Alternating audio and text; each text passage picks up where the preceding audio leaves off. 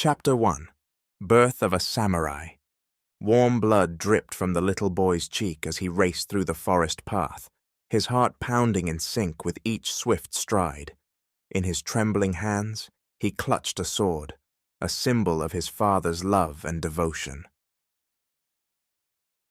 Outside the imposing entrance of the Daimyo Kyoto family home, fear mingled with anticipation, rendering the child momentarily motionless. The weight of what he had just witnessed bore heavily upon him. Now he stood before the most influential samurai clan in their region, the weight of their expectations pressing upon his small shoulders. With bated breath, he listened intently to the approaching footsteps, offering up the blood-stained sword as a humble tribute. His gaze remained fixed on his crimson-soaked garments, yet his thoughts were consumed by the singular desire to please the Kyoto family with his father's meticulously crafted masterpiece. As the door slid open before him, he sank to his knees, his very breath eluding him, as the magnitude of the moment enveloped him completely. "What is this?" an older woman exclaimed at the horrific sight that knelt before her. "Please forgive," the little boy mumbled, while raising the sword above his head for her to receive. "Where is the maker? Why is he not here to—" She cut her questioning off at the sound of screaming coming from within the house. She immediately took action. Grasping the sword between the boy's two little hands, she made sure not to get blood on her hands. Her eyes followed the boy as he swiftly ran away, knowing he had wanted to escape as soon as the sword was in her possession. But there was no time to dwell on his escape. Another scream pierced the air. With determination, the woman knew she had to act swiftly. She slid the door shut, shutting off the source of the screams behind her. Her grip on the sword tightened, ensuring that not a single drop of blood would stain the floor. "Hurry! He is coming!" a voice shouted from a nearby room. Thoughts of wiping the sword clean of blood vanished as she picked up her pace. Upon entering the room, she spotted her daughter panting heavily, reaching out. "Give it to me now," she demanded. Without any further thoughts of blood spreading from the sword to their home, the woman handed it to her daughter, Hura. Grasping the blade and bringing it close to her bosom, Hura felt a piercing pain and knew it was time to push once more. "He's coming!" she screamed, bearing down to push a new samurai into the world. Now that she had his sword, their two souls would become one as he entered the world. Holding the sword tight, Hura pushed once again where she squatted. Two servant women knelt, one on either side, ready to hold her up if needed.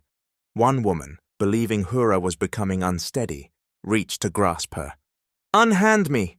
Kyoto women do not require help from servants to birth samurai," Hura exclaimed, even while she struggled. She could feel her strength depleting but still had no intention of getting help delivering her son. She pushed and pushed with seemingly no progress as sweat ran down her face. Labor had started before bed and the day was nearing an end. Noticing her daughter's struggle and having lost a daughter in a similar birth years earlier, Hura's mother, Kawa, prepared herself for what she understood was most likely the end. "You two, open the windows and give her some air," Kawa ordered the two servants as her daughter once again pushed with no results. They quickly rose and made their way over to remove a 4-square paper panel from a wall on each side of the room. Placing them on holders nearby, both turned and returned to their mistress's side. Both women were aware of how dreadful the situation was becoming as they noticed the sun approaching the horizon. Flustered that even with windows open at each side there was still no air movement, Kawa looked toward her daughter's servants. "She doesn't need your help with strength to remain upright. Fan her," she ordered them, pointing to 2 folding fans nearby. They retrieved 1 fan each, unfurled them, and began pushing air with them. With every wave of their fans, they noticed their master becoming paler and paler. Suddenly, blood flowed rapidly from between Hura's legs, startling the servants and causing them to hesitate. "What are you doing? Don't stop! Faster, Kawa ordered. Looking at her daughter's pale complexion, Kawa understood it wouldn't be long before Hura and her child would succumb to fatigue and blood loss. Watching helplessly as a pool of blood grew beneath her daughter, she couldn't bear to watch. Kawa began to fill with grief as her now ghostly white daughter's grip began to loosen on the sword as she swayed unsteadily. Not wanting to witness another daughter die this way, Kawa turned slightly to stare out a window at the cherry trees that were about to blossom. The setting sun's rays flowed through the blossoms, overtaken by the beauty that lay just outside and the death accruing inside. A tear ran down Kawa's face as she watched the sun, and its rays turned a dark red she had never observed before. Suddenly, red streaks of rays sliced through the cherry trees, and she couldn't believe her eyes as they appeared to dance with beautiful blooms sparkling in red light. Grief can make you see strange things, Kawa thought. Closely watching the mesmerizing scene before her, a mix of sorrow and wonder overwhelmed her. The tears on her face were now joined by a sense of awe and a glimmer of hope. As the crimson rays danced with the sparkling blooms, Kawa couldn't help but contemplate the transient nature of life. She understood that her daughter's time was limited, but in this captivating display, she also saw a reminder of the inherent beauty that accompanies every fleeting moment. It was a bittersweet revelation, a poignant mix of joy and sorrow. Grief can indeed cloud one's perception, making the mind susceptible to illusions and unusual interpretations. But in this instance, Kawa's experience was not merely a figment of her imagination, it was a manifestation of the interconnectedness between human emotions and the natural world. It was as if the universe itself were whispering to her, assuring her that even in the darkest of times, there is always a glimmer of beauty to be found. In the midst of her own heartache, Kawa's tear-streaked face carried a newfound resilience. She vowed to cherish the time she had left with her daughter, to find solace in the smallest of moments, and to remember that beauty can arise even from the depths of sorrow. With renewed determination, she turned away from the window and walked back to her daughter's side, ready to face the challenges ahead with love and strength. "Makoto!" Startled, her attention turned back to her daughter, who was now holding the sword up above her head, shouting once more, "Makoto!" With the second calling, a cool spring breeze began entering the room as Mrs. Kyoto called out a third time, thrusting both arms in the air. "Makoto!" With her third calling, her mother felt a strange energy in the air as her eyes caught sight of something entering from an open window. "What is that?" she thought in disbelief, as a cherry blossom danced its way over, landing on the sword sticking in the unknown blood. There must have been a tree that blossomed early nearby. "Makoto!" her daughter once again called out. This time, Kawa noticed the energy all around intensify. Once again, something drew her attention far outside, where hundreds of cherry trees, with bright red rays of sunlight flowing through them, suddenly possessed beautiful light pink blooms. Though mesmerized by such a beautiful sight, she heard her daughter, who had not pushed in nearly an hour, once again grunting and pushing furiously. Only this time, something was happening. A head then, shoulders began to appear from her womb. Still holding the sword high above her head, Hura called out once more, "Makoto!" At that moment, light in the room began to dim, drawing Kawa's attention from her daughter back outside. There, she saw dancing cherry blossoms free from their branches, swirling in the wind like ocean waves flowing in their direction. Slowly, the blossoms entered through the window, filling the room with a sweet, wonderful scent as they combined on the floor around her daughter's legs like bedding. Her daughter once again called, "Makoto!" In that poignant moment, as the cherry blossoms swayed gracefully in the gentle breeze, Hura's trembling body released her blood-covered baby son. The fragile petals of the cherry trees, like nature's tender caress, created a soft and comforting bed for the newborn, cradling him in their delicate embrace. With immense love and a mother's unyielding devotion, Hura slowly lowered her son's sword from above her head, feeling the weight of its significance. In this act, she offered him not only protection, but another piece of his own soul, a piece that would carry the strength and resilience necessary to face the challenges that lay ahead. As the blade descended with a weighty finality, time seemed to slow down, capturing the essence of this profound moment. A single crimson drop of unknown blood, suspended in the air, delicately clung to a cherry blossom petal before gracefully falling, landing upon the baby's forehead. It was as if the very essence of life's mysteries had marked the child in that instant. Her heart filled with an overwhelming love and a deep understanding of the sacrifice she was making. She placed the sword beside her son with utmost gentleness. In this act, sword and child became forever intertwined, their fates entwined like the roots of a tree. Blossoms bloomed around them, as if nature itself acknowledged and celebrated this union.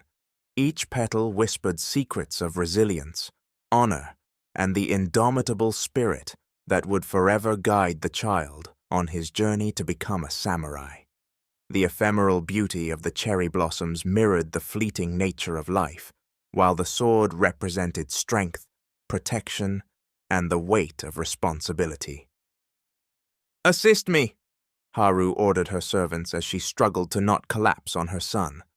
Though startled with what had just occurred and waving off the two servant women from her daughter, Kawa took Haru's hand and assisted her to a mat for rest.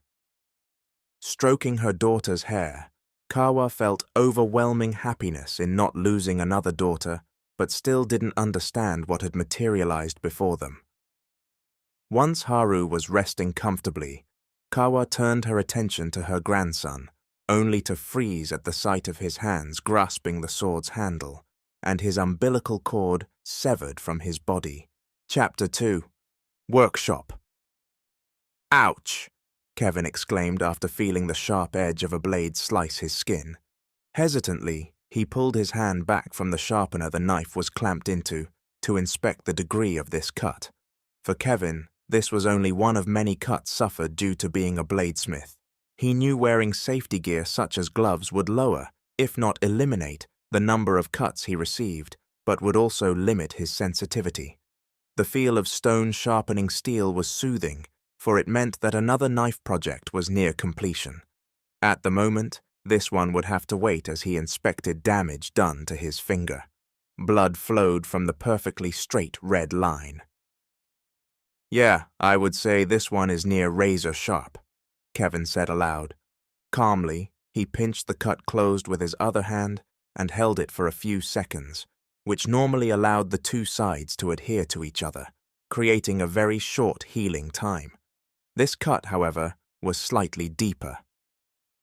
"Well, looks like time for superglue," Kevin thought, turning to open the drawer of his toolbox marked Boo Boo. The worn label had been placed there by his wife Mary, who was a registered nurse at their local hospital, gave him a chuckle each time he reached for it. This time, as he slid the Boo Boo drawer open to retrieve the superglue, he remembered his wife was not at work, and a slight smile appeared on his face.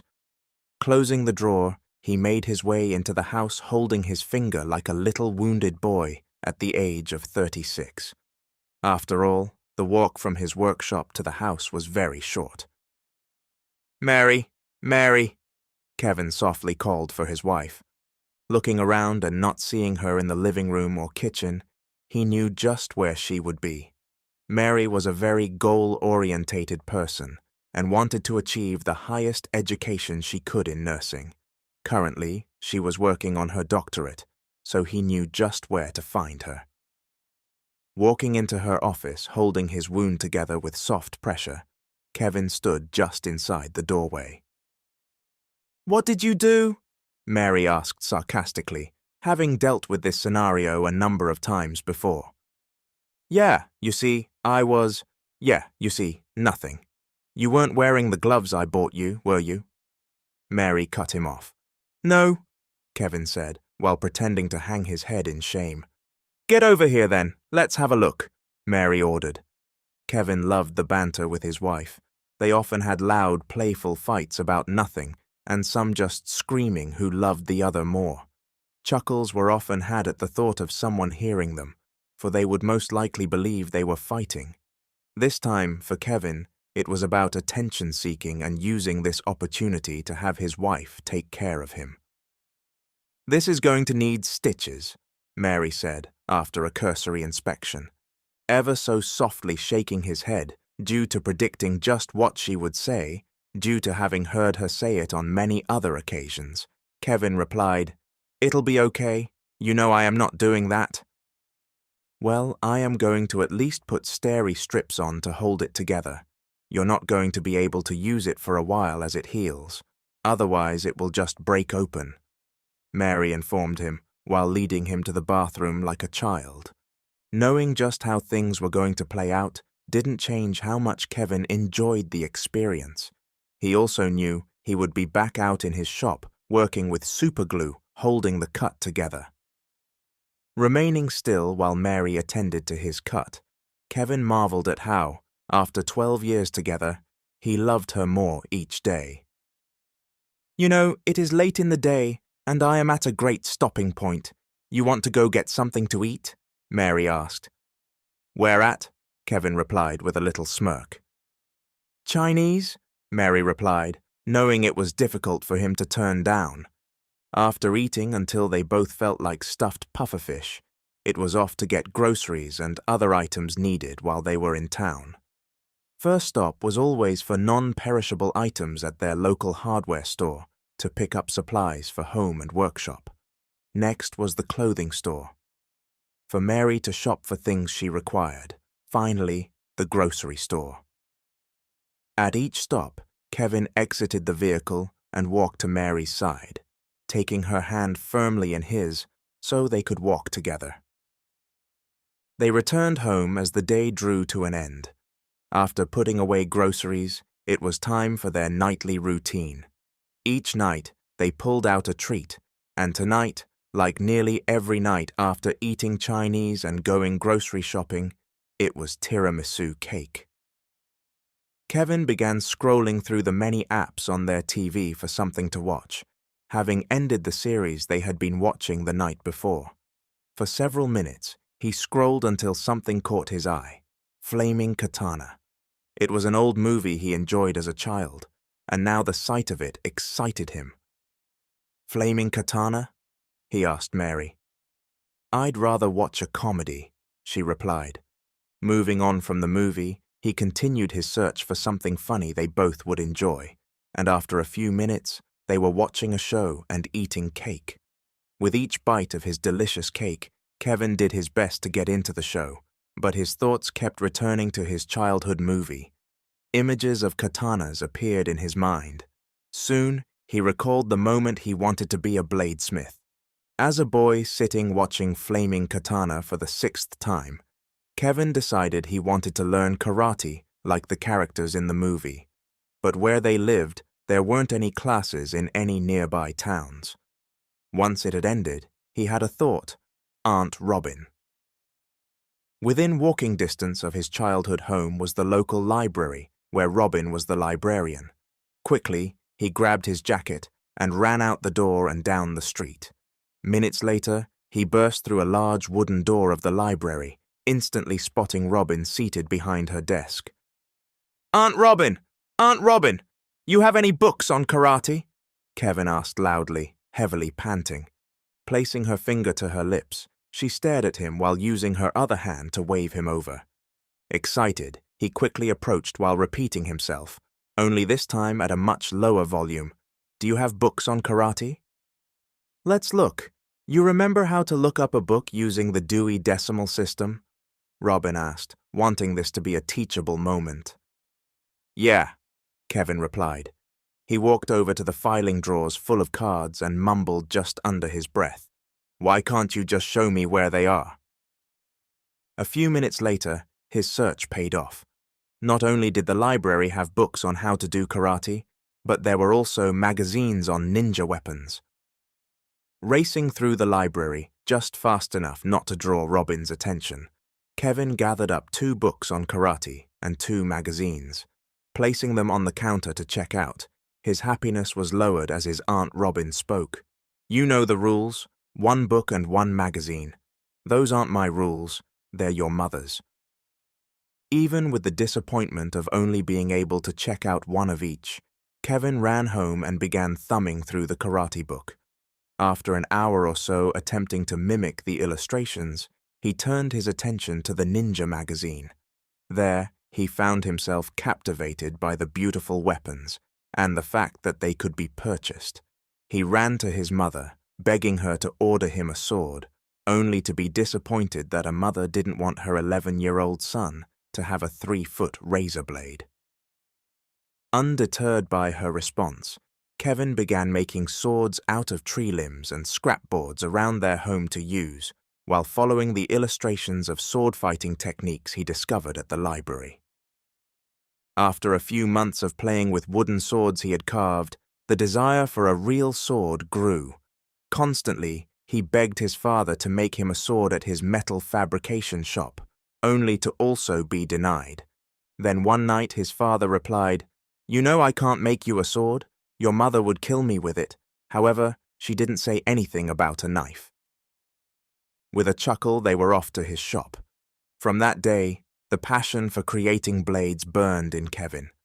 Smiling from the memories, Kevin reached down, picked up the remote, and paused the show. He looked to Mary, saying with confidence, "I want to focus on Asian weapons." Looking at him slightly puzzled, she replied, "I'm going to need more." Flaming Katana got me thinking about when I was little and first started making knives and why.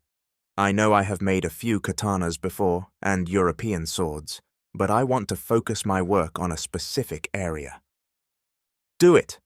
You know I enjoy all your work.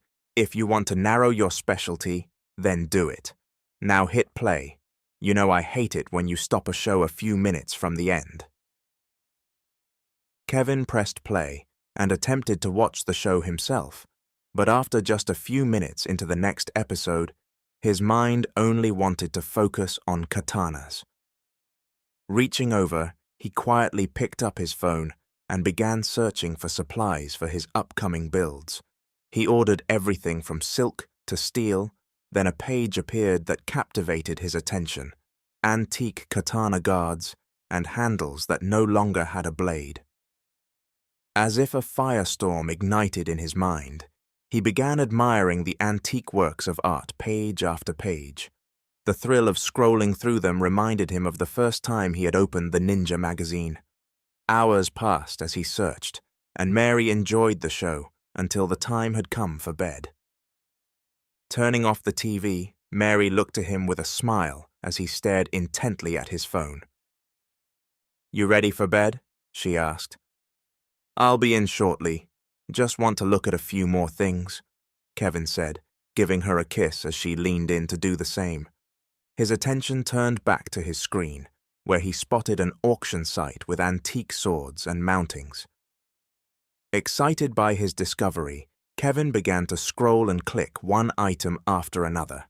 Several more hours passed, but each click brought him to a higher level of enthusiasm as he placed bids on several mountings. One item he had happened across kept sticking in his mind: an old, rusted katana blade with no mountings. Being a maker of such things, he normally had no desire to purchase one, especially one in such need of restoration.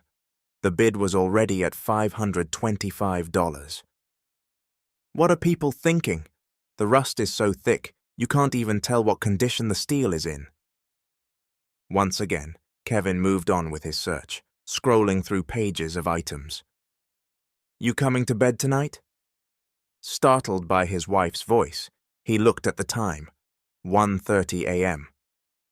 "Wow, guess time got away from me." Yeah, apparently you weren't paying attention to your finger either. You opened it back up. Come on, let's get it cleaned back up, Mary said in a very disapproving tone. Only now did Kevin notice blood on his phone screen and running down his hand. Shit. Guess I was more focused on this than I thought. Placing his phone on a nearby table, he did as his wife instructed and followed her into their bedroom's bathroom, where she instructed him to sit. Kevin loved the way she nursed him, and something about her always brought up a deep passion for her touch. Now, something about the way she looked at this time of night really excited him. As Mary tended to his cut, each time their skin met felt like little charges of electricity. He reached down to her bare calf, placing his free hand upon it softly. His hand softly moved up and down in longer passes until he was caressing her upper thigh. "What are you doing? Stop it. I need to make sure these are tight, so you don't open it up again," Mary demanded while slapping his hand away. "Fine." After another minute, Kevin looked to her working with great focus on his cut, taking care of him as she did with all her patients, but he was not any ordinary patient.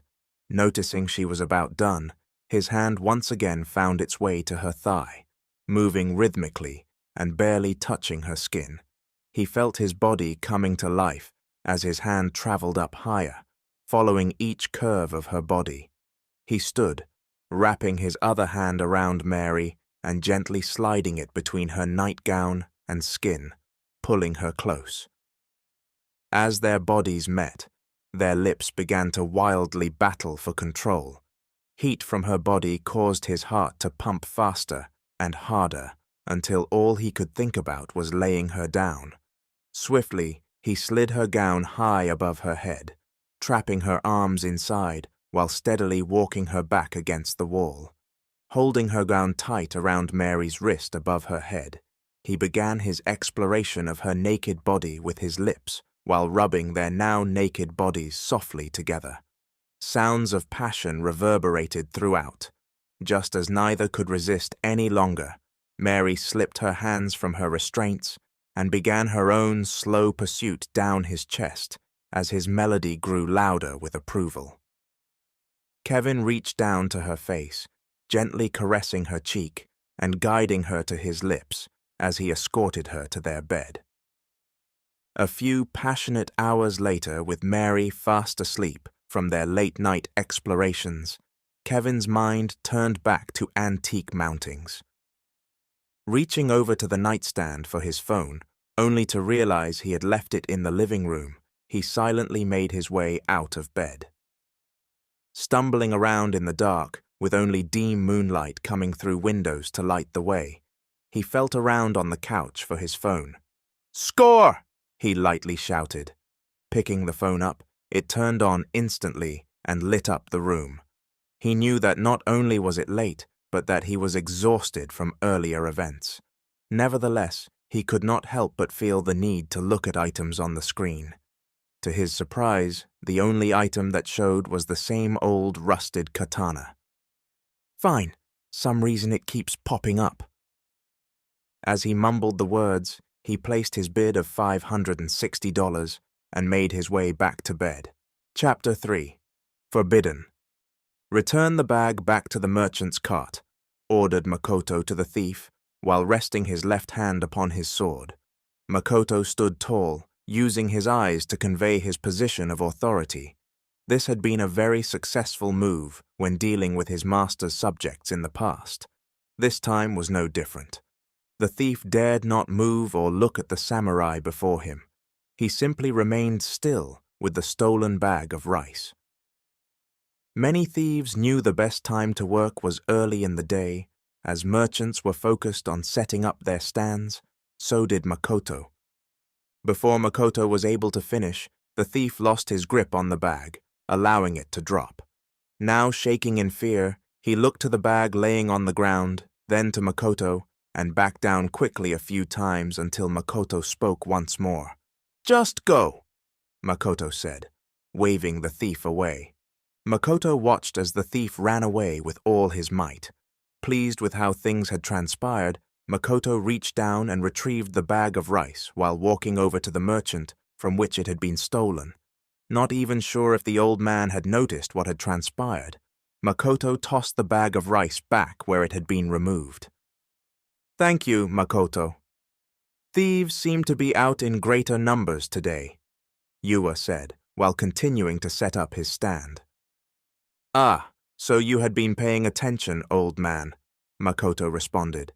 Turning around slowly, Yua stood as straight as his crumbling back would allow. He looked to Makoto and said, "Making it to old age is difficult. I have done so by appearing not to notice many things. Also, by overlooking some young boy's behavior when he would sneak out to fish and drink sake. There, I survived by not telling your mother, who would have seen fit to end my time here." Both men chuckled slightly at thoughts of their younger days. Makoto very much wanted to stay and chat with his old friend, but knew there would be others around the market that would need his assistance. Hours passed while he walked through the crowded marketplace without so much as one person touching him as he walked. Being one of Daimyo Oda Nobunaga's samurai meant that nobody dared even brush up against him, and very few would make eye contact. This was also true when it came to members of Daimyo Nobunaga's house, particularly his daughter, Yasu, whom Makoto spotted walking with her guards. A smile battled to make its way upon his face, but Makoto successfully fought it back as his feet guided him in her direction. Yasu was the only one in his life causing him to feel fear. At least, that was what he believed it to be, having never felt the emotion before. Yet with that knowledge, he was still drawn to her. Attempting not to be noticed was not easy when people parted like water in a stream around a stone wherever he walked. Even with the ease of movement, he felt their distance apart to be infinite, unlike when they were younger playing in Daimyo's gardens, where his formal training as a samurai was conducted. Thoughts of their younger years together always brought him joy, until one day when they were 12 and play ended, and she became a woman. Since then, the most contact they were able to have had been lingering stares that filled them both with joy. The closer he came to Yasu, the more his other senses began to throw up alarms after noticing slight irregularities in the crowd around him. No more than 50 yards away, Yasu, the object of his only desire, neared. Makoto came to a stop and stood scanning the area, up and down the marketplace, until his eyes fell on the thief from earlier.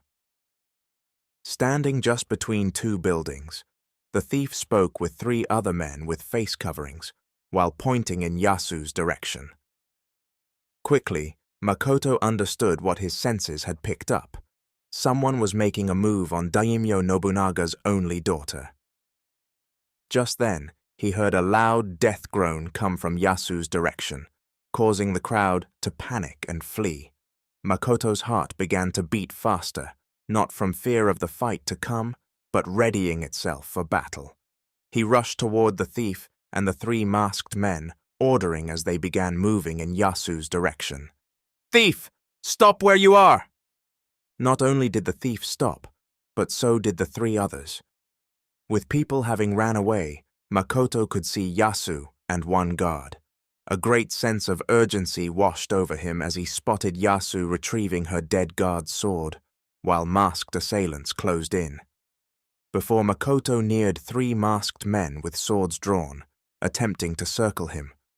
Placing his hand on his sword's wooden sheath, Makoto squeezed, freeing it slightly, while placing his right hand firmly on the sword's handle, ready to draw. "I pull my sword free. I will kill you," Makoto warned them, but they continued their advance. "So be it," Makoto said softly. He let out a powerful kick to the rear, contacting a 4th attacker that had been hiding in wait. Noticing another closing in directly in front of him, he dropped to his left knee and swiftly drew his sword. It sliced effortlessly through the air and disemboweled his attacker, leaving 2 approaching from each side. With greater concern for Yasu than himself, Makoto looked in her direction. He quickly spotted her purple dress dancing as she moved, her back to her guards, as she held a bloody katana above her head and prepared for her next strike. Rolling forward, Makoto removed himself from between his two remaining attackers. He rose to his feet, using his katana to defend against incoming strikes. He kicked one of his attackers while piercing the throat of the other. To ensure fatality, Makoto twisted his katana, slicing through muscle and arteries and creating a red fountain of blood. From his peripheral vision, Makoto watched Yasu and her guard, who was still fighting even with a knife penetrating his side. Yasu struggled to keep two attackers at bay as another neared. Standing face to face with his last attacker, Makoto stood neutral with his katana in one hand just off his side, inviting an attack. Yet an attack didn't come. Instead, his foe turned to run away. Makoto slid his foot under a deceased man's sword, kicked it up, grabbed the handle, and then threw the blade into his fleeing foe's back. "Should have listened to my warning," Makoto stated. He turned to make his way down the street to Yasu, where he watched her last guard fall and two men grab her from behind. "Unhand me now! My father with skin all of you alive, then boil your remains. Let me go!" Yasu's demands fell upon deaf ears as they dragged her away. Knowing the area very well, Makoto turned and rushed between two buildings. With space between the buildings running at an angle to the direction Yasu's abductors took her, he emerged from around the last building just as they passed, surprising the first abductor as his katana ran through his chest. Makoto battled one after another, leaving segments of arms, legs, and a few heads strewn about until it was only he and Yasu standing. With her last attacker lying dead, Yasu ran to Makoto, encircling him with her arms in a tight embrace. "Thank you, Mako. Thank you," she said excitedly. This had been the first time since they were no longer allowed to have contact that Makoto had heard her voice or felt her touch. Knowing it was not allowed under any circumstances, he gently freed himself from her grip. Clearing his throat, he asked, "Are you okay? Are you hurt?" To hide her displeasure at being rejected, Yasu replied, yes, I'm not harmed. Who were these creatures?" "We will find that out later. Right now, we must get you back. Word of this attack will spread quickly." Makoto led the way back to Daimyo Nobunaga's palace with his katana still out ready for an attack. During their mile-long walk, Yasu attempted many times to have a conversation with Makoto, but each time she asked a question he only presented short replies. She knew his obedience to his daimyo was strong, but hoped his desire for her would one day become greater. She also knew there wouldn't be a better chance to show him her true feelings than now. "Mako, why do you not come to the palace more often?" Yasu asked, knowing the answer. "It is forbidden without summons," Makoto responded. "You have become a great and well-respected samurai, Mako. Do you have any other desires?" Yasu asked, waiting for a reply that appeared not to be coming. "Mako?" "No," Makoto growled as he continued to watch for movement all around. Frustrated by his devotion to her father, Yasu decided to take extreme action to take full advantage of their situation. Spotting a rock slightly protruding from the dirt trail, she pretended to stumble and fall. "Ooh!" Yasu let out as she allowed herself to hit the ground with a thump. "Yasu!" Makoto called out with a strong, concerning voice. He quickly closed the distance between them while reaching out to help her. Lying on her side, Yasu lay still as he approached, waiting for him to get closer. "Yasu!" Makoto called out again, this time with greater concern as he bent over to pick her up. "Tag, you're it!" Yasu giggled, pulling him down on top of her. Looking into his eyes, she couldn't make out what he was feeling, but knew from parts of him pressed against her leg. He must feel the same about her. She thrusted her arms up around his waist, pulling him closer until their lips were just a breath apart. Slowly, their lips made contact for the first time, with heat and passion transferred between them. At that moment, attackers, rules, and the rest of the world no longer existed, as she felt his hand touch her cheek before running his fingers through her long, silky hair. Knowing his other hand still grasped his katana, Yasu slid her hand down his arm and wrapped her hand around his so that both were holding his katana. Suddenly, she felt years of their mutual desire release as a sharp burning pain ignited in her, signaling that they had become one. With every rhythmic motion, the pain subsided as pure ecstasy overwhelmed her. "What have we done?" Makoto said, after getting dressed and realizing the dishonor he had brought upon himself. "Nothing, Meiko. Only what we have desired. I have always loved you, and wanted no other. This is why we were separated when I was no longer a little girl." "You don't understand. I pledged my allegiance to Daimyo Nobunaga, your father. Now I have dishonored his family," Makoto explained. No. You honored me. You are mine, and I am yours. As long as you do not break that trust, your honor is safe," Yasu said softly in his ear, while embracing him one last time before they continued their way back to the palace. Comforted by her words, Makoto escorted Yasu to the palace, where a few dozen guards came running toward them. "Guess our alone time is over. I love you, Yasu. Always have," Makoto whispered, so that no others could hear. Tears began rolling down Yasu's cheeks, knowing they may never have a moment like they just had again. Before she could reply, they were surrounded by palace guards. "Yasu, are you okay? We just received word of your attack," Sana, commander of the palace guards, asked. "Yes, Sana. Everything is good. Thanks to the heroism of Makoto, I am unharmed," Yasu said, with pleasant thoughts of their return. "Follow us.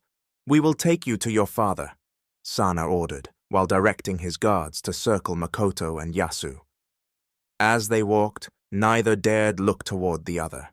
Only when they were presented to Nobunaga did the guards release them as they lined up against the walls around the room, standing side by side.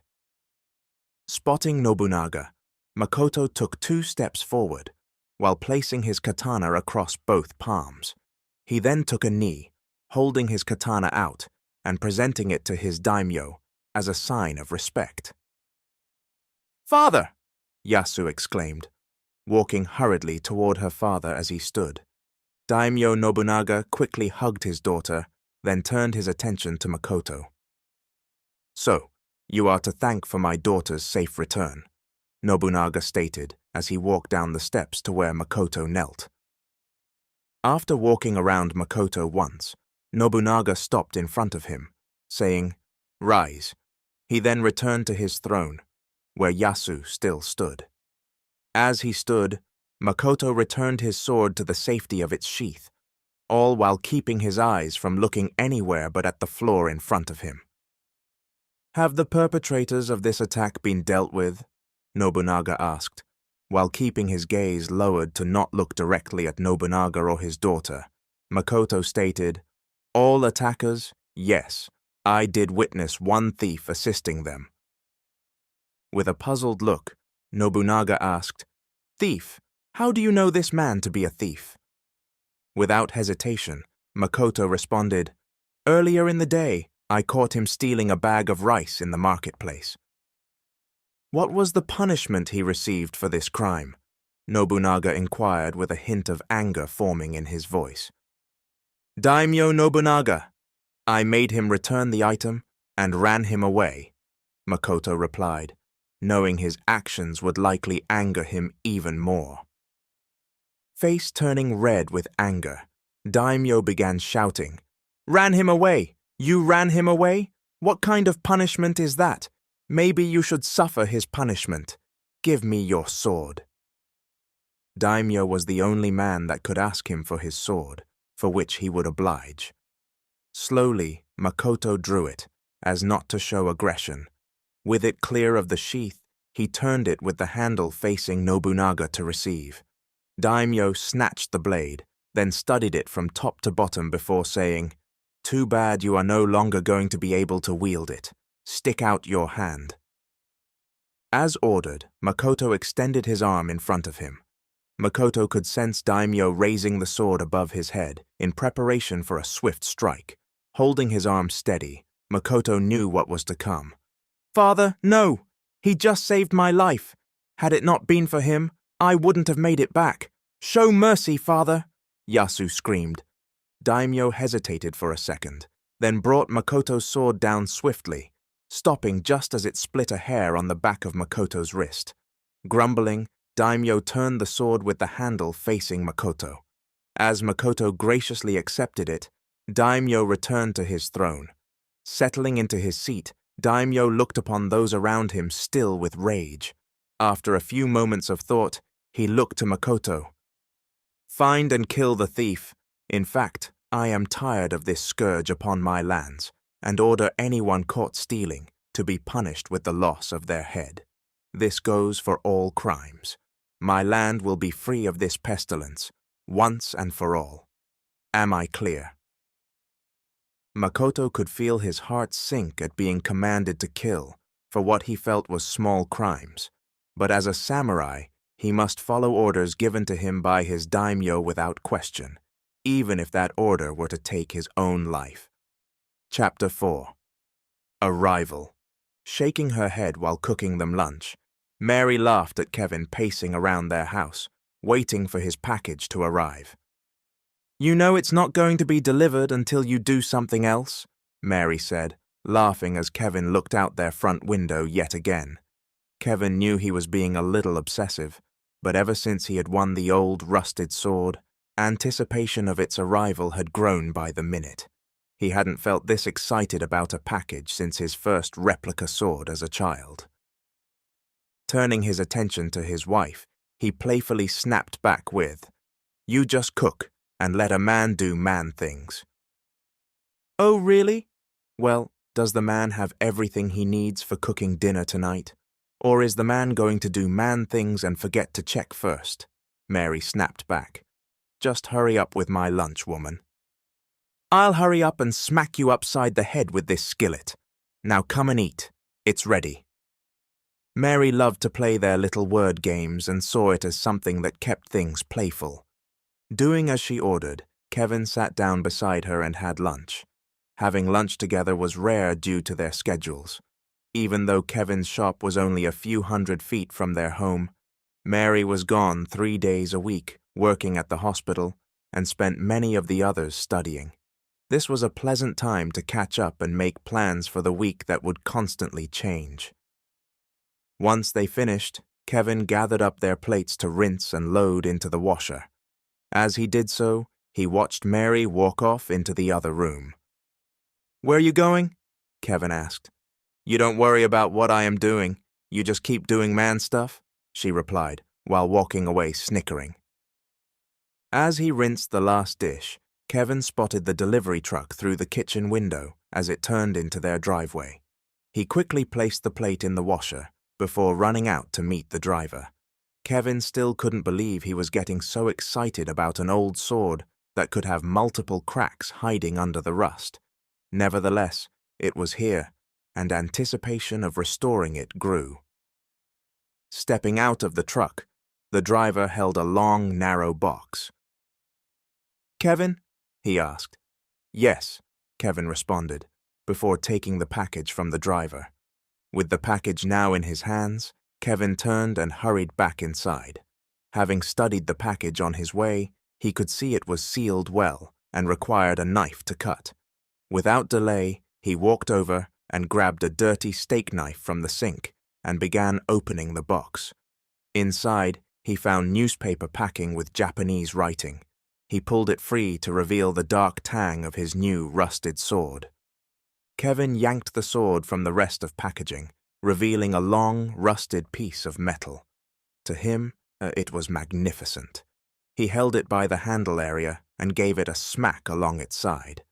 The force caused the sword to flex and vibrate in an attempt to discover any fatal cracks hiding within. Pleased that it didn't just snap into two pieces, Kevin then pinched it between two fingers and ran them back and forth, investigating the thickness of the rust. One area drew his attention that seemed to have engraving, but was raised slightly, not indented. He spit on the area, then used his thumb to rub it, only to feel an all-too-familiar sting. Pulling his thumb away from the blade, he saw blood. "Damn it!" he exclaimed, as he placed the blade on the countertop before turning in the direction his wife had gone. "Honey, I got another boo-boo. I need a Band-Aid," Kevin said, walking in her direction as he spotted her entering the living room. Inspecting his new wound, he quickly became concerned as to its depth, due to the amount of blood streaming down his thumb. "Wait, what? What is happening?" Kevin drunkenly asked. Everything in the room began to darken as if he were walking backwards into a cave. Even Mary seemed to be getting farther away as she ran toward him with a very concerned look. Then suddenly, Mary was gone, and only darkness remained. "What is happening?" Kevin thought, looking around. Kevin reached out for anything, though he was not sure if he really was reaching out into the dark, or only thinking he was.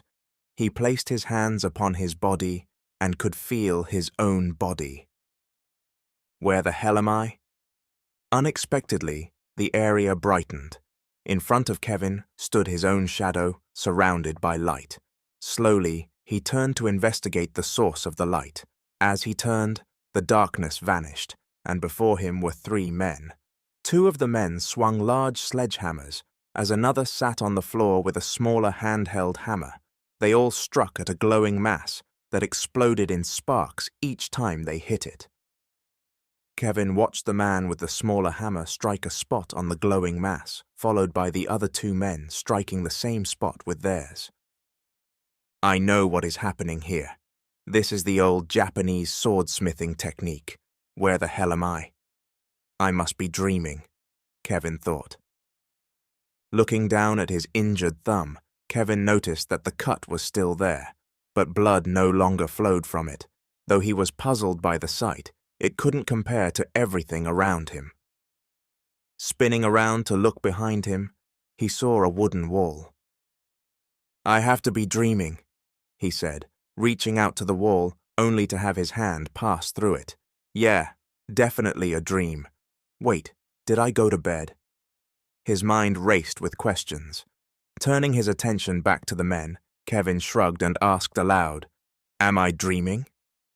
Nothing, not even the slightest reaction from the three, just one blow after another upon the molting pile of metal. "Hey, I asked a question here. Am I dreaming?" Kevin asked again, only this time more frustrated. Again, nothing. Walking over, Kevin reached out to grab the nearest man's shoulder. Again his hand passed through. Looking at his hand as though maybe it wasn't really there, Kevin said, "Yeah, definitely a dream." At that moment, a little boy came through the door. Why a little boy? There wasn't a little boy in the documentary I saw last month, Kevin thought, now believing all this was a dream about what he had watched on TV. Yet everything seemed so real, even to the heat emanating from the metal and the forge. "Father! Father! There is a man here asking for you," the little boy said, loud enough to be heard over the striking of hammers. Noticing the slight nod of his father's head, the little boy turned and exited the door from which he had entered. Many minutes passed with the men hammering the hot ball of metal until it had grown too cool and needed to be placed back into the forge. Once the man finished covering the steel in glowing hot coal, he stood. "Watch closely," he instructed one of the other men before going outside. Kevin followed the swordsmith curiously. Just outside, two men stood waiting with their horses' reins in hand. Once they spotted the swordsmith, the closest man began speaking. "We are here by command of our daimyo. He requests you construct him a sword of the highest quality, for which you will be paid greatly." Observing the symbols and colors these two men wore, the swordsmith recognized they were not from his province. "I can only construct weapons for those under the rule of Daimyo Nobunaga. I am honored by your daimyo's request, but cannot provide fulfillment. Good journey," the swordsmith replied as he turned to go back to work. "Our daimyo does not accept no. He gets what he wants and pays well for services." The man stood holding his horse's reins in one hand while shaking a bag with gold coins in the other. Stopping to speak, but not turning back to face the man, the swordsmith responded, "I cannot provide fulfillment of this request." Without another word, he walked back into the building. "He gets what he wants. We will be back," the man shouted angrily while he and his companion mounted their horses. Watching the two men ride away, Kevin thought, well, this is better than the documentary. Hearing the hammers hitting once again with impressive power, Kevin hurried inside to watch. He marveled at the discipline each man displayed as they worked what started out as many red-hot pieces of steel into one single mass. Kevin watched for what he felt were days as the men hammered, cut, folded, heated, and hammered until they had a long piece of steel. There were even times he had walked with the man and his son to a nearby stream where they caught fish to have with rice later that night. "This is the most realistic and long dream I have ever had," Kevin thought, watching the swordsmith begin his morning ritual of starting the fire for the forge with one of his apprentices. Slowly, the swordsmith struck the tip of a long, slender piece of steel, smashing it between his hammer and anvil. "From iron comes fire," he said to his apprentice as his strikes grew faster. After a few minutes, the swordsmith shoved the iron rod into a nest of very dry wood shavings he had prepared earlier. Within seconds, smoke began rising from within. Just like every other morning, flames appeared after 2 puffs of air from the swordsmith. After their fire had reached the proper temperature, the steel was placed inside once again. Kevin watched for what seemed like several more days as the bladesmith hammered the steel into a long, straight blade shape, hammered bevels in along one edge, and used files to shape the steel to his specifications. To Kevin's amazement, the swordsmith took a handheld planning tool containing only a small, narrow metal rod in the middle, worked it down the length of the blade, and created a groove running from one end to the other on both sides. "Kevin, what happened to you? Wake up. Please come back to me."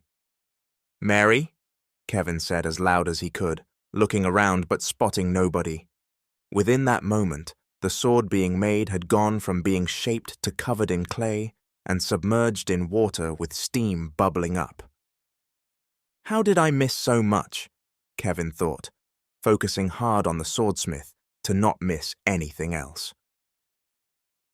Each day that passed fascinated Kevin as he watched the smith work the sword back and forth on stones, shaping and polishing the steel until finally it was down to little flakes of stone that the smith placed between his fingers and the steel, occasionally sprinkling them with water. Once that had finished, leaving a near-mirror finish on the sword, Kevin watched as the smith chiseled his signature into the tang. Moments later, the smith's wife walked in with a beautiful white silk-wrapped handle and guard. With great care, the handle and guard were placed onto the sword and finished with a small bamboo pin running through the handle. Kevin couldn't believe the beauty of the sword he watched form before his eyes. I need dreams like this every night. With that thought, the smith's son came running in from outside. Father! Father! They're back! Calmly, the smith slid the sword into its wooden sheath and placed it on a nearby rack before standing. Looking to his son, the smith said, Go to your mother. Then he stepped outside. The instant the smith spotted the two on horseback, the same rider as before began to speak. Do you have our daimyo sword, as requested? Faced with the two armed men, the swordsmith replied, As I stated, this request cannot be filled. It is forbidden by Daimyo Nobunaga, ruler of this province. Good journey." The swordsmith knew that wouldn't be the end. As he calmly walked inside, he heard the two grumbling men as they dismounted their horses. Kevin could feel his heart racing as he followed the smith inside to where the newly completed sword sat. "They're coming in!" Kevin shouted, but still nobody could hear him. Seeing the first man enter the doorway, Kevin ran fast as he could, hoping to drive the man off his feet and back out the door. He had forgotten the only thing he seemed to be able to interact with is the ground as he passed through him, tumbling onto the ground outside. "Shit!" he screamed, standing up and rushing inside, only to find that time had once again skipped. Inside was dripping red. Blood had been splashed all around and ran from bodies on the floor.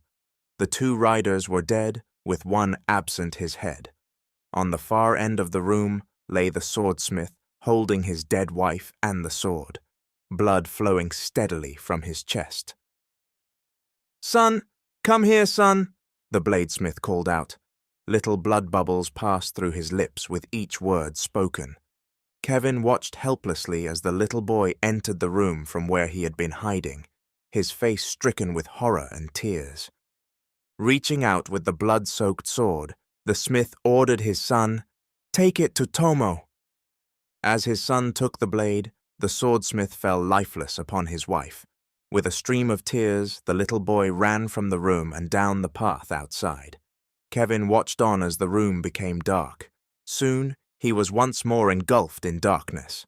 This time he felt something. In his hand was another squeezing his. "What's going on?" he thought. Kevin, can you hear me?" he heard Mary's sobbing voice. "Mary?" he asked as he struggled to open his eyes. Yes, wake up now," he heard her say. With unfocused vision, Kevin looked around, unsure what was happening.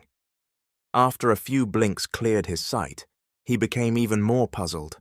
"Where am I?" he asked. He felt the weight of Mary pressing against him, squeezing him tight, then heard her calling out for a doctor. "Is this another dream?" he thought. "You scared me! Don't ever do that again!" Mary chastised him while attempting to dry her tears before the doctor came in. Now becoming more aware of where he was, Kevin asked, "Why am I in a hospital? How long have I been here?" Before Mary could reply, a doctor entered the room and began his examinations. After a few minutes, he placed an order for a 1,000 milliliters bolus of lactate ringers with the nurse that had been assigned to Kevin. After that was completed, the doctor directed his attention to Kevin and Mary. "It appears everything is good. Mary, I don't need to explain to you what happens now. Rest assured we will have you two out of here soon as the results come back clear." With that, he smiled and left the room. Still puzzled by what was happening, Kevin asked, "What the hell happened?" Mary explained how he was already swaying when she came into the living room and had fallen to the floor before she could reach him. After he wouldn't respond to her, she called for an ambulance. After he was seen by countless doctors, they couldn't find any reason why he was not responding. "Well, let's get out of here. I have an appointment with a client tomorrow," Kevin said. He tried to rise, only to feel extreme stiffness in his muscles. Tears ran from Mary's eyes as she spoke. That was 2 weeks ago. Chapter 5. Darkness Within. Many months passed without even a glimpse of Yasu. Since that day, one of the greatest pleasures Makoto had ever experienced brought great suffering. Following Daimyo Nobunaga's orders, he had executed more people than he could count, most for crimes that, before Daimyo's decree, he would have let go free. With each execution, Makoto sensed a darkness growing deep within his soul. Today he decided to slowly walk roads on the outskirts of town in the hopes of encountering the fewest people possible. This had become his way around Daimyo's orders. The fewer people he was around, the less crime there was to witness. A long day of walking empty roads helped push back the darkness within and bring enjoyment back to his life. From the moment he woke this morning, he knew it was going to be a special day, one filled with fishing and a little sake with his old friend Yua. Makoto enjoyed each step of his walk, watching little animals playing in fallen leaves and gathering nuts for the winter. Today nobody dies, he thought as a cool breeze came in from a nearby valley. Occasionally, people traveled on the road. Regardless of group size, they would all stand off on the roadside with their heads down, perfectly still. Makoto knew this was from fear of committing anything perceived as a crime. Even though this caused the darkness within to rise, Makoto only looked forward as he walked. To the people, his appearance had become known as the bringer of death. Today, though, he wasn't going to allow anything to disrupt his plans, and soon there would be sake to drink and fish to catch. Pleased with not having seen another person for a while, Makoto's mind began drifting back to the day he and Yasu made love on the path to her palace. Lost in the memory, he began to feel something that had only risen on the battlefield during a dispute with another daimyo over land. Still, he suppressed the feelings, concentrating only on thoughts of Yasu. Then 2 riders on horseback rushed past him. Instinctively, Makoto's hand went for his sword, readying it for battle at any moment. As his hand made contact, Makoto blinked and was no longer on the road. Instead, he was standing inside a workshop that looked oddly familiar to him. "What is this?" Makoto asked in shock. Makoto looked to a woman trembling in a corner of the room with a small boy hiding behind her. This time he directed his question to her. "What is this? Where am I?" Makoto asked. The woman and child seemed to ignore him and continued to stare at the entranceway. Demanding answers, Makoto took a few steps across the room and reached out to get the woman's attention, only to have his hand pass through her as if she were not there. Startled by the experience, he stepped back, staring at his hand. Before he could give it further thought, a man entered the room. "Hey, who are you?" Makoto asked. The man did not respond. Instead, he retrieved a sword from a stand, a sword that Makoto instantly recognized. How can this be? Makoto thought, reaching down to his sword to ensure it was still there. Unable to do anything more, Makoto watched this unknown man wielding his sword against one intruder, removing his head almost the moment he entered through the entrance. The next wasn't so easy. Many times this unknown man, brandishing Makoto's sword, nearly met his end. The fight went on for several minutes until the woman, who Makoto assumed was the man's wife, lunged at the intruder, receiving his blade through her heart. "No!" the man with Makoto's sword screamed, charging back at the man. For his rush, he received a blow across his chest. The man stumbled back against the wall, looking down just as his opponent's sword ran through his chest.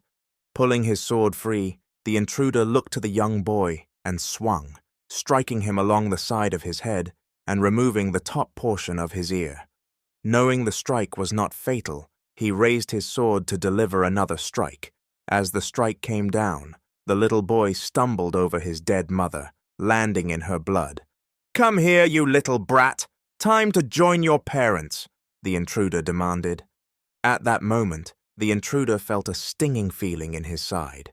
Looking down, he saw a few inches of sword blade protruding from just below the ribs.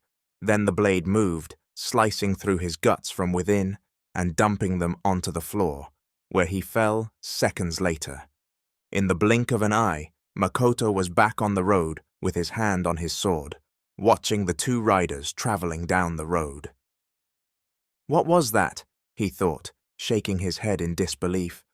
What he knew did happen was that 2 guards from another daimyo's land were trespassing, and he had no way of catching them. All he could do at this point was report it to Daimyo Nobunaga upon his return.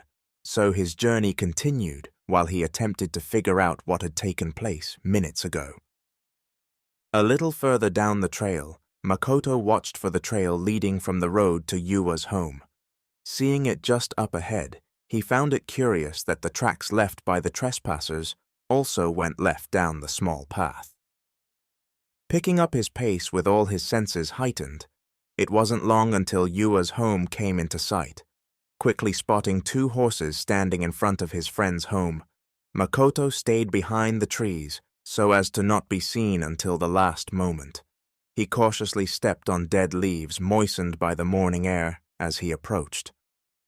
"Where is it?" shouted a voice that Makoto did not recognize. "We told you this was the last time we were going to make this visit. Now, where is the sword you were to make for Daimyo Hideyoshi?" a different voice shouted. "They're here for a sword? Yua isn't a swordsmith. What's going on?" Makoto speculated. Stepping from just inside the woods, Makoto stood silently until one of the men realized he was there. "Who are you?" a startled guard asked, realizing he was a samurai. "Move along, samurai. This is of no concern to you," the other guard said, looking back over his shoulder while keeping a good grasp on Yua's clothing.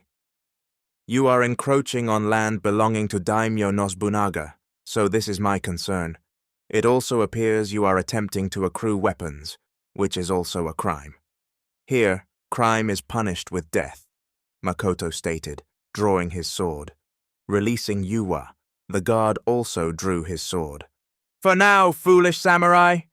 He charging Makoto with his sword held high, bringing it down to deliver a death blow as he neared. Missing his target and stopping just feet past Makoto, the guard turned and raised his sword high for another attack. The guard began feeling very weak, and a wetness consumed his right side. Upon inspection, he found a single cut bleeding like a waterfall just under his arm. "How did you—" The guard fell dead before he could finish his sentence. With one guard down, Makoto turned his attention to the other. Without hesitation, he closed in for a swift kill, but was surprised when his slash was deflected. Undeterred, he slashed again and again to no avail. After deflecting a few attacks, he saw his opening and thrusted his sword deep into the man's body, causing him to drop to the ground. "Yua, are you okay?" he asked, concerned for his old friend. "Yes, I will be good. Thank you," Yua said, while picking up his hat. Placing it back on his head, he looked to Makoto, who stood gawking at him. "Where did you get that? What happened to your ear?" Makoto asked, bewildered. Reaching up to his ear, Yua began to tell the story, one that Makoto knew the ending of all too well. "Your father made my sword, and killed the guards of the same daimyo as I did now. You are Sengo's son." "Yes to all, my friend. I delivered the last sword my father crafted to you, as you were being born, though it did not have the cherry blossom on it then." "Did you have it engraved?" Yua asked, admiring his father's last sword. Looking at his sword, Makoto ran his finger over the cherry blossom, while telling his friend the story of how it came to be. Once he finished, he could see tears forming in his friend's eyes. Makoto thought it best to leave, allowing Yua time to recover from this morning's events. Putting his sword away, then turning to the now riderless horses, Makoto jumped atop one while holding the reins of both. "Wish I could leave you one of these, but they now belong to Daimyo Nobunaga. I'll be back in a few days. Have your sake ready, my friend," Makoto said as he rode off, leaving the 2 dead guards lying in front of Yua's home. He couldn't leave the horses, but he allowed his friend whatever he wanted from the dead as disposal payment. Makoto rode fast and hard to inform Daimyo Nobunaga of the encroachment of another daimyo. Thoughts of all the information he had received in the last hour raced in circles through his mind, as if they were caught in a small tornado. One by one, he struggled to sort them out, but some things had no place to be filed away. Those events were such that he had to either accept it and move on, or declare himself insane. Believing himself to be of strong mind, he rode on for the palace. Nearing the palace excited memories of Yasu once more. Since her attempted kidnapping in the marketplace, she was no longer allowed on any excursions outside the palace. This meant he had no opportunity to see her until now. With thoughts of today's events and Yasu's kidnapping attempt together, Makoto wondered if the two could be connected. Makoto slowed down the horse as he neared the two guards blocking his way, armed with only spears. Above the two men at the gate hid multiple archers with long bows, each of which spent hours a day training and were very deadly at great range. As one of Nobunaga's samurai, though, this wasn't something Makoto had great concern of. Halting his horses, Makoto announced, "I request a meeting with Daimyo Nobunaga." Without moving or saying a word, the guards stood seemingly unaware they had been addressed. They weren't the ones requests were made to. Instead, the request had been directed to a guard just on the other side of a small square rice panel to their left. Minutes passed as Makoto's request was rushed to the daimyo, and his response returned to the gatekeepers. With the opening of the gates and its keepers standing aside, Makoto knew his request had been approved. Dismounting his horse, Makoto held their reins and guided them inside to present as spoils for the daimyo. Just inside, another guard approached. "Ryu," Makoto acknowledged his presence. "What issue do you have to bring our most powerful daimyo?" Ryu inquired. Even as children, Makoto understood Ryu would gain stature with shit on his nose. "I have eliminated 2 intruders from Daimyo Hideyoshi's lands. These are their horses, which now belong to Daimyo Nobunaga." Ryu studied the horses. Without another word, he slightly raised his hand, signaling Makoto to follow him. Handing the reins over to a small boy, Makoto followed close behind. Atop a few rows of steps, Makoto removed his shoes and placed them inside a woven basket before entering the building. After passing through many rooms that were for more security measures than anything, he entered his daimyo's throne room. Just as before, guards lined the walls. Yasu stood near her father, seemingly more beautiful than ever. Makoto dared not look directly at her for fear of being disciplined by Nobunaga, who treasured her for potential lands he could gain from her marriage to another daimyo.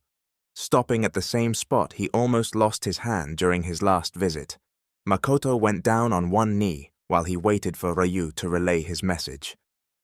"So, Makoto, you honor me with the horses of my enemies. Very good. That slug Hideyoshi has always desired my lands and my beautiful daughter," Nobunaga said, reaching for his daughter's hand as he praised her. "Yes, daimyo. I only wish there would have been more of them, so I could bring you their horses as well," Makoto stated. "Stand, Makoto, and look to me," Nobunaga said. "Yes, my daimyo." Makoto stood and looked directly at Nobunaga, using all his willpower not to allow his eyes to veer in Yasu's direction. Fortunately, she stood close enough to her father that he could still see her full beauty. "Makoto, for what purpose were these men on my land?" "Daimyo, they were here seeking a swordsmith. I also find this to be quite possibly linked to your daughter's attempted kidnapping," Makoto added his earlier thoughts. "You don't think I could make such a connection, Makoto? You think me foolish?" Nobunaga shouted as he stood. Makoto dropped his head. No, my daimyo. I simply was stating I understood the connection you undoubtedly had already made yourself. Yes, no longer presume to know what I may be thinking. Now, take your leave," Nobunaga ordered.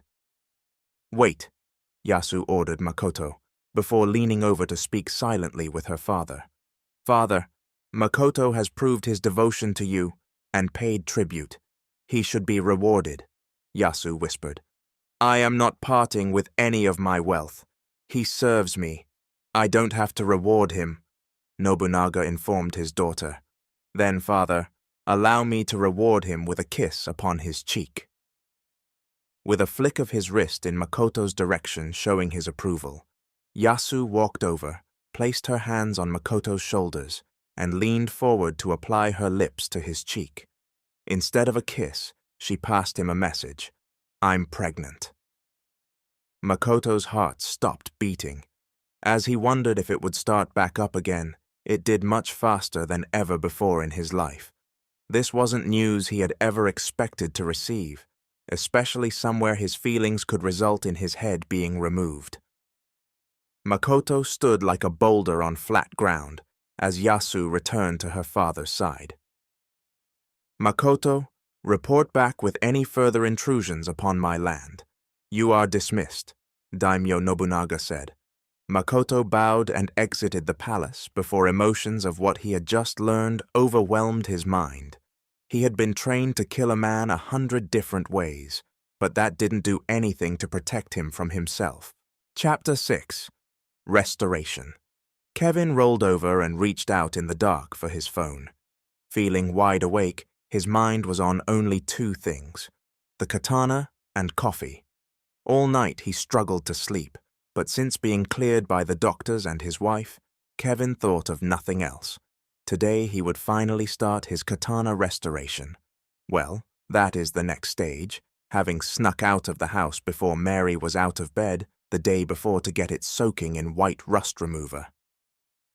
Touching the phone screen and noticing the time was 4:35 a.m., Kevin burst out of their covers in a leap of excitement. Stumbling in the dark to throw on his clothes, he thought, "Slow down." Walking from their home to his shop, Kevin began having thoughts of how the katana might look after its bath. Entering his shop, the first thing he wanted to do was head straight over and pull it from the tank. Instead, he started a pot of coffee, as he did each morning. With coffee brewing, Kevin picked up a towel and made his way over to the tank, where the sword was soaking. Slowly, he pulled it from the liquid. With every inch that exposed itself, Kevin felt like the excited child who had gotten his first bike. Remembering how sharp the sword was, Kevin cautiously carried it to the sink and began to rinse it off. Observing the brown slug washing free from the steel, Kevin began his search for cracks that may have lay hidden beneath the rust. Pleased with not spotting any obvious cracks in the steel, he started wiping it dry. Not believing he could get more excited, his fingers ran over the rusty bump he had noticed when first unboxing it.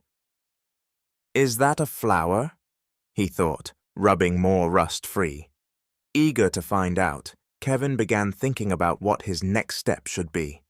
Knowing he could shine it up fast with the use of his sanding machines, he also understood there was a much greater chance of taking off too much and damaging the blade. The other option was hand sanding, which was much like how the blade was formed the first time. Though it could take days, he chose the safer method of hand sanding. As Kevin tightened the knobs of his knife vise, it clamped down on the tang while the blade was supported by a long shelf. He admired its curve with it laid before him. Imagining the beauty that lay beneath the remaining rust, he wrapped sandpaper around a flat piece of steel and sprayed the sword with soapy water. The instant the sandpaper touched the steel, Kevin was lost in his work, focusing on each stroke to ensure the crisp line didn't get rounded over. After a few hours, the sword began to shine, and the surface became much like a mirror. With most of one side rust-free, Kevin began working on the flower engraving with smaller tools and segments of sandpaper. "Hey, I've calling you, but your phone just keeps ringing. You coming to bed?" Mary asked. Startled by her voice, Kevin stopped sanding. "What?" he asked. "I asked, are you coming to bed? God, we should have had your hearing checked while at the hospital." Picking up his phone, Kevin couldn't believe it was 9 p.m. "That can't be right," Kevin softly said in disbelief. Mary walked over, placing her hand on his shoulder. "What can't be right? Are you feeling okay?" Yes, it's just..." "Oh, never mind. I'm ready. I'll be in after locking up," Kevin said, not wanting her to worry that he couldn't remember the last 12 hours. Since most of his time that day was sanding the sword, there wasn't much to do to close his shop for the night, and he was in bed shortly after Mary. Giving her a kiss goodnight, Kevin rolled over and began thinking about what might have happened. However, the only thoughts he had were of the sword. Waking up a few hours later to Mary's surprise, Kevin was not in bed. After a short search, she noticed his shop light on and walked out to investigate. "So, you don't even put clothes on anymore when you go to work?" Mary asked, having found her husband out in his shop, sanding a sword in his underwear. After a few seconds with no response, she asked once again, slightly louder than before, "You don't wear clothes to work anymore?" Very confused, Kevin stopped sanding and looked at his hands and then the blade, which was dripping in a red liquid. As if his brain couldn't comprehend what was taking place, he slowly spun his chair around to face Mary. With an audible gasp, Mary took the sanding tools from Kevin's hands. "Come with me," Mary demanded, taking him by his wrist over to the sink. "What are you doing?" Kevin asked, as the hand Mary had removed the sanding tool from kept moving back and forth, as if it were still sanding. "Wake up! What is wrong with you?" Mary said, becoming more concerned as she pulled his hands under the running water. With water rinsing the blood away, she discovered where it had come from. The cut that had mostly healed was once again bleeding, as if it had just happened for the first time. "I already said I was ready for bed. What are you doing?" Kevin began looking around in disbelief. "We just went to bed. Why is the sun up?" he thought as he looked around. "You are getting dressed, and we are going back to the doctor's office," Mary demanded, drying his hands, then wrapping the cut hand with the towel to slow the bleeding as they walked inside their house. Kevin sat at the kitchen counter, where she had placed him to retrieve steri strips from the bathroom. While waiting, he struggled to recall the great deal of lost time and how he hadn't noticed opening the wound again. Looking down to his blood-covered legs gave him a slight scare. "Oh shit, did I sand off the flour?" he said, standing up to go back out and check. Just as he reached the front door, he heard her voice. "Where the hell do you think you are going?" Stopping in his tracks, Kevin turned and walked back to the chair where she had left him. He knew this was not a fight he would win, so he sat down and held out the towel-wrapped hand. "Yeah, that's what I thought," Mary said, before giving him a kiss on the forehead. She laid out everything she would need to work on the cut before starting. Slowly, she unwrapped the towel, cautious not to cause any more trauma. With the wound fully exposed, she placed the towel on the counter with his hand just above it. As she picked up the alcohol, she smiled slightly and said, "This is going to burn a little." She then began to clean the area. Alcohol washed away the blood, revealing nothing but a light pink line. A perplexed expression crossed Mary's face. "What's wrong?" Kevin asked. "What's wrong? This was open not 5 minutes ago. This can't be." Looking at the clean pink line, Kevin couldn't explain what she might have seen earlier, but it was now just as he had last seen it. Eager to investigate the damage that he could have done to the sword by his supposed sleep sanding, he responded, "Maybe you just saw it wrong." Mary snapped, "Saw it wrong? I didn't see it wrong. I was looking down inside of it. If I saw it wrong, then answer me this. Where did all the blood come from?" Looking down at all the blood on his bare legs, she knew she had to be right. With no explanation, Kevin's only thought was getting back to work on the sword.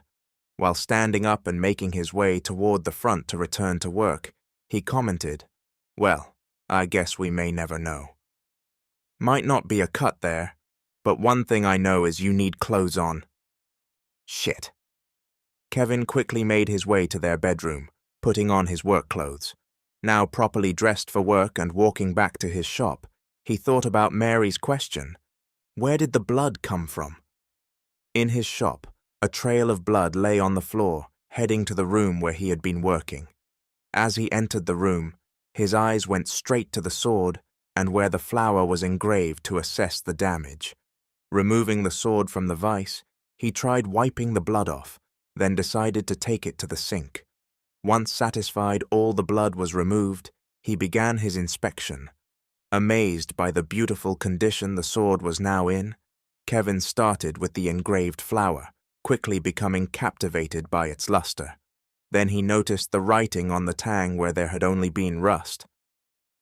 Excited by his findings, he rushed back to the house to show his wife. Kevin walked through the house straight to her office.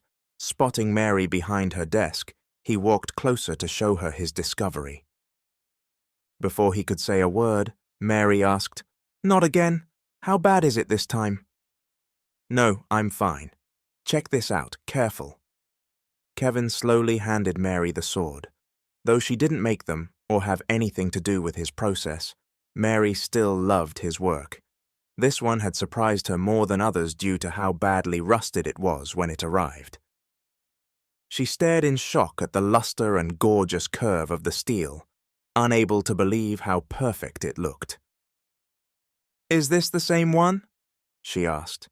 Kevin smiled at her approval and pointed to the flower. "Check that out! Also, look at the writing on the tang." Rubbing her finger over the flower engraving, Mary couldn't believe how slick it was. Sliding her fingers up to the tang, she ran her fingers over the old signature. "What do you think it says?" "Sengo Ishioka, 3rd day of Rishon," Kevin confidently replied. Puzzled, Mary asked, "Did you look it up or something?" "No, I just read it." Just then, Kevin heard the words coming from his lips, and how crazy it sounded. He had never been able to speak Japanese, especially that from hundreds of years ago. Handing the sword back to him, Mary began typing on her computer. A minute later, she turned the screen towards him and asked, "What does that say?" It was that day's newspaper, written in Japanese. Looking to the screen, Kevin began to read it, to both of their amazement. Japan is not a small country. Although Japan is sometimes compared in size to a state such as California, it is probably better to think of it in national terms. "That is remarkable," Mary said. "What the hell?" is that Kevin could say. Mary beamed. "I've heard of people coming out of comas speaking other languages or playing instruments they never had before, but I didn't think I would ever experience it. This is remarkable." "Yeah, remarkable. How the hell did this happen?" Kevin remarked, confused and worried about what was happening to him. Chapter 7. Growing Darkness Within. "No, no! Why are you doing this?" a man begged, looking up at Makoto with his blade in position for a death strike. "I do not want to do this, but it is the decree of daimyo that all crimes be punishable by death. Failure to pay daimyo's tax is a crime." With a swoosh, Makoto's sword cut through air and its victim's neck, with one just as smoothly as the other. Before the severed head finished bouncing on the ground, Makoto flicked any residual blood from the blade before returning it to the confines of its sheath. With each needless execution, he felt a little bit of himself die within, but as a samurai, he was devoted to serving Daimyo Nobunaga without question. After months of killing citizens for every crime, Makoto felt the population had received a message of extreme punishment. The space between him and others as he walked along the busy market street had grown from a foot to 5 or more. Touching him had become a crime nobody took a chance on. This was the burden of servitude, and it caused him to doubt his existence at times. Those thoughts were instantly disposed of each time, as if removed by his sword. Abruptly, Makoto's attention was drawn to screaming. Swiftly, he ran with one hand on his weapons, ready to take action at any sign of a threat. "Help!" The call was something that he seldom heard anymore, mostly due to fear that it would lead to someone losing their head. Knowing this as he neared the screaming, he felt the need to draw his sword, but resisted so as not to conjure fear among the citizens requesting his assistance. Hell! People parted in front of him, revealing blood and bodies on the street ahead. Oh, this is certainly the time for those around to fear me, Makoto thought, freeing his sword as he slowed to a walk. With the area clear of the last remaining citizen, he could see the reason they called out for help. Before him stood two men at the center of all the carnage, with blood dripping from their swords. Makoto could see they were Hideyoshi's soldiers. "What is the meaning of this?" Makoto demanded. Smugly, the two looked at Makoto with swords held at the ready. "We are here to deliver message," one said. "2 of our soldiers were killed here. We killed 10 of your peasants." Makoto had already counted the dead and was coming up short. "Looks like you are not going to reach your quota. Now you die." Before Makoto closed the distance, the same man said, "Oh, we started by finishing the reason our brothers had come here to begin with. You kill us, then that will cost you 10 more. "Yua," Makoto said, stopping in his tracks at the thought of his lifetime friend being dead. All he wanted to do was leave to find out if they were telling the truth, but first he had to extract justice for their crimes. Looking directly into the eyes of the guard who had been doing the speaking, Makoto replied, "Here, all crimes are punished with death, regardless of the severity. I only wish I could kill you twice." Makoto closed the distance with the enemy standing before him. He brought his sword down toward the man's head, the sword burying deep within his skull.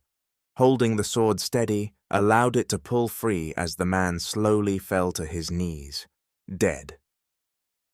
Looking to the other Hideyoshi guard, standing there in disbelief, Makoto said, "I notice your sword has not been drawn.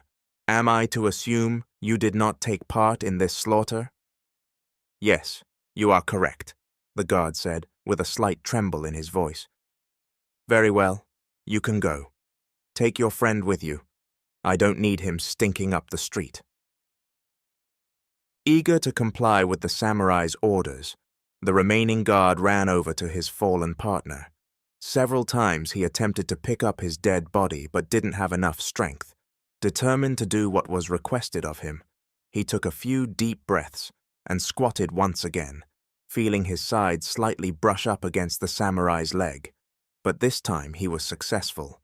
His legs trembling, the guard turned to Makoto with his dead companion across his shoulders. "We will be on our way." A burning sensation in his chest made it difficult to finish speaking. Looking down, he could see where the sword had penetrated his chest, going directly into his heart. "Why?" he managed to ask before feeling the cold steel twist and pull free from his chest. "I told you that every crime is punishable by death. It is a crime to touch a samurai," Makoto said, while wiping his blade off on the dead guard just before he fell to the ground. Makoto quickly located the horses that the guards had traveled on and swung atop, riding off toward Yua's home. Concern for his friend grew with every passing minute. The life of a samurai was one with few human connections, and Makoto had fewer than most. The thumping of the horses' hooves on hard-packed soil echoed through empty woods as Yua's home came into view. Sensing death ahead, his horse slowed just as Makoto spotted 2 objects in front of Yua's home, Yua's head and body. Grief for his deceased friend filled Makoto. After laying Yua to rest with his family, Makoto rode quickly to Nobunaga's palace. This time, rather than pretend to speak with the guards as someone listened behind the small white panel above them, he spoke directly to it. Ryu, are you there? Open these gates. I need to report to Daimyo Nobunaga now. We have been attacked by Daimyo Hideyoshi." Minutes later, the gates behind the 2 guards opened to reveal Ryu standing with others behind him. Ryu never went anywhere without a guard for protection, not even to relieve himself. With news of an attack, it appeared he had quickly added 2 more to his security before opening the gates. "What is this attack you speak of?" Ryu asked. I will speak to the daimyo now. You know enough, Makoto said, in a tone that even Ryu dared not challenge. Soon, Makoto walked into the throne room, where Daimyo Nobunaga and his daughter awaited. As each time before, Makoto didn't look directly at either of them, walked forward and knelt in the same spot as before, where he waited for his daimyo to give him permission to speak. Waiting long enough to ensure his power over Makoto, Nobunaga asked, "What is this news you bring us?" Makoto proceeded to tell the daimyo what he had done and what information he had. When he finished, a battle raged in his mind over control of his eyes. His mind focused on what was expected of him, while his heart yearned to gaze upon the beauty radiating from the woman carrying his child. "Ryu!" Nobunaga called. Almost before Nobunaga had finished calling his name, Ryu appeared alongside Makoto. "Yes, my daimyo." "Call on 3,000 men. We will deal with this threat once and for all. Nobody threatens my rule." Over the next few months, battles took place. Armies grew from a few thousand to tens of thousands. Makoto led many raids and killed hundreds in battle while suffering relatively few injuries. Now was the low between battles Makoto hated the most. Before him on their knees were 50 prisoners captured after the battle had ended the day before. They had to be dealt with, and in only one way. As Makoto walked alongside the long row of men with their left side facing him, he said, "You are prisoners of the great daimyo Nobunaga. You have attacked his lands and people. For that, you are to be punished. Here, the only punishment for all crimes is death." Once Makoto reached the back of the long row of men positioned on their knees, he drew his sword. The prisoner beside him shivered in fear. Admiring the flash of morning sunlight as it reflected from his blade, he speculated just how many lives had perished by their two spirits becoming one. He calmly lowered the razor-sharp edge to the side of the prisoner's neck and began walking. One by one, his sword made contact, slicing through flesh and creating a cascade of spraying blood. Fresh fallen snow turned red behind him. Once his sword touched the throat of the 50th prisoner, Makoto stopped as the edge set just beneath his skin. "What is your name? Never mind, I do not care. Get to your feet." Quickly, the prisoner stood. Holding his sword with one hand and placing the other on the man's shoulder, Makoto guided him as he turned around, slowly revealing the other 49 slumped over, with their blood glowing bright upon the snow as sunlight beamed down. "My friend, it is your lucky day." Makoto paused, feeling the prisoner trembling fiercely under his firm grip. After a few seconds of allowing the prisoner to take in the sight, he began speaking once again. "I am not sure if others are aware what becomes of those who break the law here, so I want you to provide them with the knowledge they need. Can you do this for me?" "Yes, yes." "Great, then be gone." "Oh wait, I almost forgot. You aren't going to join forces against us again, are you?" Makoto asked as one of his men pulled a glowing hot flat piece of metal from the fire nearby. "No," the prisoner quickly replied. "Good, but there has to be a tribute to the daimyo." One guard wrapped his arms around the prisoner's waist, and another pulled both hands out in front of him. Just as quickly, Makoto swung his sword, leaving his guard holding 2 severed hands. Another stepped over, taking each of the prisoner's stubs and placing the hot flat metal against them until the flesh sizzled and smoked. As he screamed in agony, the handless man's knees began to buckle, but the guard with his arms around his waist propped him up. "It's over. Now I know you will not be back. Go warn your friends before I change my mind." Makoto gestured to the guard to release the remaining prisoner, who slowly stumbled off. As one guard tossed the pair of severed hands into the fire, Makoto heard another warrior ask, "I thought the punishment was death for all crimes? You think he is going to live? Makoto stated as he sheathed his sword and walked away thinking, there is another 50 added to the count. Days passed as they fought one battle after another, with the same scene playing out after each. Each time, Makoto could feel the darkness within grow as he fought to hold it back. He didn't know how, but he wanted to share his life with Yasu and their unborn child. Then the day came, as he stood looking down the line of prisoners, giving the same speech about crime and punishment. It happened. The darkness he had fought to restrain took hold as men sentenced to death began chanting, "Shinigami, Shinigami, Shinigami." Chills visibly ran through all his men standing guard as they looked to each other, then began kicking the prisoners to shut them up, no matter the force they inflicted upon them to get them to stop chanting Shinigami. It continued. Grinning as he began his death march down the line, a form of glee grew with the stroke of each neck to his sword. When his sword touched the neck of the last man in line, Makoto stopped as he had many times before, but this time he stood listening to the soul man chanting Shinigami. In front of Makoto, his guard reached down to pull the glowing hot metal from the flames. At that moment, Makoto whisked his sword forward, almost severing the last man's head from his body. The guard that had been standing ready to secure the prisoner around the waist asked, confused, "That was the last one. We're not sending a message anymore?"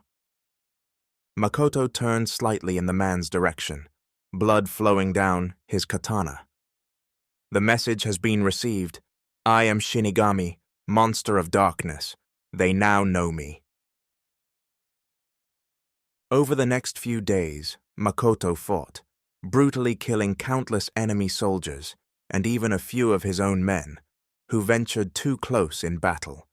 His only thought was of the voices of now decomposing corpse chanting, "Shinigami." The darkness inside had taken over to such extreme that even messengers feared bringing him news for fear of losing their heads. "Sir, Daimyo Nobunaga requests your presence without delay," a trembling young boy informed him. "Boy, I have a war to win. I don't have time for insignificant questions from a little—" "Fine, fetch my horse," Makoto ordered as he gathered his things for the half-day's ride to the daimyo's palace. Makoto rode fast, not stopping for anything, not even to allow his horse a moment of rest. Foaming sweat lathered up around the light padded material he sat upon as they neared the palace. From the moment they left, his mind played the words in rhythm of huffs contacting earth, "Shinigami, Shinigami." Approaching the palace gates, Makoto could feel his horse slowing down. Stopping in front of the gates, Makoto dismounted just as the horse fell to the ground. Unconcerned with the horse's condition, Makoto approached the guards. "If you value your lives, you will open the gate now." With only a second's hesitation, Makoto drew his sword and sheathed it before either of the guards realized what had happened. Slowly, they looked to each other just before one had blood gushing from a slit throat. Witnessing the other fall to the ground bleeding out, the remaining guard began pushing on the gate with all his might until it was fully open. Walking past the remaining guard and through the gate, Makoto could see Ryu approaching from across the garden area. "Take me to him now, Ryu." Sensing Makoto's tone and seeing the dead guard laying just outside the gate, Ryu waved him by as if to say, "You know the way." The smell of salt and copper filled the passageways, a smell Makoto knew well from months of battle. Something he couldn't wrap his mind around was just how much there was to create such a strong odor throughout the palace.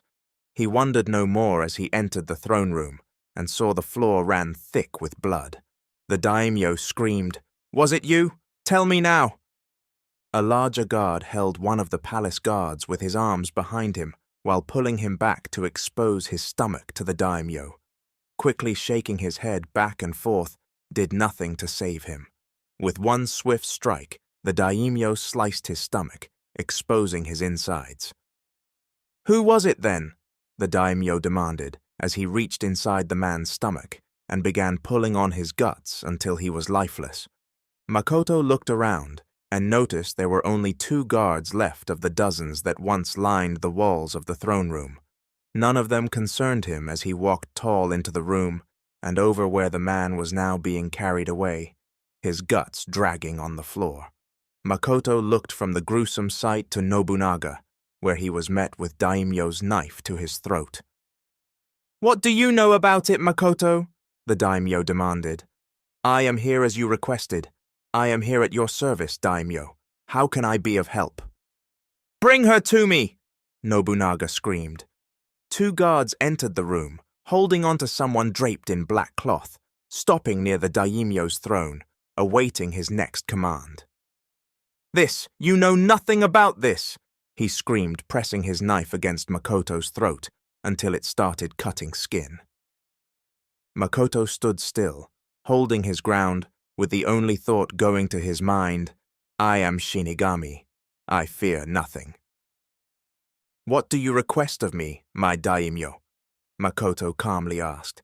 His calmness seemed to infuriate Nobunaga. "I want to know who defiled my daughter?" With a wave of his hands, a guard removed the black cloth, revealing Yasu standing naked with her belly swollen with his child. Pointing toward his daughter, Nobunaga continued to scream, "She was to be the source of much more land and power, once married to another. Now she is worth no more than a baishunfu, prostitute." The darkness that had taken Makoto over retreated at the sight of Yasu being restrained and on display. Now he felt a burning rage, as all he wanted to do was kill everyone who had laid eyes upon her body. However, he was still bound to his code as a samurai. As he spoke, he could feel the blade cutting with every syllable. "It is my life that grows within her." Chapter 8. Finished Katana Restoration. Kevin wrapped a piece of fine grit sandpaper around a flat piece of steel. To aid in the sanding process, he sprayed soapy water on the katana. As he made each pass with the abrasive, a vibrant shine gradually emerged from one end of the sword to the other. Kevin approached the task with precision, carefully planning each pass with the sanding tools. He started at one end and continued without stopping until the katana slid smoothly from his grip at the other end. The moment Kevin had been eagerly anticipating had finally arrived. With another pass completed, he sprayed the once rusty sword clean, removing any remaining debris. While polishing the steel, he couldn't help but notice a captivating transformation taking place. With each pass of the sandpaper, the once dull metal began to reveal a striking crimson hue. This unique feature added a new level of allure to the katana. Kevin was mesmerized by the interplay of the vibrant shine and the emerging crimson color that seemed to breathe life into the blade. The more he polished, the more he fell under the katana's enchanting spell. Holding the katana in one hand and clutching a clean, soft cotton cloth in the other, Kevin dried the blade. As he worked, he couldn't help but admire how the katana glistened in the light. Now it was time for mountings, and Kevin had just the set in mind for this blade. The set contained everything: the kashira, tsuka ito, tsuka, tsuba, seppa, and habaki, pommel, silk wrap, handle, guard, washer, and guard. The thing he liked most about the set was the antique white color of the silk tsuka ito. Unfortunately, Kevin also understood that these swords were held together with one small bamboo pin running through the handle, and it had to be in a precise position to compress everything together. Unlike modern manufacturing, where one part can be interchangeable with others, it wasn't the same hundreds of years ago, so Kevin had already planned on having to drill a new hole in the katana's tang for the bamboo pin. Quickly, he left his shop to retrieve everything from the house. Walking through the front door, he spotted Mary sitting on the couch reading. "It's almost finished," Kevin stated as he grabbed a box with everything inside, then rushed back out. Once back inside his finishing room, Kevin opened the box and began unwrapping everything before placing the first piece onto the sword. With all 6 pieces ready, he picked up the habaki and slid it down the tang as far as it would go, about half an inch from where it needed to be. The habaki stopping just before where it needed to be pleased Kevin. In this situation, it was better to have things too tight than too loose. After a little file work to the inside, it slid snugly into place. Next came one of 2 seppas, tsuba and another seppa, all requiring slight modifications at the habaki. Now came the moment that made Kevin nervous. That was how far off the holes would be through the zuka and tang. In his left hand, he held the katana with its current fittings and picked up the tsuka with his right. He slowly guided the tang through the kashira attached to the handle. With every millimeter, he felt for resistance, and was pleased when it only came just as the kashira contacted the seppa. Now came the truth as to how far off the line-up holes would be. Kevin gently rotated the sword with the tsuka, bringing the hole in the tsuka into view. A shock of energy ran through him as he saw light through the hole. Without a second thought of the alignment, he picked up the bamboo pin and slid it through the hole until it wouldn't go any farther. The pin went in but had still not compressed everything tightly together, so he reached for a small jewelry hammer and began tapping the pin, driving it farther into the tsuka. Satisfied with the depth, Kevin tried the handle once again, and not one part moved. Just then, he realized the katana was finished with few modifications needed. Taking the tsuka firmly in his right hand and a cotton cloth in his other, Kevin began wiping away his fingerprints and other smudges from the blade.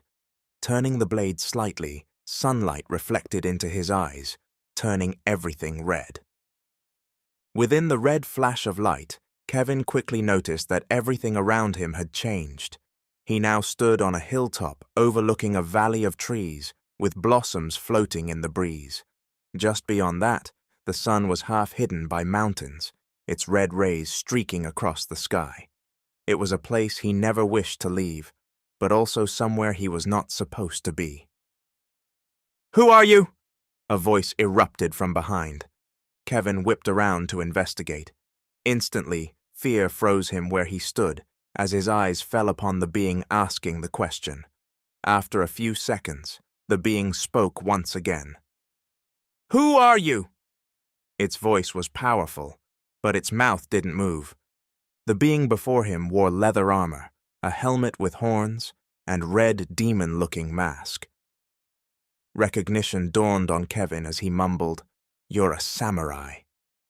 The samurai drew his sword, bringing it above his head. Seeing this, Kevin tried to run, but his feet wouldn't move. Then he heard the samurai say, "You are trespassing. All crimes are punishable by death," while swiftly bringing down his sword. Unable to run, Kevin rose the katana to block the strike. As their weapons met, a dark red beam shot out in all directions. "Kevin! Kevin!" Hearing his wife and feeling her touch on his shoulder, Kevin no longer saw the samurai.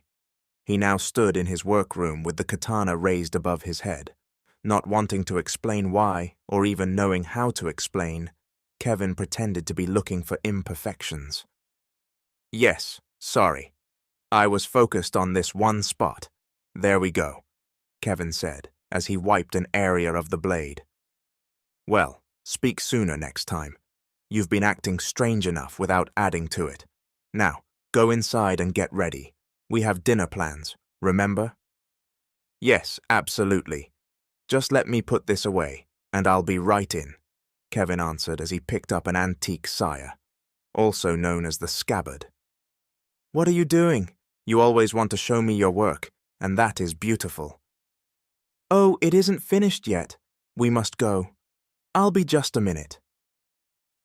Kevin knew she was right, but for some reason, he didn't want anyone else touching the sword. Barely making their dinner plans, Kevin's mind kept focusing on the samurai he had seen earlier. What is happening with these dreams? Is something wrong with my brain?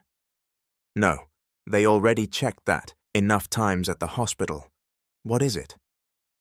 What project are you going to work on next? Mary asked, breaking the silence at their table. Punishable by death, Kevin mumbled. What was that? Oh, I was thinking of a movie line and couldn't figure out what movie it was. Anyhow, I am not sure.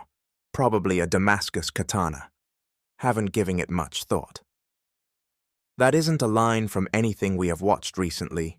Maybe it's from that old one you watched as a kid, Flaming Katana. You want to pick up some cake on the way home. With a big smile, Kevin replied, yes. After a full dinner, they still craved tiramisu cake, their go-to dessert. Laughing together, they shared the certainty that they would indulge in it. While waiting for the check, Mary discussed the latest updates about work and school. Once the bill was settled, they continued their conversation, reminiscing and joking about the events of the past month. Even random encounters on their way to the supermarket sparked laughter, and they playfully contemplated trying a different cake flavor. Chuckling, they moved away from the counter. The night had been one of the most delightful they had experienced in a long time. Kevin and Mary walked out to the parking lot, when Kevin suddenly heard a very loud engine noise. Sensing danger, he tightly squeezed Mary's hand and pulled her close to his side. Reacting instinctively, he dropped the cake and took a step back, while keeping Mary securely by his side. In that brief moment, he caught sight of a driver hitting a woman who was only a few feet in front of them. The impact sent her flying high in the air before crashing to the ground. Panic ensued as people around them screamed, but the car responsible for the accident kept driving away. Feeling Mary struggling to break free from his grip, Kevin released her and watched as she hurried over to the victim of the hit and run, assessing her condition. Within minutes, the parking lot became flooded with police officers and medical personnel. The injured woman was quickly attended to and transported away for urgent medical care. Standing off to one side waiting to be questioned by the police, Kevin held Mary tight. Seeing their cake on the ground crushed by the same car, he felt lucky they were still alive.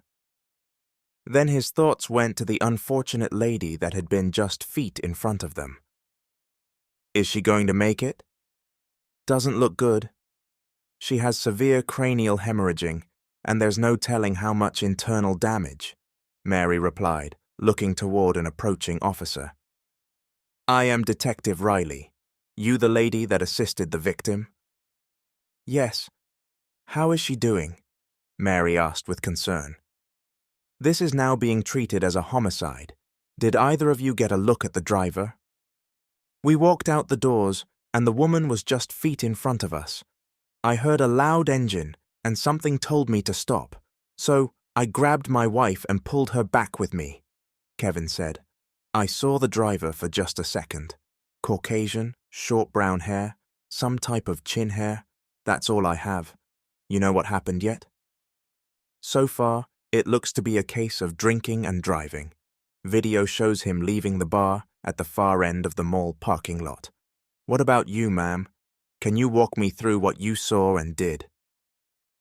As Riley interviewed Mary, something drew Kevin's attention in the direction of the hit and run. He watched as a little pink object floated to the ground. Once it touched the asphalt, another appeared. Each time one touched down, another appeared, forming a line in the direction of the drunk driver. Kevin fought the urge to follow the line. Do you have anything to add, Mr. Blake? Detective Riley asked. Mr. Blake. Oh, no, Kevin responded. Riley finished writing down their contact information. If you need anything or someone to talk to about this experience, here is a number to call. Any new information you may remember, here is my card. Feel free to give me a call anytime.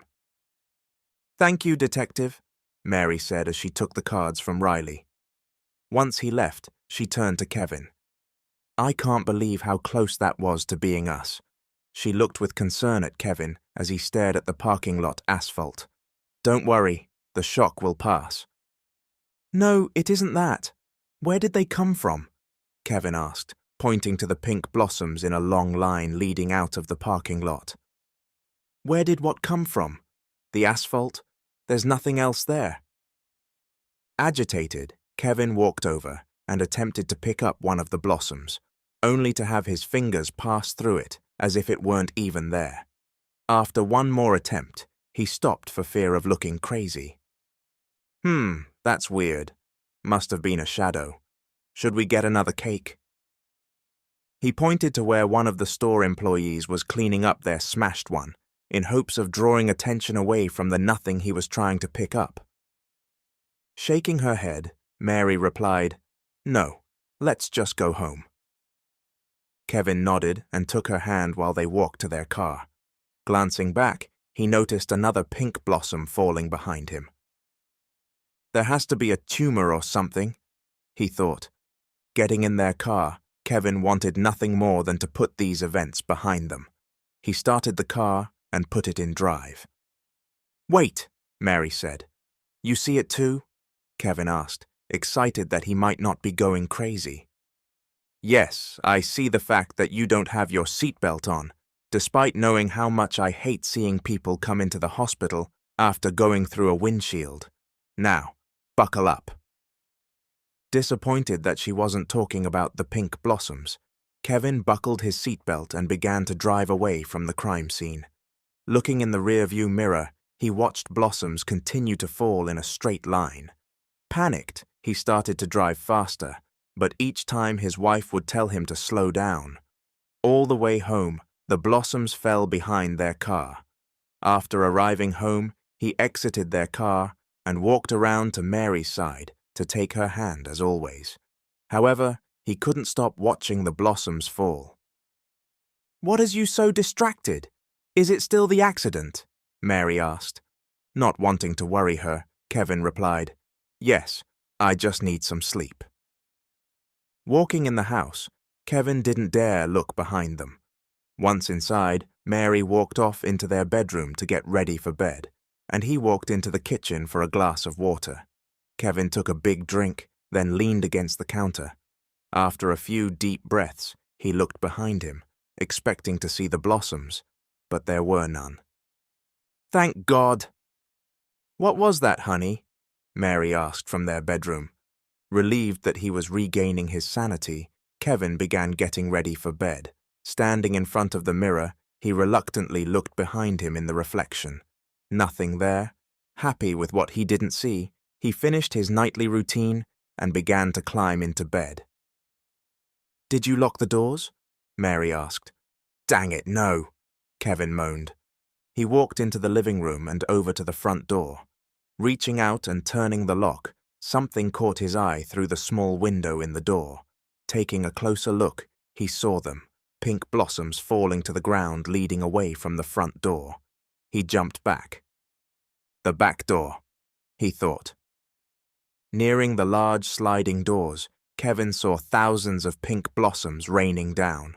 With a gasp, Kevin fell, dizzy, to the floor. Chapter 9. Torment. A vile stench filled the air. Urine and feces rotted in the bottom of the pit, just feet from Makoto's face. Each breath he drew in was a struggle, made more difficult with each passing hour. He had witnessed Anatsurushi torture, conducted on many before, with most not surviving the day. Those people the daimyo wanted to suffer greatly were revived by his physicians to extend their torment. Every time they removed him from the pit, Makoto prayed for a swift execution. Instead, the physician made sure he was still alive, and that a cut they had placed across his temple still flowed blood. This was to create a drop in blood pressure, intensifying the suffering. After countless examinations, his feet were tied together once again so he could be lowered back into the pit. Each time, one arm was tied tight along his side with one free to dangle. This was normally done so that the person undergoing the torture could signal their willingness to comply with what his captors demanded of him. The only problem was that Makoto had nothing to comply with. He had already confessed to defiling Daimyo Nobunaga's daughter and prepared to pay for that action with suicide by seppuku. No, now it was just adding to his discomfort, having his hand submerged in the toxic sledge each time he passed out. Makoto looked around him as he stood atop a hill looking over a large valley of cherry trees with pink blossoms. Now, instead of the nostril-burning smells of the pit, he could only smell the new life of springtime flowing through the crisp air. Have I died? He thought, looking down and seeing that he was wearing his armor. Now he did not care. He was only happy to be free from the anguish he had been undergoing in the pit. No, you have not died, Makoto, a voice said behind him. Something about the voice gave him a sick feeling. He quickly turned, placing his hand upon his sword. Nobody was there. Looking all around the hilltop, Makoto spotted nothing but cherry blossom petals floating in the wind. I must be dead, he thought once again. Makoto, the voice called his name. Who are you? How do you know my thoughts? Makoto demanded. Suddenly, the beautiful cherry blossoms turned from light pink to black as they formed the shape of a man standing in front of him. The man held a sword with the same white handle as Makoto's. They looked identical with the exception of Makoto's blade having a crimson hue. Slightly startled, Makoto drew his sword, the man standing before him doing the same. Immediately stepping forward, Makoto lashed out with his sword to deliver death to his opponent, only for it to be deflected by the mysterious man.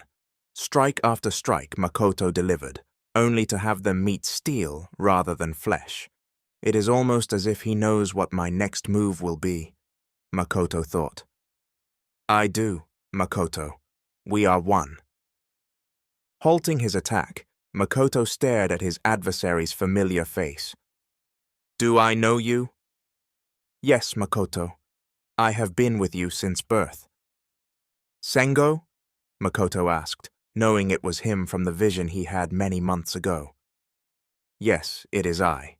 You were on the brink of death, and that could not happen. This cannot be. From birth? How is this so? I have shared with you the story of my death and that of my lovely wife. Before I drew my last breath, I prayed to the gods for justice, and Kitsune appeared before me with their answer. Kitsune gave me the choice to follow my wife's spirit or seek retribution, but it could only be through the death of another. You, Makoto, my spirit would become that of the sword I made for you, and we would become one.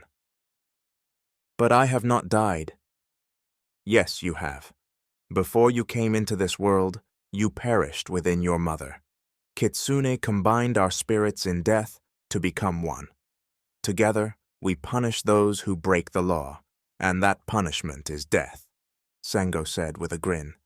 Sengo, you are the darkness I have fought to retrain inside me all my life. Makoto realized that, for the first time in his life, he could not feel the darkness because it was standing in front of him. From the moment I accepted Kitsune's help, I ceased to be known as Sengo. Makoto thought about the day war prisoners began chanting, and how joyful it had made him to hear, Shinigami, Shinigami, Shinigami. Now he knew why. You are Shinigami. A small price for justice. Be thankful.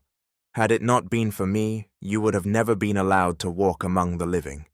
Now you must stay true to our joint mission. Yasu is a criminal and must be punished, Shinigami said, as his face transformed to that resembling the mask Makoto wore in battle. Slowly, Shinigami's image began to fade into darkness, followed by burning of his lungs as he struggled to breathe. Revive him! I command it! Makoto heard Daimyo Nobunaga speak, but still only saw darkness as his lungs took in a breath of air that wasn't as toxic as the last. Feeling someone vigorously shaking him, light began to shine into his eyes as they opened. There he is, the one who betrayed my faith. Get to your knees, you filthy piece of shit. My, Do you smell the part?" Nobunaga laughed. "Let me die," Makoto requested. "Death? Oh, not until I have made you suffer and taken everything from you. I have also requested the presence of your mother to bear witness to your suffering, but she doesn't see that well anymore," Nobunaga said, laughing as he held Makoto's mother's head by her hair. "No!" Makoto tried to scream, but only unaidable sounds emerged from his dry, sick throat. He wanted to fight back, but couldn't feel most of his body from countless days in the pit. "Get him to his knees," Nobunaga ordered two of his guards. With not a moment of hesitation, the two men grabbed Makoto, bringing him up to his knees, where Nobunaga held his mother's head close to his face. "Want to give mother a kiss?" Nobunaga laughed before tossing her head to a dog on the other side of the room. Once again, Makoto said as loudly as he could, "Kill me!" "Oh, we have one more thing that must be eradicated before that happens. You will remove your bloodline from the world. Bring him his sword." Another guard walked over, holding out Makoto's sword, and stopped a few feet before him. "Take it, I command you." Makoto wanted nothing more than to take his sword and kill everyone, but his arms wouldn't respond. "Kill me!" "Bring her in," Nobunaga called out. Two other guards dragged Yasu's limp, dirty body into the room. Nobunaga sneered in disgust at his daughter as he gave his orders. "Stand her up before him. Let him see what his disloyalty has bestowed upon my once most valued treasure. Makoto, you are my samurai and will follow the order I have given. Yasu has been found guilty of theft of my future lands, and destruction of my property. On my lands, all crimes are punished by death, and this sentence you will carry out." Makoto's mind raced furiously as he struggled to free himself from the two guards, holding him to his knee, only to have his struggle go unnoticed due to his weakened state. Inside, he could almost hear Shinigami asking to be released, but understood it would be the death of Yasu. With the tingling in his fingers subsiding, he began moving them under the hands of the guard, assisting him to grasp his sword. "My love, what have they done to you? Please forgive me," Makoto wanted to scream. Seeing that Makoto was showing more signs of life, Nobunaga said, "You will end her life, and I will grant you a swift death. Bring him to his feet and release his hands." "Never. I will not do what you ask. I will not take the life of the woman I love." Makoto stopped speaking as his body jolted back, and a warm liquid began covering his hands. "I love you too, Makoto. I am sorry," Yasu said, after throwing herself onto his sword. With their faces now close, she kissed him on the lips. The two stared into each other's eyes as life left hers, and her body slid free from his sword to the floor. "No!" Makoto screamed, yet still nothing but a scratchy howl emerged. Furious by what had just taken place, Nobunaga looked from his dead daughter to Makoto. "There will be no swift death for you. Take him back to the pit. Throw him in with the shit at the bottom. Even that is better than he deserves." "Shinigami," Makoto whispered, staring at his beloved Yasu's lifeless body at his feet. "What was that, you filth?" Nobunaga asked. Grasping tight to his sword, Makoto stood straight with fire in his eyes, sending fear throughout those around him. "I am Shinigami," Makoto repeated, allowing his inner darkness to surface. Spinning as he dropped, Makoto sliced the upper thighs of the two guards holding him, severing vital arteries. Makoto stopped on one knee with his sword at the ready, their blood showering over him and causing many of the remaining guards to run in terror. Taking a few steps back, Nobunaga shouted, "I order you to take your own life. I request your life, samurai." Makoto slowly rose. "You have already taken my life, and for that, you must be punished." As he spoke, guards rushed into the room. They advanced one, sometimes three at a time, each feeling the sting of his sword. With the last guard dispatched, Nobunaga had vanished, leaving only Makoto standing. "He ran away, Makoto, or should I say Shinigami?" A woman's voice sounded from behind a folding screen.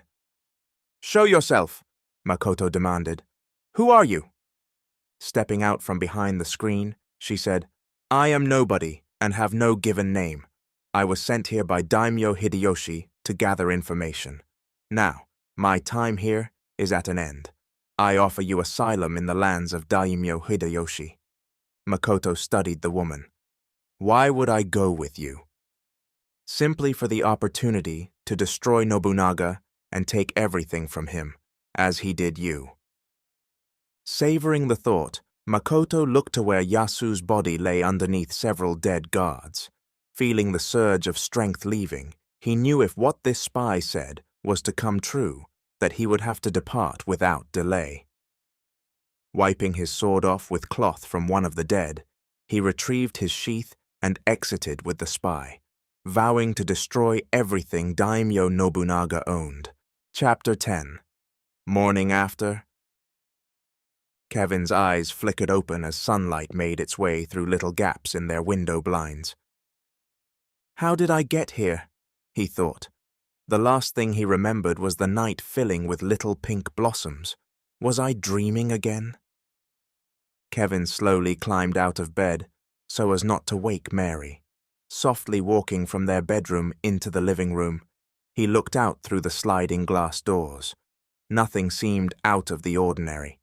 He walked over to the front door and peered out through its small window. Again, nothing. Was it shock from witnessing the accident? After making a pot of coffee and pouring a cup, Kevin sat down on their couch thinking about the little blossoms. As he did, the image of the valley with little pink blooms blowing in the wind came to him. "Wait, wasn't that a daydream? I must get checked for a brain tumor again," he said lightly. Curious as to what trees had such little pink blossoms, Kevin picked up his laptop and began his search. Believing he already knew the answer, he typed in "dogwood tree" and received many images of white blossoming trees. However, upon review, he noticed they were similar, but they were not the tree. Clicking on the search bar, Kevin typed in "pink blossoming trees," which displayed a large range of trees and bushes in full bloom. Weeping, tropical, spruce, Japanese. Seeing Japanese as a suggestion made Kevin feel like it would be the best place to start. Clicking on that category brought up many beautiful images of blooming cherry blossom trees. "That's it.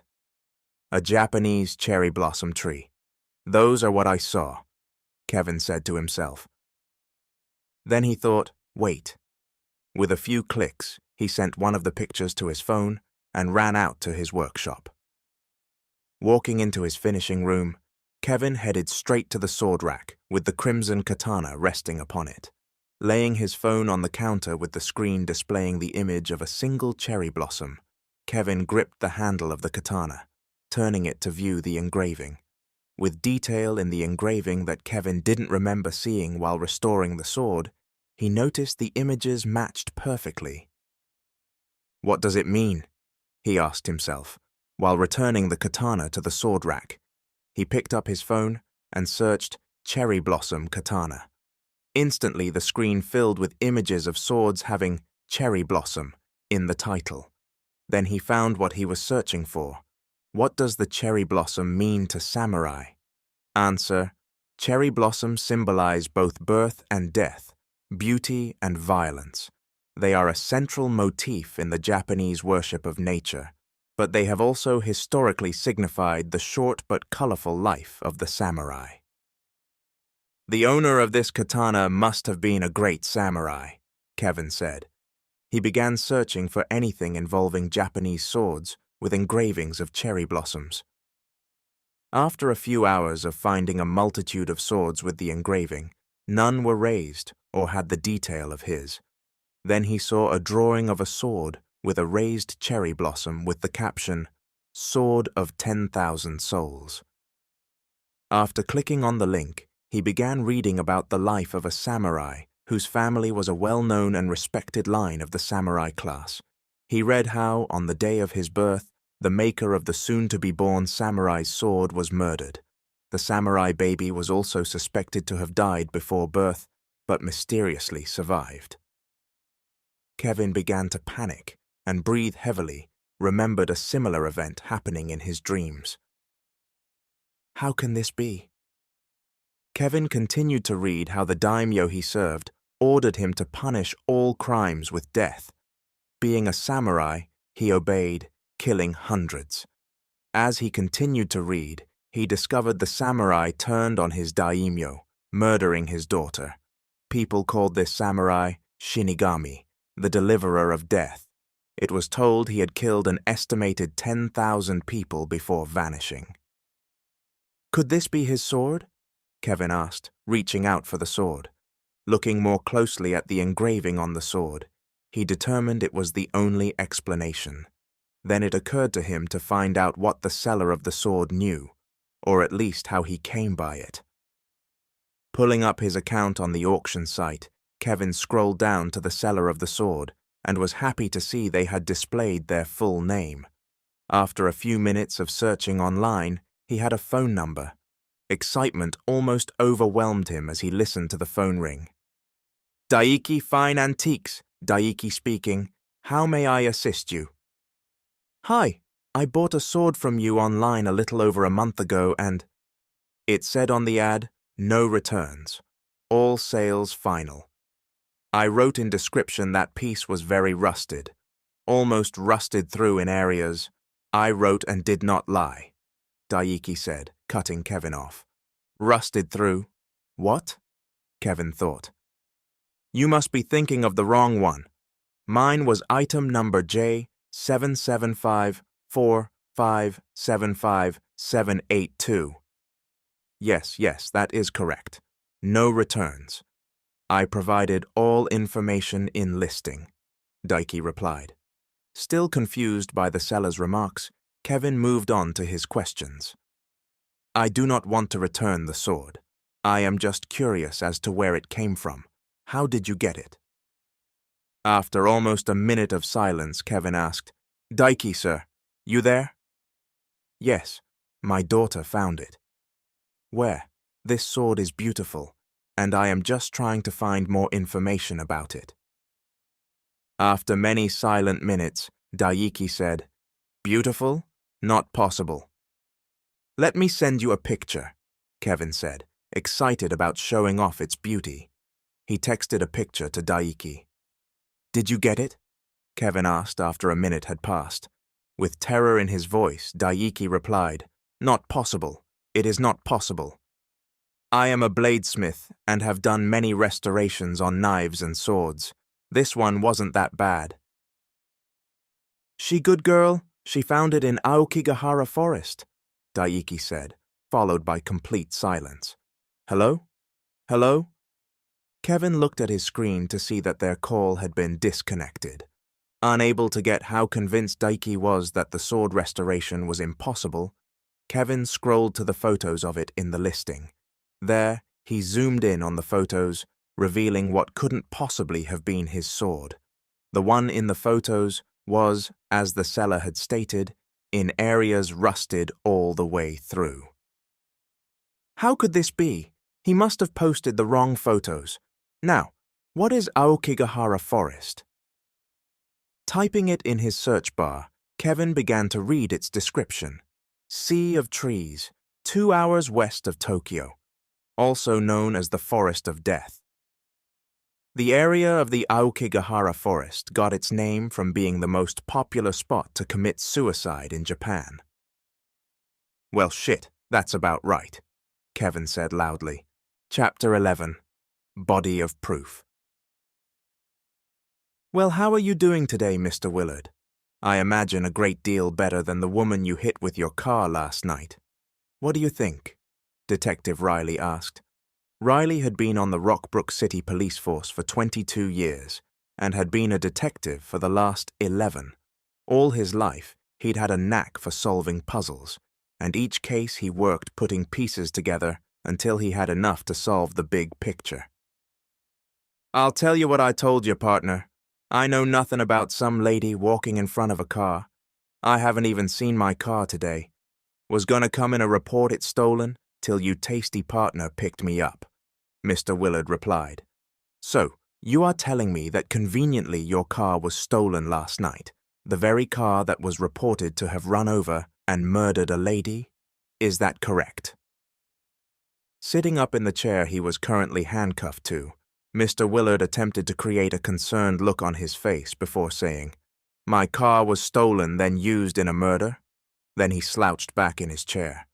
Looking over Willard's long list of prior offenses from drug possession to assault, Riley understood Willard's demeanor when speaking with law enforcement. Frustrated with the progress his line of questioning, Riley picked up the phone on his desk and pressed his partner's extension. "Katie, they here yet? Okay, well, be right down." Hanging up, Riley stood from his seat and stepped over to Willard. Removing his key from his pocket, Riley unlocked Willard's cuffs. Rubbing his wrist, Willard smiled and said, "So, free to go?" Gripping Willard's upper arm, Riley grinned. "Not quite. We have one more thing to do. See, there were witnesses, so we have a lineup surprise for you." With a firm grip on Willard's arm, Riley guided him around desks, down hallways, and into a room where 5 others were already standing. Handing Willard over to the guard conducting the lineup, Riley made his way over to the next door down and entered. There he spotted his witness. "Mr. and Mrs. Blake, how are you today? Really hope you were able to get some sleep last night after this terrible ordeal." Kevin looked at the detective before saying, "I've had better, but that's not important. We were excited to hear you caught the guy." "Well, yes and no. He has admitted to being at the bar, but says his car was stolen, and he wasn't sure just how he got home after closing." Looking back and forth between Kevin and Riley, Mary couldn't hold back. "You have got to be kidding me." "Mrs. Blake, this often happens, but eyewitnesses such as yourself negate their attempt to get away with it," Riley assured her. "The grocery store didn't have security cameras?" Mary inquired. "Yes, but with the low light, they didn't get a clear image of the driver." Riley got the gesture from the guard that everything was ready. "Okay, it looks like the lineup is ready. Remember, they have no idea who is in here, nor can they see you." Lights in the next room came on, revealing 6 men standing against a wall facing them. Each man stood with their hands down to their sides. All had brown hair, a few had facial hair, and all were of varying heights. Kevin stared at each, but none looked familiar according to the glimpse he got of the driver. "Turn left," Riley directed the men in the lineup. Still, Kevin stared at them with only one seeming familiar, but he had no facial hair. "Mr. Blake, are any of these men the one driving the vehicle in question?" Riley asked. Kevin shook his head, no, as he stood silent, studying each of the 6 men while Riley gave another command for them to turn all the way to the right. "Take your time, Mr. Blake. Are any of these men the driver of the car?" Riley asked once again. "Honey, do you see him? We can't let him get away with this," Mary added. "Great, now I am going to let her down also," Kevin thought. "Sorry, it was low light. I cannot say for sure which one it was. It could be number 2, but he doesn't have facial hair like the driver, or it could be number 6, but he doesn't seem right either." Riley knew without a positive identification he couldn't hold Willard, even though in his gut he knew he had the right man. "Take one more look before you decide. Do any of these men look like the driver?" "Sorry, I just didn't get a good enough look at the driver," Kevin replied. With Kevin's reply, Riley signaled to a guard, and the lights in the lineup room turned off. "I understand, Mr. Blake. This is something we do want to get right, so we will keep up the search. Thanks for coming in." Riley directed Kevin and Mary to go with another guard. Watching the couple leave, He knew his case against Willard wouldn't hold up without them. "Did we get a positive ID on Willard?" Katie asked as she came into the room. "No, just have to find something else. This is going to be a hard one." Riley and Katie walked down the hall to Interrogation Room B, where Willard had been placed after the failed lineup. The two walked into the room where Willard sat in a chair, cuffed to a small table. Katie took a position just behind him, while Riley went directly to the chair in front of him. Riley sat quietly, studying Willard as he did with all suspects in interrogation rooms. He never spoke until they did, his way of making things uneasy for the suspect and showing dominance. "So, what do your witness have to say?" "Wasn't me." Willard, like all others before him, started off. Satisfied he had the upper hand, Riley rubbed his chin while staring at Willard's. "Why did you shave today? Did it get itchy?" Riley questioned, grasping for something to hold the man on. Mimicking Riley, Willard rubbed his chin, and with a grin replied, "Nah, man, I can't remember just when I shaved, but I do remember why. Lost a bet. Yeah, seems I have no luck." "No luck like us finding your car in the lake today, or people seeing you run that woman over?" Riley asked quickly, hoping to trip up the suspect's story. "I hope they saw the man who stole my car. I want to press charges against him, officer. That was my only ride. Now how do I get to work?" "You don't have a job." "What time did you leave the bar?" Riley asked, knowing from years of experience that he wasn't going to get anywhere with their interrogation. After a few more questions with answers of, "I don't know," or "can't remember," Riley knew they were not getting any useful information from Willard, so he was released. "What do you want to do next?" Katie asked as they watched Willard exit the building. "Now, we follow him and see where that takes us," Riley said disappointedly. For the next few hours, Riley and Katie followed Willard until he ended up at his residence. After a few more hours without any movement, Katie started getting fidgety. "How long are we going to stay on this guy? He hasn't gone anywhere since being picked up," she asked. "Don't you find it odd that we haven't seen any movement inside over the last few hours?" Riley replied. "I mean, it's 2 in the afternoon, and we can see through his windows from here, yet not one glimpse." "Maybe he made us." "Impossible. I took extra precautions not to be seen. Let's go check." Riley opened his car door with Katie following from the passenger side. He observed closely for movement anywhere around or in the house, only to spot nothing. Before knocking, he and Katie looked inside windows on either side of the front door.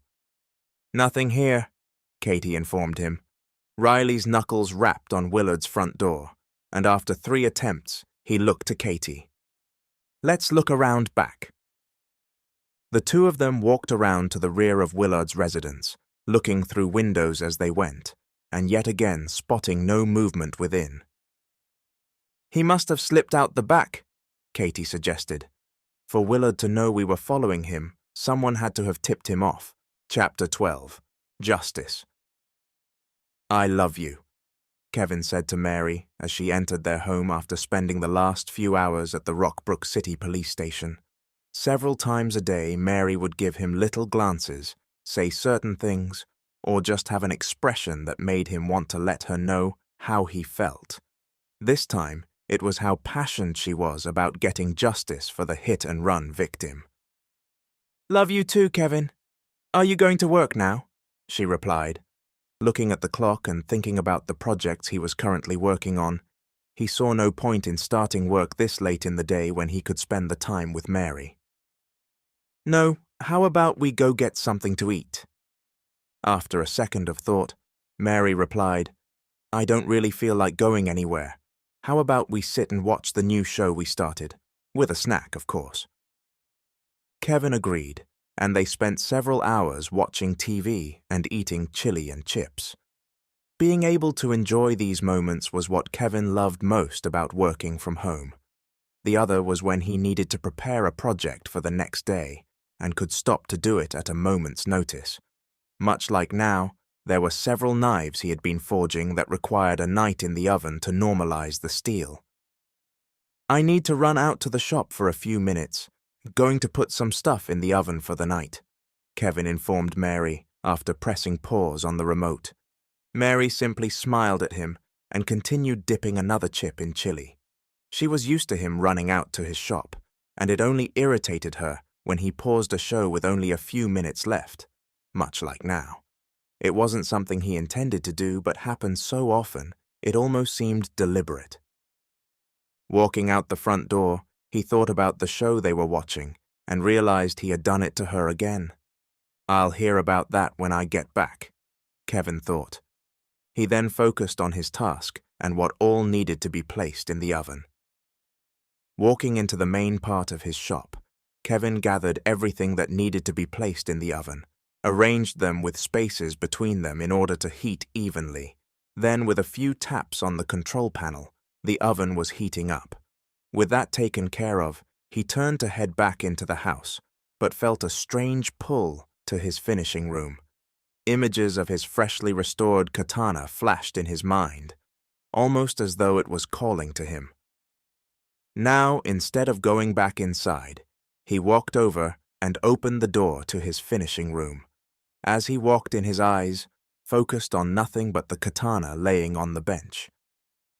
Walking over, he reached out and slid his fingers around the silky material. As his grip tightened around the handle, he raised it up, and everything around him changed. Suddenly, a scared man emerged from a bamboo forest and ran toward Kevin. "Shit, what is happening?" Kevin thought, raising the sword to defend himself from the approaching man. The approaching man stopped abruptly. Kevin could see fear and confusion on his face as he asked, "Who are you? Where am I?" "Shinigami, Shinigami," is all the man said, pointing in the direction he had come while running off in another direction. "The bringer of death?" A tall image emerged from the bamboo forest, wearing the same armor as the one in Kevin's latest hallucinations. Looking at the sword in his hands to protect himself, Kevin thought, "If this is a hallucination, why would I need to defend myself?" Still, he held the katana at the ready with the imposing demon-masked samurai approaching with his own sword in hand. "Where did the thief go?" the samurai asked from behind the mask. "Thief?" Kevin asked. "Where is he?" the samurai asked again, now only a matter of feet away. Pointing in the direction the man had ran, Kevin wondered if he had done the right thing. As he stared into the eyes behind the mask, he could see the samurai was studying him as well. Seeing a slight movement in the samurai's arm, Kevin knew an attack was coming. Tightening his grip on the handle of his katana, Kevin watched as the samurai's sword swung up at him from where it was held at the samurai's side. With a short step back, he listened to the deadly strike make a whooshing noise while slicing through the air inches from his body. "I don't think this is a tumor hallucination." Kevin readied himself for the next strike. He instinctively felt what was about to occur. Within a blink, he felt their swords make contact and emit a red glow with streaks emanating from where they should have. Unfazed by the strange event, the samurai countered only to find he had once again been blocked by his opponent, the same red light appearing each time. Kevin stared at the samurai as their blades met once again. The samurai stared at the marking carved upon the blade of his opponent's sword. Fighting stopped as both stood motionless, studying each other as red streaks of light emerged from between their swords. "That's my sword," the samurai said, halting his attack and taking a step back. Looking closer at the markings on the samurai's sword, Kevin quickly recognized the raised cherry blossom carved into the steel. "What the hell is going on?" "Who's the maker of your sword?" the samurai growled. "Sengo Ishioka, on third day of Rishun," Kevin replied. Gripping his handle, the samurai held his sword in the air and pressed on a small bamboo pin running through the handle. After it was free, He slapped down on his wrist near where his hand held the sword, freeing the handle. Holding onto the blade with one hand, he carefully removed the handle, revealing where Sengo had carved his name and date. "How is this? This sword was made for me. There is no other," the samurai said. Kevin looked at the samurai's sword, then back to his own. "Not sure. What is your name?" "I am Kevin." "Makoto," the samurai said, as he slightly bowed. "Why did that man call you Shinigami?" "Punishment for all crimes is death. Shinigami is the spirit of this sword, and it demands justice. He was granted this by a mountain demon after his family was killed. He fought to control me, but I kept him at bay until my love was slain. Ever since, Shinigami has been in control. Now is the first time in many years he has not been in control of me." Unexpectedly, Makoto turned and began walking off in the direction of the thief. "Wait, where am I? What are you—" "Kevin, Kevin." "Mary?" Kevin asked, hearing her voice and noticing everything around him had returned to normal. He was in his finishing room with Mary standing just inside the door. "It's getting late. Are you coming back in? I've been waiting to finish the last minute of the show for over an hour." With her confirming what he had done by pressing pause, Kevin said, "Be there in just a minute." Then he gave her a smile as she left to return inside. Over an hour? He thought after she had left, worried about his loss of time. After laying the katana back where it had been on the desk, Kevin turned and left the finishing room. He stopped to check the oven he had started with the knives, then walked over and turned out the lights. From the corner of his eye, he thought he saw movement outside through the window of his shop door. "Mary?" he asked as he neared the door, but heard no response. Through the glass, he saw a small pink cherry blossom fall and land on the ground just outside. Opening the door, he watched another, then another fall, resting in a line heading out the driveway. Looking from the line of cherry blossoms to the house and back to the blossoms, Kevin then looked to his truck. Turning around, he headed back into the finishing room to retrieve keys to his truck. Before he headed to his truck, his eyes locked on the katana. With a shrug of his shoulders, he said, "What could it hurt?" Seconds later, he was sitting in his truck, his katana lying in the seat next to him, following a trail of cherry blossoms into the night. Like a single-flake snowstorm, little pink blossoms fell upon the road within the range of his headlights, leaving a dotted line guiding him. Rather than thinking of how strange the event was, Kevin marveled at its beauty as each mile passed. Kevin was startled to discover they had led him back to the scene of the hit and run. Nevertheless, they did not stop there. They kept going, and so did he. Focused on each blossom, he kept driving through the parking lot. Reaching the far side of the lot, Kevin stopped in front of a bar where the blossom stopped just outside the bar's door. This must be the bar where the drunk driver had left, Kevin thought, as he pulled into a parking spot where he could watch the blossoms. Almost an hour had passed with no new blossoms to follow, as Kevin pondered why he would have come here. After a few more minutes, Kevin smacked the steering wheel in frustration. Mary is going to be pissed. He reached into his pocket for his cell when he realized that he had left it on his workbench. Damn it! Having had enough of whatever this was, Kevin started his truck and put it in reverse to back out of the parking spot. That's when he noticed blossoms falling behind a woman walking toward the bar. That Katie, Detective Riley's partner? Kevin asked himself. He put the truck back in park, once again curious as to what was going on. He noticed a man exiting the bar and, with him, a trail of blossoms. What the hell? That's the guy from the lineup. I told you to stay away from this place, Katie barked at the man exiting the bar. They have nothing on me. Hell, they couldn't even identify me in a lineup. The man laughed as Kevin quickly realized he was the drunk driver that had killed the woman. "And you think calling me for a ride is a great idea? Should have done it before killing someone. Now get in the car. You can stay at my place. Yours is still being watched," Kevin heard Katie say to the man. Kevin suddenly noticed his hand was gripping the handle of the katana. He watched the two climb into Katie's car and begin to drive away.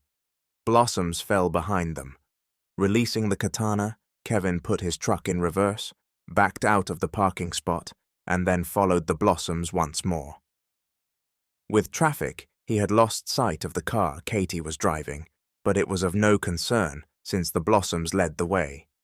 After following the Blossoms to the far end of town, down back streets, and through an apartment complex, Kevin spotted the car with the two standing alongside it, now kissing. Before Kevin knew it, one of his hands was on the handle of his truck, and the other was on the katana. Calmly, he exited his truck with the katana by his side and neared the two kissing. The only thoughts he had were of justice. Nearing the car, Katie and Willard stood making out. He began to raise the sword as the detective noticed his approach. Drawing her gun, she shouted, "Put the weapon down!" Then she fired 2 shots. Kevin watched in disbelief as the bullets approached him at an incredibly slow rate of speed. With ease, he swung his katana, splitting them in half, and watched as the 2 halves went off in different directions.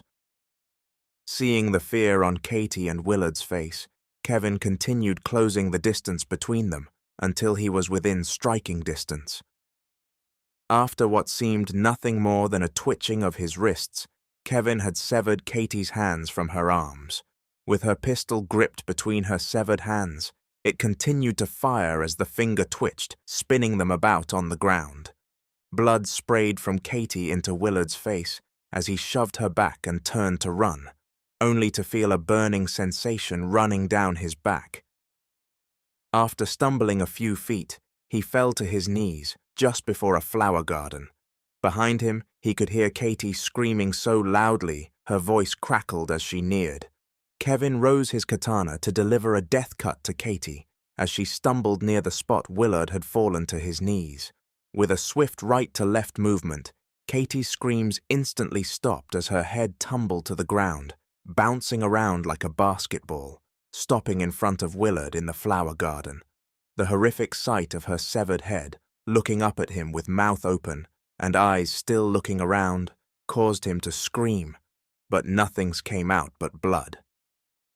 With a swift thrust, Kevin slid the tip of the katana through the back of Willard's neck, twisted it, and jerked it to one side, slicing through muscle and jugular. In Japanese, he muttered, "I am Shinigami. All crime is punishable by death." Chapter 13. Missing. "Detective Riley, sir. You don't want to see this," James, a patrol officer, said when he spotted Riley exiting his car. With a bewildered look, Riley asked, "Why? I've seen plenty of horrific crime scenes before." "It's Katie, sir. Well, you just don't want this image in your head." "Oh God, they didn't tell me this was an officer-involved shooting. Is she okay? What is it?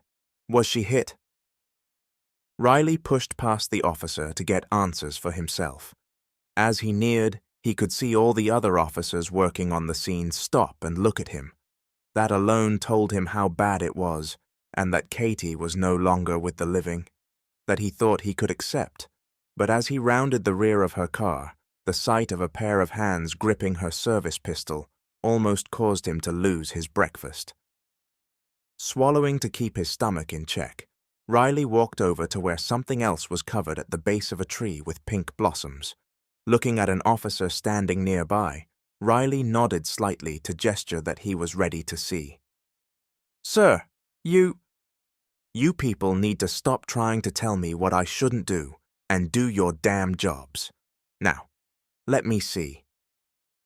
As Riley watched the uncovering, he had not been prepared to see Katie's head staring up at him, and let out an audible gasp. "Where is it?" Riley asked the officer, holding up the sheet, referring to Katie's missing body. Almost unwilling to allow the words to exit his lips, the officer said, "We don't know, sir." Noticing that the forensics team had arrived, Riley fought to regain his professional demeanor and treat this like any other crime scene. Clearing his throat, he started giving orders. "Okay, let's remove the sheet so forensics can do their job. Detective Riley, our team will let you know what we find. There is no need for you to be here any longer," Charles, the head of their forensic department, stated. "What do you think could have been the murder weapon?" Riley inquired. "Most probable, a very sharp sword. Not just any sword can slice through bone in one swift movement such as this," Charles informed him. Looking around at the area as Charles spoke, Riley spotted a security camera on the eave of the apartment complex. "Thanks. How about we find out?" Riley stated, pointing up at the camera. Wanting to ensure everything was legal, Riley called for a search warrant to take possession of the security footage and received it in record time. After finding the building manager, who was staring intently at the two pink-blossomed trees, Riley remarked, "Rest assured we won't be harming your trees." Riley presented him with the warrant for the security footage. He found it strange how the building manager couldn't seem to take his attention from the trees as they walked away. Once they were out of sight of the trees, the building manager softly said, "Where the hell did those come from?" The two walked down several flights of stairs to the basement, entering the security control room where the servers were kept with surveillance footage. Riley thought how impressive the setup was compared to most, and this gave him confidence. They would soon know who killed his partner. Watching the building manager's actions closely, Riley wanted to be sure everything went smoothly, though he did not suspect him of being part of the murder. Experience kept him on his toes. "Okay, it's ready. You can watch it on that monitor." The manager pointed to one close to Riley as he hit play. Several minutes passed with nothing out of the ordinary on the screen, just as Riley was about to say fast forward when he saw Katie's car come into view. Scrutinizing every second that passed for any clues, Riley watched as his partner pulled up. "Look, there's someone in the passenger seat. I'll get fingerprints pulled from Katie's car for identification," Officer James said, pointing at the screen. "Wait, what? No way. That's Willard, our hit-and-run suspect from yesterday. What are they doing here together?" Riley speculated after watching Willard exit her vehicle. "You think he might be the killer?" James asked, only to quickly change his mind seeing the two start making out on the driver's side of the car. "Well, there goes that theory. But where is he now?" "There!" Riley pointed at a truck on the screen that pulled up near the rear of Katie's car. With total disbelief, all three men's mouths opened, but no words came out. "Is that a samurai?" Riley asked. He watched in disbelief as Katie fired at the samurai, and shortly after had her hands sliced clean from her body. The room remained quiet as they witnessed the samurai move swiftly from Katie to Willard, killing them both. Then, just as the samurai turned, the screen turned to static. "What did you do?" Riley asked the building manager, who was working the controls.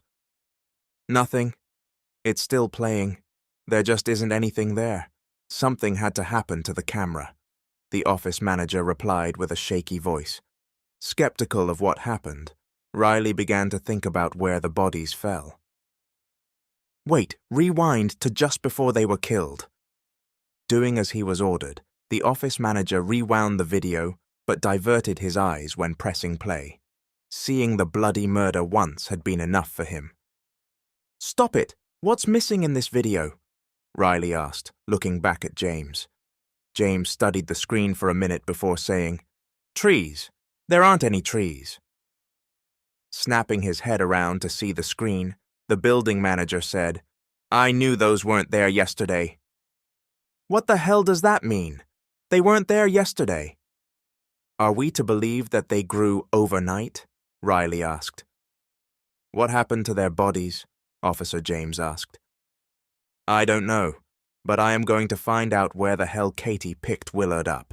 You find out where those damn trees came from and who's in that samurai getup, Riley shouted out before exiting the room. Riley struggled emotionally between the grief of losing his partner and being betrayed by her at the same time. From the video, it was clear that Katie had a relationship with Willard she had not disclosed, yet none of those actions deserved the brutality inflicted upon her. Willard, Riley then thought as he exited the apartment complex near where the cherry trees were. Walking quickly to his car, he kept his eyes on the two mysterious trees. How the hell did two trees appear? Why? Some sick serial killer with a gardening fetish? After a short ride across town, Riley arrived at the bar Willard was known to have frequented. Determined to discover when Katie had picked up Willard, exiting his car, the thought just occurred to him. It was only 9 o'clock in the morning, and there was a bar. Walking up to the entrance, he could see on the door that they didn't open for another hour, but thought he saw movement through a torn section of the dark tent on the window.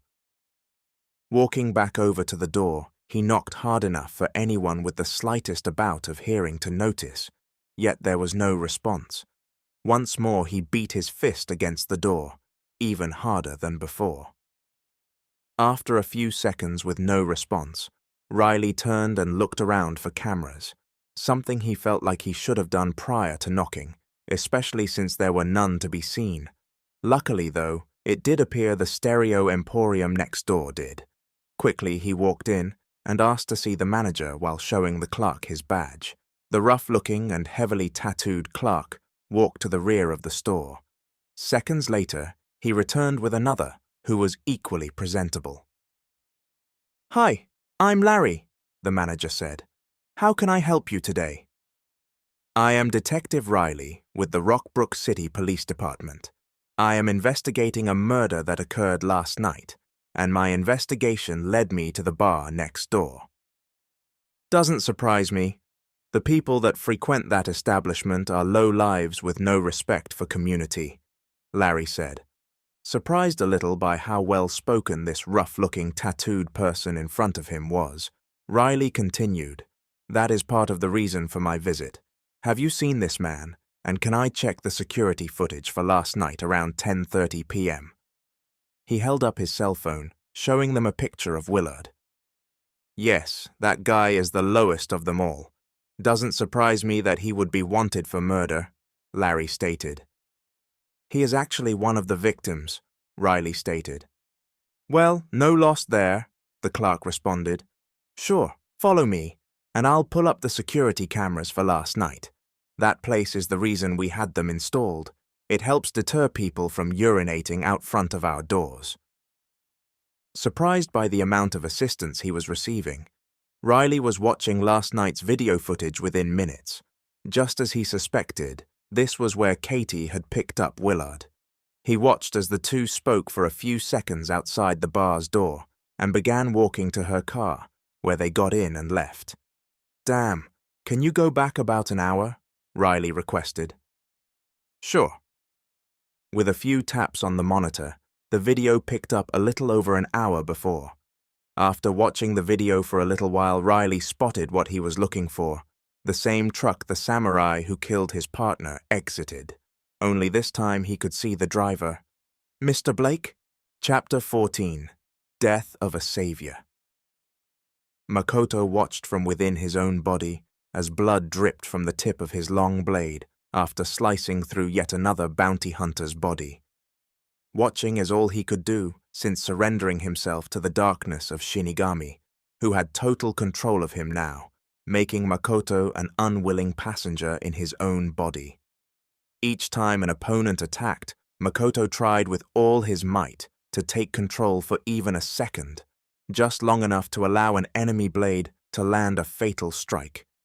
With his unborn child and the woman he loved departed from this world, all he wanted to do is join them in the next. But long as Shinigami controlled him, there was no hope. Now Makoto only watched as Shinigami slaughtered thousands. Shinigami prepared himself for the next bounty hunter. Over many years since Yasu's death, and Makoto freely giving up control, they had been hunted by daimyo Nobunaga's, who had placed a large bounty for whoever brought him his head. It pleased Shinigami to have so many test his strength, giving him a reason to enforce the law. Since there was no daimyo who he served, laws Shinigami enforced were those he created. Shinigami studied the approach of his next would-be killer. Each step the bounty hunter took told him much about the way he was trained and how he would attack. By the time the bounty hunter had neared striking distance, Shinigami knew where he had been trained and what his plan of attack would be for this situation. With a smirk under the demon mask he wore, Shinigami spoke, "All crimes are punishable by death," then blocked the attack with the back of his sword, followed by immediately thrusting the tip into the eye of the bounty hunter, with it exiting the back of his skull. Holding his sword steady within his head, Shinigami laughed as the man's arms and legs flailed around, as that of a fish on hot sand. His eye, without a sword thrusted through it, looked around frantically, as if trying to decide his next move. "Enough of this," Shinigami said, as he twisted his sword within the man's head, causing the same reaction as an off switch as his body went limp, dropping to the ground. "That was fun," Shinigami said, laughing as he removed his sword from the dead man's skull, flicking off the blood before sheathing. "When will your revenge be satisfied, Shinigami?" Makoto asked. "Revenge? I am justice. I enforce the law.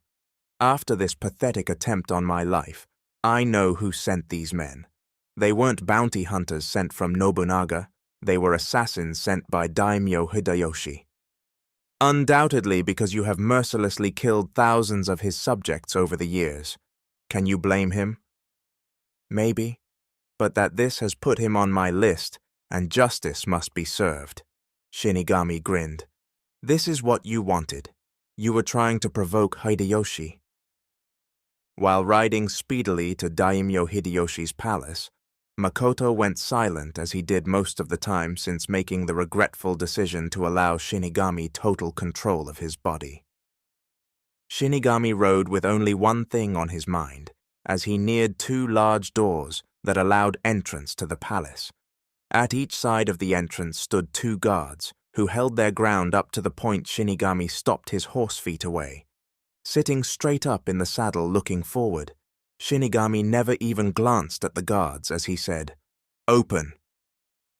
The two charged with security at the entrance for the palace looked at each other, and without hesitation, pushed on the doors, opening them wide as Shinigami requested. Both had seen what had become of many others who annoyed the samurai, and at their current skill level, with weapons understood they were no match for him. As he rode by them through the two large doors into the palace, they could see dried and wet blood on him and his horse from others who had fallen by his sword. One item that drew their attention was that of a bag dripping with blood, containing two seemingly round objects inside. Shinigami looked straight ahead, confident that there would be no one with the courage to stop him while he rode his horse through the gate, across the open area where soldiers were trained, stopping just outside the door to the Daimyo Hideyoshi's palace. Dismounting his horse, Shinigami retrieved the bloody bundle hanging from his horse, allowing them to dangle by his side while he walked into the palace. Each step he took, the bloody bundle would swing slightly, touching the floor, just enough to leave a streak of blood. Strolling into the daimyo's palace floor, as if he were the daimyo, Shinigami spotted him sitting on his throne. "What is the meaning of this, Shinigami?" Daimyo Hideyoshi demanded. Removing his mask with his free hand, Shinigami smiled, then gave the bag he was dragging a swift thrust forward, releasing one end and holding the other between his fingers. Two bloody heads began rolling across the floor, leaving streaks of blood along the way. After they had come to rest just feet away from Daimyo Hideyoshi's throne, Shinigami said, "Seems I have found 2 of your palace guards out wandering around. Also seems they meant to do me harm. You wouldn't know anything about that, would you, Daimyo Hideyoshi?"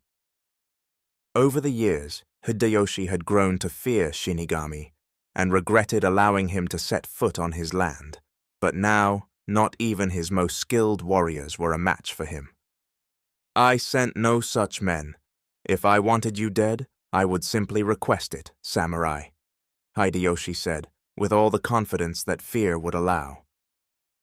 Gripping the top of his saya just below the tsuka, Shinigami felt anger boiling up from within. With a tight squeeze around the saya, his katana was free and ready to be drawn. Placing his right hand on the handle, he began to draw it with each step he took forward, closing the distance between him and Hideyoshi. Though he tried not to show it, Hideyoshi's eyes grew large and focused on the instrument of his death. Shinigami had closed half the distance between them. At that point, his katana was fully drawn and moving up in a strike position. In his peripheral vision, movement was spotted. "Ah, thanks for not making it this easy." Shinigami raised his sword to dispatch those nearing him from each side with swords at the ready. Stepping toward the nearest threat, Shinigami swung his katana and said, "All crime is punishable by death." Before the palace guard knew it, his head had joined the others lying on the floor. Quickly, he turned to face his next adversary, blocking a strike with the back of his katana. Knowing how palace guards were trained, Shinigami anticipated his next move. Seeing that the guard's right leg moved forward a half-second before his downward swing told him to step left to avoid being struck. Moving with the grace of smoke in the wind to his left, Shinigami brought his katana down on the guard's right forearm, slicing clean with very little resistance. Still holding his sword with his left as his right turned loose and fell to the floor, the guard looked at Shinigami confused as to what had just transpired. Slowly he lowered his one remaining arm still holding his sword and turned sideways, taking a bow. Without a second thought, Shinigami rewarded him with a quick death, removed his head with one fluid motion. "Now, Daimyo, it is time to pay for your crimes." Shinigami's smile stretched across his face, causing it to resemble the demon mask he wore. With each step, Shinigami could already feel his katana slicing through Hideyoshi's flesh. Drinking in the fear of his soon-to-be victim, he prepared himself for the kill. Shinigami could feel the slightest resistance as his katana sliced through air on its way to Hideyoshi's throat. "Wait!" the spy with no name shouted as she placed her naginata between Shinigami and Hideyoshi, stopping Shinigami's attack. "You do not tell me to wait! I am justice!" Shinigami shouted furiously, yet still impressed how she seemed to have come out from nowhere. "No, you are death. Nothing more, Shinigami. I curse the day I brought you to these lands, and weep for the thousands you have murdered in the name of justice," the spy responded. Hideyoshi sat fear-stricken with Shinigami's katana just a hair's distance from cutting his skin, the spy's blade holding death at bay. Daimyo Hideyoshi knew nothing of those assassins. "I sent them to correct a mistake made long ago. Now I have the honor of doing it myself," the spy said calmly. She thrusted her naginata slightly to the side, removing Shinigami's katana from Hideyoshi's throat and towards Shinigami's head. Anticipating the attack, Shinigami leaned his head and watched as her blade grazed his cheek, creating a slight cut, enough to draw blood. After a few steps back, Shinigami felt his face, and seeing blood on his fingertips licked it off. Little by little pulling his finger from between his lips, he smiled. "You're the first to damage this body. Have to say, I do taste good. Now, let's see what you taste like." He pointed to her with his katana while making small circles in the air. Accepting his challenge, the spy jumped down the 2 steps where the daimyo's throne sat to the floor below. Eager to be gone with the man of nightmares, she charged in for her attack. She swung her naginata around toward her enemy for a strike, only to have it blocked and to immediately dodge a counter-strike aimed at her stomach. After defending and counterattacking a few more times, Shinigami stepped back and held up his hand for her to halt, but remained at the ready. "You have been trained well, my dear spy. No other has lasted long as you against my blade. Unfortunately for you, I am always in a hurry to dispatch those who break the law. Playtime has ended." Shinigami let out a devilish growl as he leapt forward to deliver 2 strikes, only to stop just past the spy, feeling a stinging feeling on his neck. It wasn't until then that he remembered he wasn't wearing the mask that protected that part of his body. "How? Why?" he thought. Makoto replied, "I might not be able to control my body, but I was able to make you forget something simple as your armor. Now I can die with honor." Shinigami held his throat with one hand as he spoke slowly. "You think this will save you? It won't save either of you."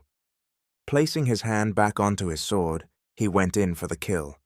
For the next long while the two would strike and block each other's attacks, until suddenly the spy with no name lost footing, as her foot slid in congealed blood pooled near the headless guard. Seeing his opportunity, Shinigami thrusted his sword out, contacting the spy between her breasts. With it deep inside her chest, he gave it a twist, opening the wound before pulling it free. "Thank you for the fight. I hope to meet others with your skill one day and defeat them as well. As your reward, I will leave you your head." Slowly, Shinigami turned to face Hideyoshi, making eye contact. Justice has been served. After breaking eye contact, he exited the room, leaving the spy to die from her wound. Once Shinigami had left the palace floor, Hideyoshi called for his personal physician and rushed to the spy's side. "You have brought great honor to you and your mother. Forgive me for the way you have been treated.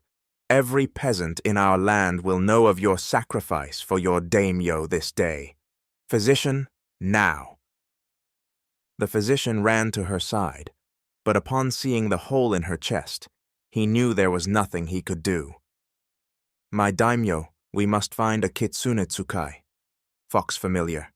It is the only way she can be saved." Looking down at the spy coughing up droplets of blood, he knew soon she would part this world. Regret filled his heart. "Then it shall be done. Hurry, get 2 guards to carry her. You know where the Kitsune Tsukai den is?" "Yes, my daimyo, but for it to work, she must feed it its favorite food. My apologies, daimyo. I do not know what that is." "Have some other guards capture 3 of my best koi fish. They are what the Kitsune Tsukai desire. Now hurry, before it is too late," Daimyo Hideyoshi ordered. "My daimyo, please don't trouble yourself. It was my honor to have served you," the spy with no name said, blood splattering out of her mouth. With the spy's mother passing when she was just a child, Hideyoshi was sure she had no clue of her bloodline. It had always been understood that daimyo children born by oiran, prostitutes, were never seen or were put to death. Something about this one, even as a baby, had captured his soul, yet as a daimyo, he could not have her known. That was to be no more. "Kichi, call me father." Though surprised, she always had suspected some connection, having been sent to all the most extensive fighting and educational schools available. "Kichi?" she coughed out. "It means good fortune, for that is what I was to have had you. Now speak no more, but do not leave me. I am taking you to see the Kitsune Tsukai," Daimyo said as he placed his hand over her wound in an attempt to keep her blood from escaping her body. Minutes later, they were off with guards transporting Kichi on a stretcher, doing their best to keep up with Daimyo Hideyoshi and the physician on horseback. 3 guards with a bucket of water containing 1 koi fish each attempted to keep up, but at the same time retain water in their buckets. The path led by the physician winded through the woods and up the side of a great hill, yet everyone did their best to keep up, not just because they were ordered to by the daimyo, but because Kichi had been very respected by all. With those on foot beginning to fall behind from exhaustion, they came to the end of the trail, near a cave entrance. "Is this it, physician?" Daimyo Hideyoshi asked, knowing his daughter could soon draw her last breath. "I believe it to be, my daimyo," he responded. "You had better hope it is, or you will share her fate." Looking back to his daughter and the 3 guards holding buckets, Hideyoshi signaled to the guards to place their buckets near the cave entrance. They ran with the last of their energy and placed them down with the koi fish still alive, but with very little water remaining. Having an idea of what was about to take place, the 3 quickly retreated to the rear of the group. "Kitsune Tsukai, come and feast," the physician called out, his voice cracking in fear. "Kitsune Tsukai, come and feast," he called again, now even more worried about his decision to speak of this possibility. "Kitsune Tsukai, come and—" "Shut up, you fool!" everyone heard coming from a large, dark figure just inside the cave entrance. "I am Daimyo Hideyoshi. Do you remember me from when I was but a boy? When you tried to bind with me if I only gave you my koi?" "Oh, yes," the Kitsune Tsukai stated. "You turned me away saying daimyo need nothing from the like of demons. From the looks of this, it appears times have changed. I have no time for games and old thoughts.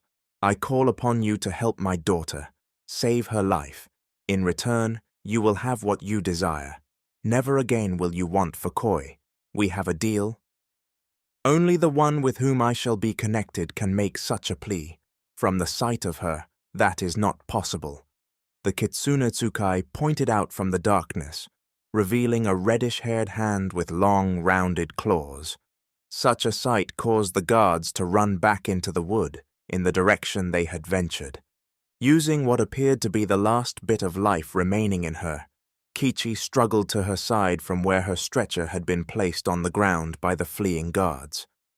Noticing his daughter's struggle, Hideyoshi leapt from his horse to assist. Kichi raised her hand to him, signaling for him to stop. Blood gushed from Kichi's mouth as she struggled with each step, not allowing anyone to carry her. After reaching the first of the 3 buckets, Kichi leaned over to retrieve the koi, only to collapse alongside. Gasping for air as blood filled the last free space of her lungs, Kichi fought to reach inside and succeed at getting her hands into the koi's gills. As her lips began to turn blue and darkness closed in from all directions, Kichi threw the koi just beyond darkness of the cave. Seeing that his daughter appeared to have passed, Daimyo drew his sword to keep true to the promise he made to the physician. "Look!" the physician shouted in glee. Fortunately for him, they both spotted the same hair hand and arm reach out and pull Kichi within the darkness of the cave. Returning his sword to the sheath on his side, Daimyo Hideyoshi replied, "Looks as though you have come through. Let's set up camp here. I am not leaving without my daughter." Chapter 15. Unknown Time. "Are you kidding me?" Mary shouted while beating on the driver's side window of Kevin's truck. Startled and confused, Kevin raised his head from where it rested on the steering wheel. "What?" he said with a dry throat. "Don't what me. You just drove off last night after saying you would be in just a minute. Where the hell did you go? I have been worried sick all night. Now unlock this door and get out here." Feeling much like he had been partying and drinking all night, Kevin rubbed his head with one hand and unlocked the door with his other. "I don't know. I don't remember going anywhere." Suddenly, Mary's demeanor changed as she went from upset wife to medical professional. After many strange issues occurring with his health over the last month, she now became concerned. Opening the truck door, Mary reached in, taking his hand to lead him inside. where she could examine him further. While helping him out, she noticed the crimson katana he had been working on, lying on the seat beside him. "Did you meet with a buyer last night or something?" she asked. "No, not that I'm aware. Maybe. I need some ibuprofen or something." Just then he realized the sun was just above the eastern horizon. "It's morning?" "Yes, you've been gone all night. I watched for you until falling asleep around 1 a.m. I noticed it getting light out, so I came out to look, and here you are." Letting go of his hand as they entered, Mary felt something wet running down her fingers. Blood, and a lot of it. "I'm going to take a Kevin collapsed before finishing. Hours passed at the hospital while they ran tests and stitched up the cut that seemed to never heal on his thumb. Looking at Kevin lying in the hospital bed, Mary became concerned that this time would be much like their last visit as she squeezed his hand. Only to her surprise, he squeezed her hand as well. Joy overwhelmed her as she jumped to her feet, still holding his hand. "Kevin, Kevin!" She spoke with a trebling voice, praying she had not imagined his squeeze. "Oh no," Kevin said softly. With a tear in her eye, she asked, "What?" Mary asked, happy things were not going to be just like their last visit. "I don't know what happened during the last few minutes of that episode last night," Kevin said, smiling. "Well, we will just have to re-watch it tonight. Now you just focus on getting out of here. They ran more tests and were just waiting to hear back. Is there anything I can get for you now?" Mary asked enthusiastically. "Water. Ice water. My throat is very dry," Kevin replied. Releasing his hand, Mary left the room, knowing just where to go since she also worked at the hospital. Kevin watched as she left the room, leaving the door propped open. He laid in the bed, watching as people went about their business, some being staff workers, visitors, and patients wandering around. After a few minutes, Mary returned with a cup of ice water. "I love you," Kevin informed Mary as he retrieved the cup of water from her. "I love you also, but you don't have to keep coming here to hear it. I feel like it is well known while we are home," Mary joked. Sipping on the water she had brought him helped greatly with the discomfort in his throat as they continued chatting. As they did, someone kept drawing his attention to the area outside near the nurses' station. "After they finished with their tests, are you listening to me, Kevin?" Mary asked, seeing he had been distracted by something. With it obvious where he was looking, she turned to see what had his complete attention. "Seriously, the new doctor, that's what has your attention. Is it because she is Asian and pretty?" Mary asked with a hint of jealousy. "What? No. Is she my doctor?" Kevin inquired. Giving him a playful conspiratorial look, Mary replied, "No, your doctor is, well, here he is." Through the door walked a tall, grey-haired, slender man with a clipboard. "Hi, Mary. Kevin. I am Dr. Richards. We ran a few tests, and many came back okay, with the exception of one. When comparing your CT scan from your last visit to now, we can see a spot slightly darker than before." Mary immediately jumped to her feet, hurrying over to where Dr. Richards had placed the scans on the screen for viewing. Studying the two images, she could see what he was referring to, but had not yet seen such results. "What does this mean, and how would it occur?" she asked, looking at the images and understanding who he was talking to since they worked together. Dr. Richards rubbed the back of his neck as he spoke. "Really, I haven't seen anything like this. It doesn't seem to have mass like a tumor. It is just a dark area on the image." "But it is something?" Mary asked with concern. "Yes. I'll have to do some other research, but as of now, it is one of those things that can't be explained. You understand how some of these things go. Not everything has a clear answer when dealing with the human body."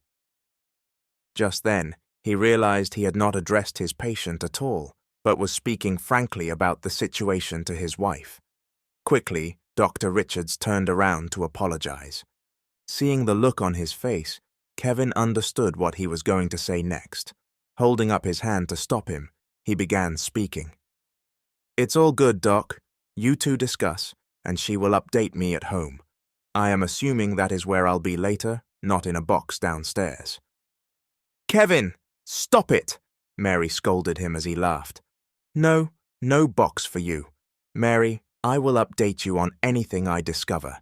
And for now, just take it easy and take in plenty of fluids. I want to see you in a month for another CT scan," Dr. Richards responded, while making a few notes in his chart before exiting their room. Once Dr. Richards had exited, Kevin looked to Mary. "How bad is it?" Placing her hand on his cheek, Mary spoke in a very reassuring tone. "Nothing to worry about just yet. Could just be an anomaly from the scanner. Could just be this or that. Nothing to be concerned about just yet, but I do want to stop by Human Resources on the way out and see about upping some life insurance." She finished by patting his cheek with her open hand. "Yeah, well, make sure it is enough. They might get suspicious if you do it too many times," Kevin joked. Mary picked up a bag from the table near his bed, tossing it to him. "You just get dressed and let me worry about that." "Neither one of us has eaten, and it is late in the day. Where do you want to go? Chinese?" Kevin asked, while getting dressed. "How about the new Italian place? You enjoyed it last time?" Chinese food was like his default setting when it came to eating out, but remembering how great the food was at the Italian place put a smile on his face. "Sounds great to me. Looking forward to trying their lasagna." The thought of the place caused his mouth to water and clothes to go on faster. Within seconds, he swung open the curtains, took Mary's hand, and began heading for the car she had followed the ambulance with. "Whoa, slow down. I need to stop by the nurse's station," Mary informed him. Following alongside her like a lost child, Kevin just stood waiting once they came to a stop. Mary began speaking to those behind the desk about work, something that causing him to instantly begin searching the area for something more interesting. Yet as he looked around, it seemed their conversation was the most interesting thing taking place, even though most of what they were saying was going right over his head. "Excuse me, when will my mother be able to go home? I have a lot to do today." A voice came from the other end of the station. "Just a minute and I'll check." One of the nurses responded as she pulled charts for the patient, he regarded. After a few seconds, the man became agitated, asking, "Well?" "I said I had things to do." Unfazed by his demeanor, the nurse looked until she found the information. "It appears she is being held another night for observation. The doctor wants to find out what may have caused her fall, leading to the broken arm. Don't want it happening again." With a loud groan, he pushed off the countertop and bumped into Kevin as he passed. The bump caused Kevin to grab his head, as a sharp pain struck. Instantly, images flooded his mind of the rude man beating an older lady, then pushing her down to the ground. "That guy should be locked up." One of the nurses spoke from behind the station. "All crimes are—" "We will see you later," Mary said abruptly, taking Kevin's hand, leading him off before he could finish what he was saying. "We going to eat now?" "I am starving," Kevin asked as she pulled him along. After exiting the hospital, Mary hurried to their car, where once inside asked, "Why are you saying that lately?" Confused, Kevin asked, "What? Just thought we were heading to eat."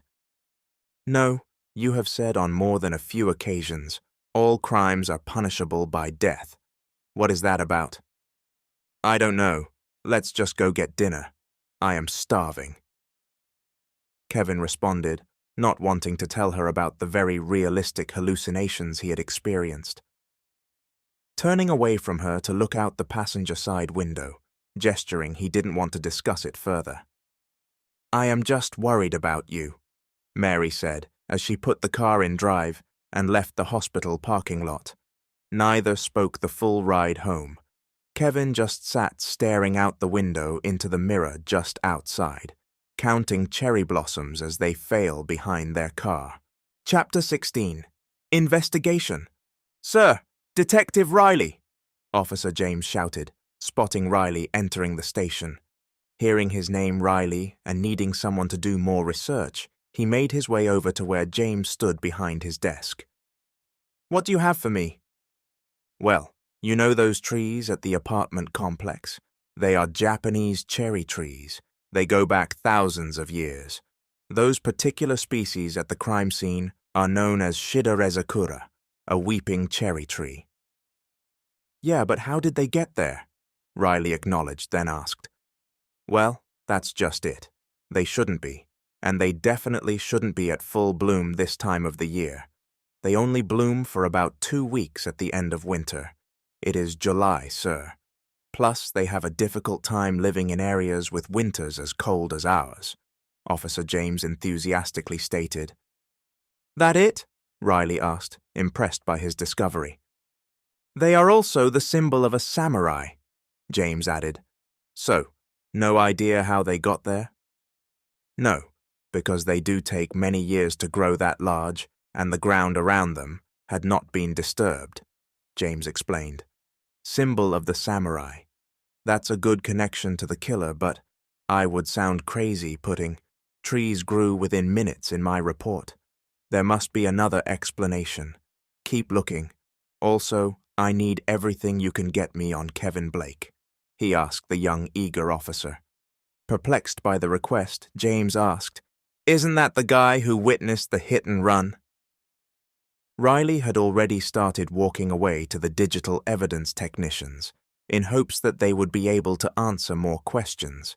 His mind kept playing over one scenario after another, and nothing made sense. Why would such a man suddenly go out and slaughter 2 people? And why use such a disguise? Nothing made sense, but this early in an investigation, that was often the case. Walking into the digital evidence techs lab, Riley saw his video on the screen. "What have you discovered? Were you able to recover the missing sections of video?" "Well, that is an interesting question. Yes and no." The tech answered with an amused look on his face. "Come on, I don't have time for riddles. That's my partner being cut to pieces on there, and I need answers." Riley spoke very aggressively, causing the tech to take a step back. "I'm sorry, Becky. It has been a long 24 hours, and I need a break in this case." Riley apologized to Technician Becky. "No, I should have said it different. I just haven't seen anything like this, at least not outside of an action movie. After cleaning and enhancing the video, we thought these were clicks, but they weren't. Watch." Becky pressed play. Riley watched as the samurai neared his 2 victims. Then he watched as Kate fired shots, missing her attacker. "Yeah, I didn't see anything new. It looked the same, just much clearer." Pleased with her work, Becky smiled slightly. "Watch the samurai as she fires." Watching closely as Becky played the video once again, Riley noticed a slight skip in the video. "That's it. A skip?" he asked, frustrated. "Oh, that isn't a skip. We cleaned it up and slowed it down. Within 1 frame, he swung his sword." Holding her hand out, Becky presented him with a clear bag marked evidence. "What is this?" Riley asked, retrieving the bag. "One of the bullets Kate fired," Becky replied, attempting to hide her excitement.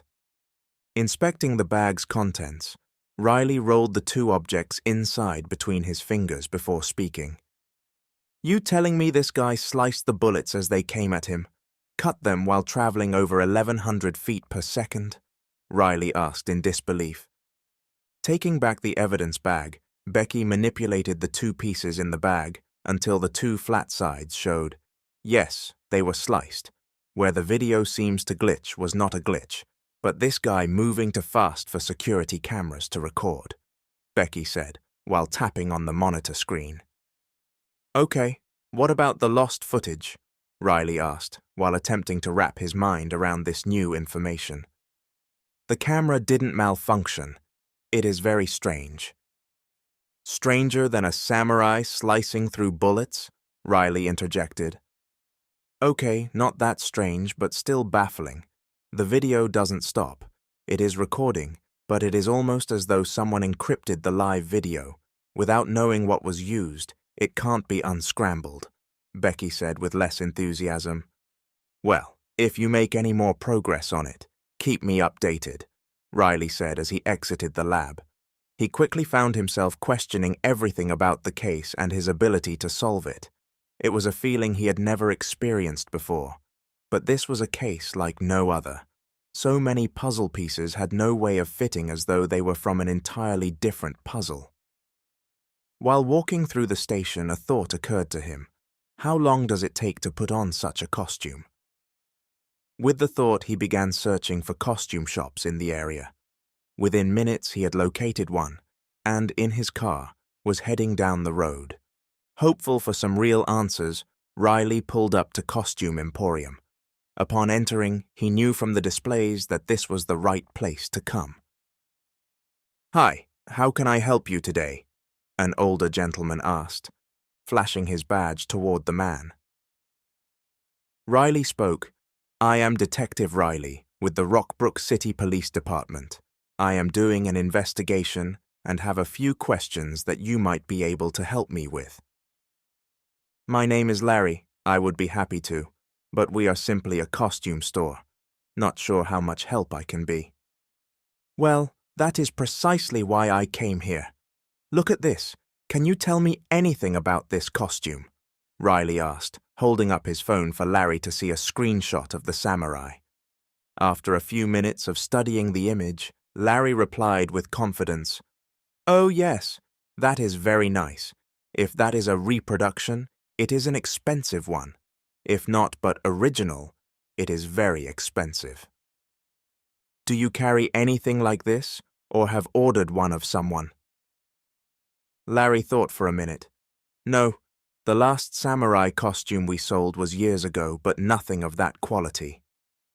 "One last thing, and I'll get out of your hair. How long would it take someone to put this on?" Riley asked. Taking another look and studying it closely, Larry rubbed his chin while replying, "Well, for one person it would be very difficult. One like this would take 2 minimum. 2 people approximately half-hour, maybe." "Thanks for your help. Have a great day," Riley told Larry before exiting the Costume Emporium. Getting into his car, he had the thought, could there have been 2 people? The Blakes? Riley just couldn't make the leap to believe they were involved due to nothing about them fit in with such a brutal crime. The only thing he had to connect them other than they may have known Willard was Mr. Blake sitting in the parking lot outside the bar, and a truck similar to his, at the crime scene. "What is the connection?" Riley asked aloud. "To no one while beating on the steering wheel. There has to be something I missed at the crime scene." Flipping his blinker on, he turned his car around and began making his way back to the murder site, rather than the police station. Pulling up to the area still taped off with crime scene tape, Riley attempted to play back the video in his mind, as if he were the attacker. Stepping out of his car in the same location as the truck from the video, Riley exited while imagining he drew a sword. In his mind, he swung cutting bullets in half, then sliced off Kate's hands, removed her head, then killed Willard. "Where did their bodies go? Did he take them?" Riley asked, talking only to himself. So once again he walked through the murder step by step, only this time adding to what he knew. This time he added what it would have been like had the murderer carried the bodies back to his truck.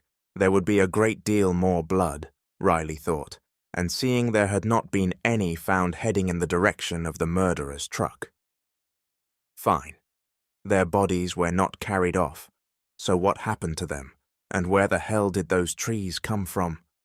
Riley asked softly, looking over at the trees, as the long, droopy limbs swayed in the breeze.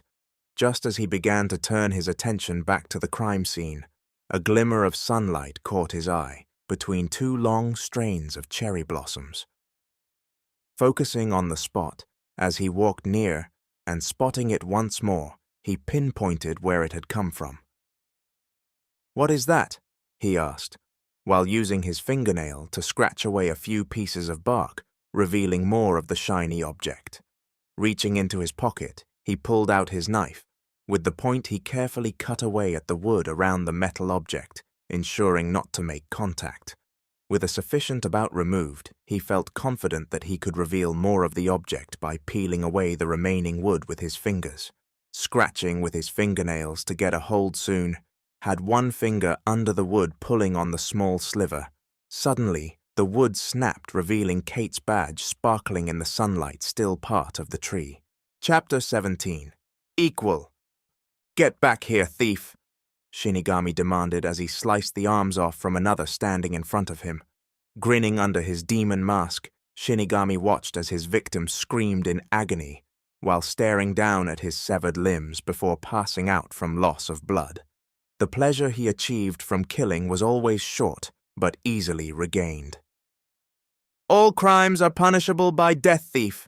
Don't make me chase you too long, or I might have to take your legs before your head," Shinigami shouted tauntingly. Moving at a swift pace, he began his pursuit to feed his addiction of death. Following each indentation made by footsteps of his fleeing prey made it easy for him to track through the thick bamboo forest. With such a thick forest of bamboo, it was easy to lose sight of prey, but prey rarely think about what they are leaving behind. Shinigami noticed the earth up ahead, near a tight bundle of bamboo, was heavily disrupted. Slowing his pace, then walking softly on the balls of his feet, Shinigami approached the bundle quietly. Hearing the man's heavy breathing just on the other side of the bamboo, he raised his katana and swung, slicing through 5 stalks before his sword was pulled free. Squatting behind the bamboo stumps was the frightened man. "You think justice will not find you?" Shinigami asked as he raised his katana for another strike. Just then, the man jumped up and began his run once again. "Those legs are mine now, thief." Even though some areas of the forest had little light shining and preventing him from seeing the thieves' tracks, Shinigami could still hear his prey's heavy breathing and footsteps. Agitated due to the amount of time pursuing his prey, he knew it was nearing an end. All around him things began to get brighter, and he knew that would mean the edge of the bamboo forest. Suddenly, he heard his prey shouting, "Shinigami! Shinigami!" followed by another voice. As he emerged from the forest with sword in hand, Shinigami stared at the man standing in front of him, with sword held in a defensive posture. What kind of witchery is this? Shinigami thought as he walked over to where the strange-looking and weirdly clothed man stood. "Where did the thief go?" Shinigami inquired. "Thief?" the strange man asked. "Where is he?" Stopping mere feet away, Shinigami demanded. He saw the stranger point to the east, but felt this man held a katana and was not a samurai. That was a crime. While swinging his blade up from down low, Shinigami anticipated a quick kill, but was amused by rays of red light bursting out from their 2 blades contacting. The amusement subsided as he realized he was losing control, not of the fight he was now in with this stranger, but worse. "Makoto, no. You relinquished control. This is my body now. No, Shinigami. You haven't fulfilled your oath to me. You haven't killed Daimyo Nobunaga," Makoto informed Shinigami, even though he wasn't sure after all these years how he was able to regain control of his body. "This stranger is a witch. That's the only way." Shinigami spoke as Makoto regained control, continuing the fight Shinigami had been in. "Wait, that's my sword?" Makoto said, holding his last strike as the 2 swords met, emitting streaks of red light. Stepping back, he studied the stranger and his sword. Turning his sword slightly, revealing the carved cherry blossom, Makoto heard the strange man say something, but it was too lightly spoken to understand. "Who's the maker of your sword?" Makoto demanded to know. "Sengo Ishioka, On third day of Rishun, Kevin responded just as amazed. Changing grip on his sword handle, then pressing on the bamboo pin holding it together, Makoto could hear Shinigami in the background of his mind. He is a witch, he will kill you, and you will never have your revenge. You are a mountain demon who tricked Sengo into asking for your help and then hijacked my life. Think I can deal with a witch, Makoto thought. With his sword dismantled, Makoto stared at the stranger. How is this? This katana was made for me.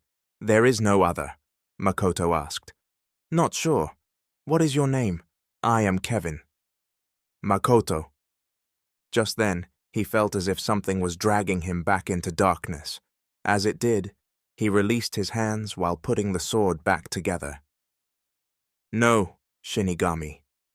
I forbid you to regain control. You forbid nothing, Shinigami informed Makoto. Why did that man call you Shinigami? Kevin asked. Punishment for all crimes is death. Shinigami is the spirit of this sword, and it demands justice, Shinigami instructed Kevin as he turned to distance himself from what he assumed had to be a powerful witch. You can't do this, Shinigami. I took back control. You… No, Shinigami cut Makoto off, knowing what he was going to say.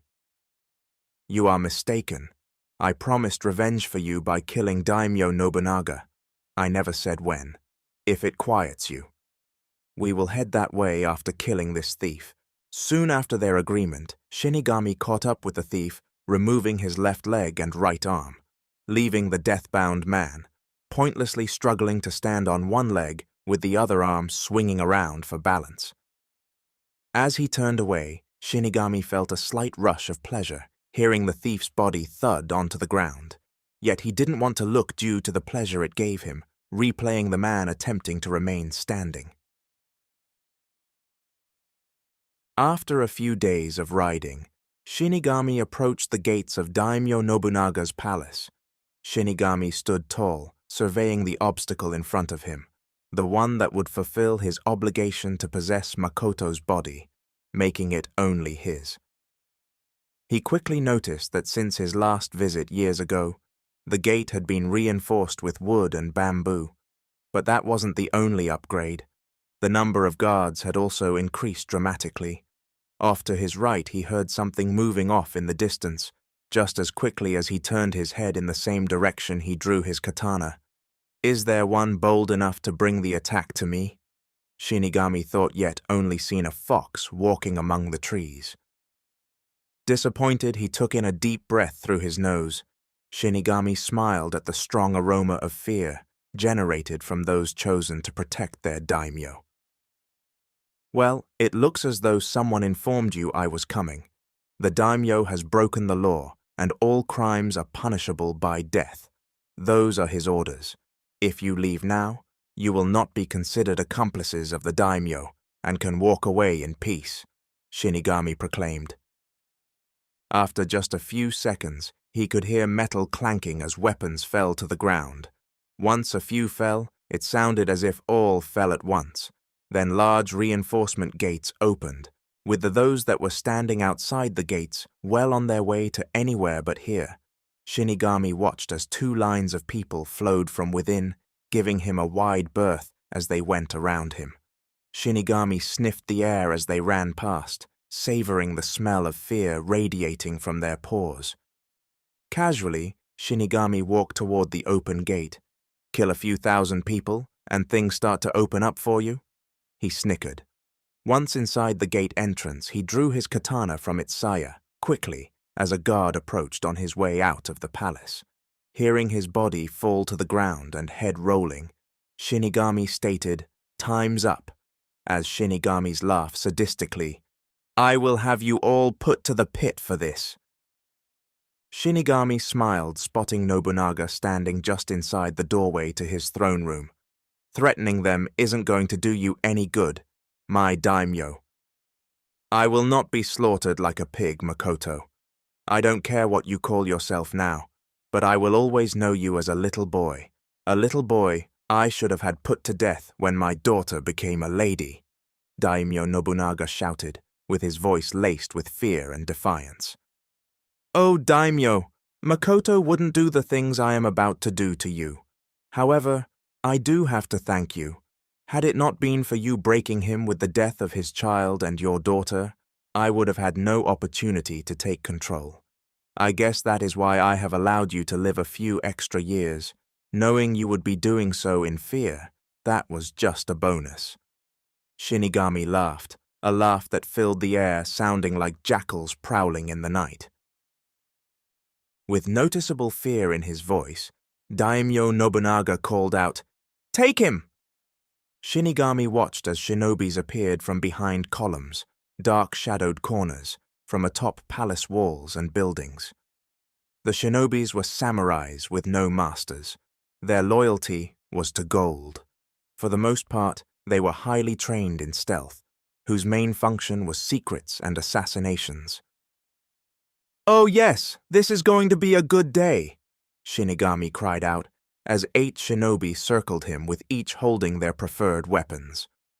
One shinobi drew his attention more than others. That was one wielding a sodagarami, man-catcher. The long pole with spikes and hooks going in all direction on the end of easily snagged clothing, even samurai's armor. Shinobi did not fight with honor one-on-one. Their goal was to take down and kill those who they were paid for. Shinigami was no different. All at once, all shinobi roared and began their attack, charging in as one.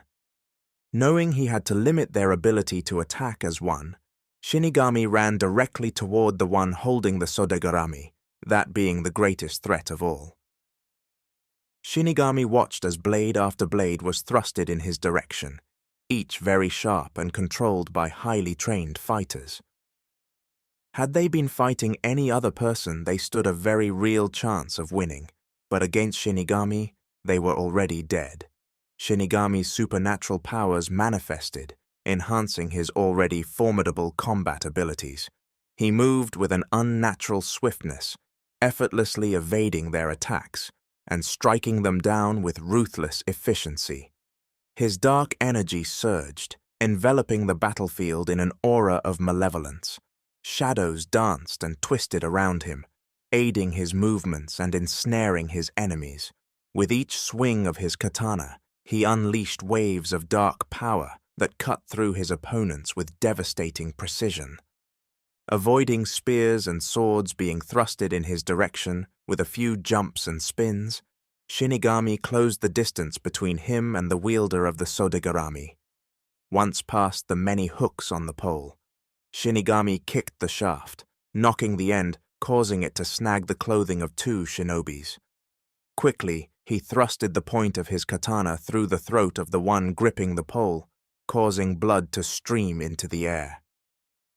Taking control of the pole's shaft, Shinigami leaned back, making his way between 2 large tables used for those wanting to trade within the safety of the palace walls. With the 2 men still snagged on the hooks of the pole, Shinigami dragged them along.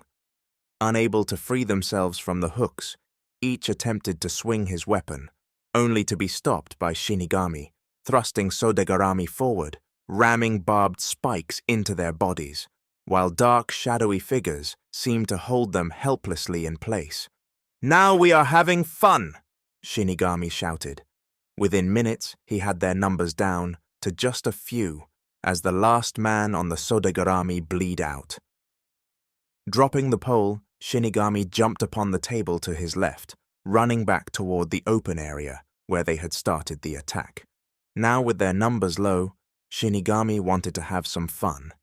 Shinigami's laughter echoed through the palace halls as the shinobi fell one by one, their lives extinguished by his merciless onslaught. Blood stained his hands and dripped from his katana, but his thirst for power and dominance remained unquenched. As the remaining shinobi gathered themselves surrounding him once more in the open, Shinigami looked to Daimyo Nobunaga. "Hope you paid these dead men well, for it only bought you minutes more of life." Believing he was distracted, speaking to Nobunaga, the remaining shinobi advanced for the kill. One by one, Shinigami deflected blades, then removed arms, legs, and heads as he danced his way through their attack. Drenched in their blood as it still rained down after their bodies had already fallen to the ground, Shinigami listened to Nobunaga's heartbeat rapidly. Pulling his sword free from its sheath, Nobunaga's hands shook in fear. "I am your daimyo. I do not fear you. I command you to seppuku. You serve me, and your life is mine to request." With a pull on a string, Shinigami released one side of his mask, allowing it to reveal his face, while his katana held firmly in his other hand, dripped with blood off to his side. Stimulated by the pleasure of killing so many, Shinigami drew in a deep breath through his nose. You smell that? Death has a certain ability of making one feel so very alive. Makoto, well, he would be more than honored to fulfill your request at one time, but you lost the honor of asking for his life when it was given to me. Now, daimyo, it is time for you to pay the price for my reward. Shinigami savored each step he took toward the daimyo. With each one he took, the smell of fear emitted by Daimyo Nobunaga grew, though he was impressed seeing him step out from the doorway to meet his end. I shall start with your fingers, one by one. Next, I will take your toes the same way and work my way to your head. This will not be pleasant for you. Quickly, Nobunaga raised his sword, only to watch as his Shinigami appeared in front of him incredibly fast. With his sword still above his head, Nobunaga wondered why Shinigami wasn't attacking. Then he realized he already had two fingers, as they fell to the ground right in front of his face. With a gasp, Nobunaga dropped his sword and stared at his remaining three appendages. My apologies, daimyo.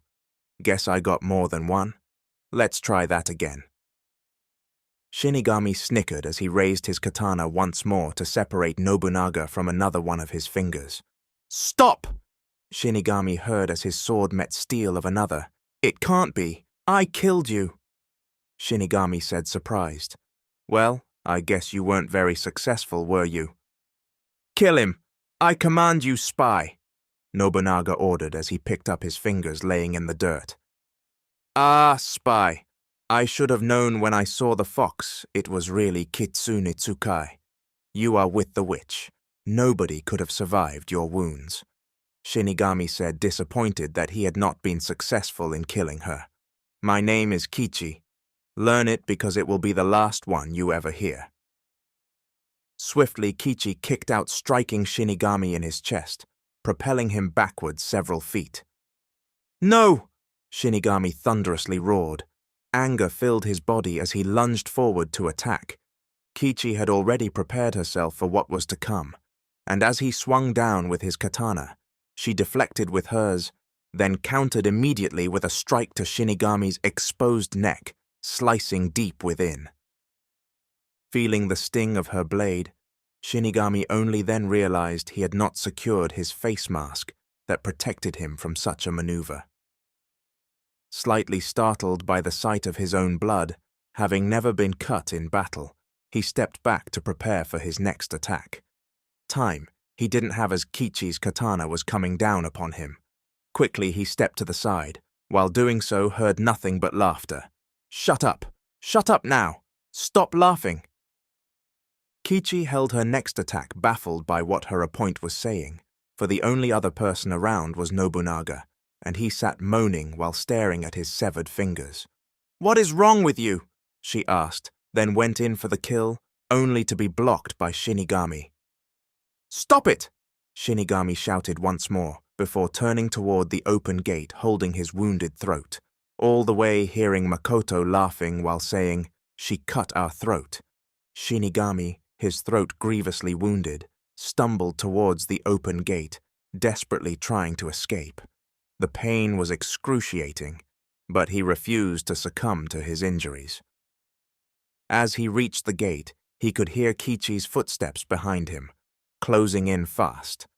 With a surge of determination, Shinigami pushed himself to keep running, fueled by his desire for revenge and the fear of what awaited him if he failed. He couldn't let Kichi or anyone else stand in his way. The darkness within him burned fiercely, granting him a resilience that few could match. As Shinigami emerged from the palace grounds and into the surrounding forest, he could feel his strength waning. His steps faltered, and his vision blurred. The wound in his throat was draining his life force, and he knew he had to find a way to heal himself before it was too late. With the last ounces of his strength, Shinigami stumbled upon a hidden shrine deep within the forest. Its ancient presence called out to him, promising solace and restoration. He staggered towards it, his blood staining the ground beneath him. As he entered the sacred space, Shinigami could feel a surge of energy enveloping him. The shrine's mystical aura embraced him, mending his wounded throat and rejuvenating his weary body. The dark energy that had sustained him before now mingled with the sacred power of the shrine, creating a potent and formidable force. With renewed vigor, Shinigami emerged from the shrine.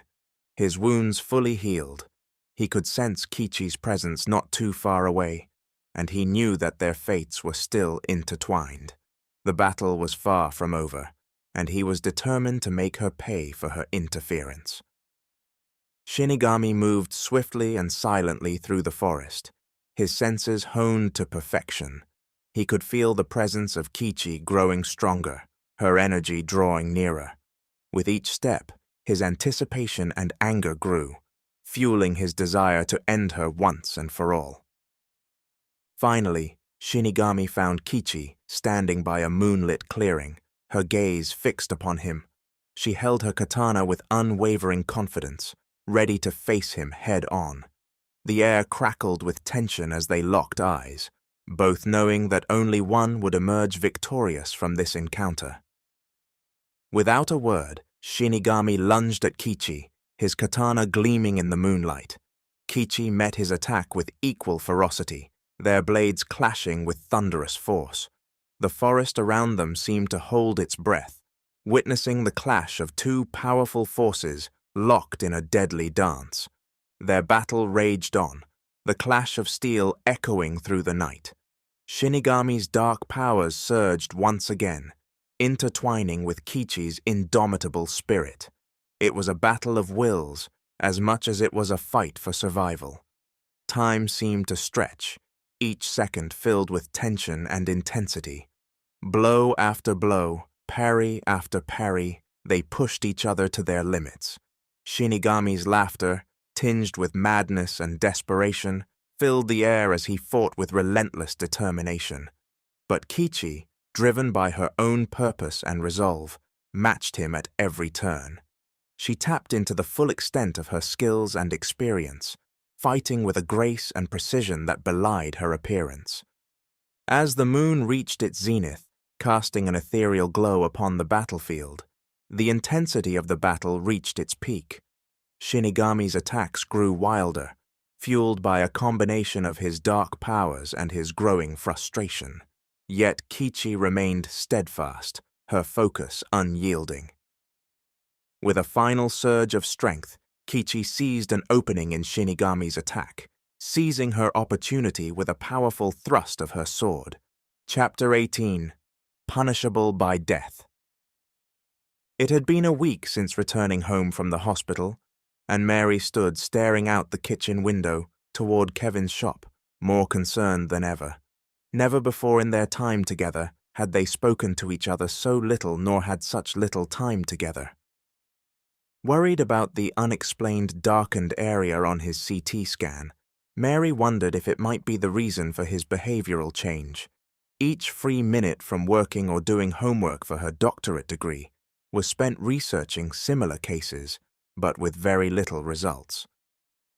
Finally, she decided to try a different approach, and instead of letting him work through issues by spending most of his time in his shop, she would encourage him to do other things. Normally, as she approached, the large roll-up door would be open, and she had just recognized it had not been up all week. Everything that was normal to her, as she walked out to his workshop, was no longer normal, such as the sounds. There was always hammering, a machine running, or even music playing, only this time nothing, not even a bird chirping. Entering through the side door, Mary walked into the main part of the shop, which seemed void of life as though nobody had been there in years. Looking toward Kevin's finishing room where he spent most of his time working, Mary could see the top of his head through a window separating the two rooms. Making her way through the shop, she slowly opened the door to not startle him and entered. Sitting almost motionless at his workbench, she could see he had been sharpening a knife and cut himself, only instead of coming in to have it bandaged, he sat staring at it as it bled. "Did I cause that?" Mary asked, concerned. Kevin snapped out of his trance-like state, his eyes focusing on Mary as she approached him. He was surprised to see the cut on his hand, a small trail of blood trickling from the wound. It was as if he hadn't even registered the pain or the need to tend to it. "Oh, Mary," he muttered, his voice carrying a tinge of weariness. I didn't even notice." Worry etched across her face. Mary gently took Kevin's hand and examined the cut. It was a shallow gash, but it seemed to represent something deeper, a physical manifestation of the emotional turmoil that had engulfed him. "I think it's time we talked, Kevin," she said softly, her eyes searching his for any sign of recognition or understanding. "Something's not right, and I'm worried about you." Kevin's gaze dropped to the floor, his expression a mix of guilt and confusion. He knew deep down that something was off, that his behavior had changed, but he couldn't quite grasp why or how to fix it. Nightmare images of people having their heads removed and limbs severed constantly flashed through his thoughts, yet that wasn't anything he wanted to share. I don't know what's happening to me, Mary," he confessed, his voice filled with a hint of desperation. "Ever since that darkened spot showed up on my CT scan, everything feels different. I don't feel like myself anymore." Mary's heart sank, her concern deepening as she listened to Kevin's words. It was clear that his condition was affecting him in profound ways, and she knew they couldn't ignore it any longer. "We'll figure this out together, Kevin," she reassured him, gently squeezing his hand. "We won't give up until we find answers and get you the help you need." Kevin nodded, a mixture of fear and hope flickering in his eyes. With Mary by his side, he felt a glimmer of strength returning, a belief that they could face whatever lay ahead, no matter how uncertain or daunting. Together, they would navigate the mysteries that shrouded his changing behavior and uncover the truth that lurked within the shadows of their lives, though he still refused to speak of the nightmares or very real encounters with what seemed to be people from another realm. After having a long discussion regarding the dark spot on his CT scan and other changes, both went back into the house and worked together to cook an early dinner. Kevin and Mary had a pleasant dinner together, enjoying each other's company and savoring the flavors of their favorite dishes. Throughout the evening, however, Kevin's attention was constantly drawn to the invisible trail of cherry blossoms only he could see. It seemed to beckon him, urging him to follow its ethereal path and confront the man from the hospital who had abused his elderly mother. Despite his best efforts to focus on Mary and their time together, Kevin found it increasingly challenging to ignore the persistent pull of the cherry blossoms. They appeared everywhere they went, weaving through the yard and down the street, whispering promises of justice and retribution. Anger and determination welled up inside him, fueled by the horrific memories of what the man had done to her, memories transferred from his touch at the hospital. Unaware of Kevin's inner turmoil, Mary suggested they relax for the rest of the evening. She curled up on the couch, ready to enjoy a quiet moment together, while Kevin nodded and forced a smile. He knew he had to act, even if it meant keeping his intentions hidden from Mary. "I just remembered something I need to grab from my shop." Kevin said, his voice sounding a little distant. "I won't be long. I promise." Mary looked at him with concern, sensing something was amiss. "Is everything okay, Kevin?" He reached out and squeezed her hand gently. "Everything's fine, love. It's just a small task I forgot about. I'll be back before you know it." With those words, Kevin slipped out of the house, his steps filled with purpose. In his workshop, he retrieved the crimson katana, a symbol of his resolve, and felt the weight of responsibility settle upon his shoulders. The trail of cherry blossoms awaited him outside, shimmering in the moonlight, guiding him toward his mission. With determined steps, Kevin followed the invisible path, his heart pounding with a mix of fury and anticipation. Each step brought him closer to the man who had abused his own mother, the man who deserved to face the consequences of his actions. Through winding streets and deserted alleyways, Kevin pursued the trail of cherry blossoms, his senses heightened and his mind focused.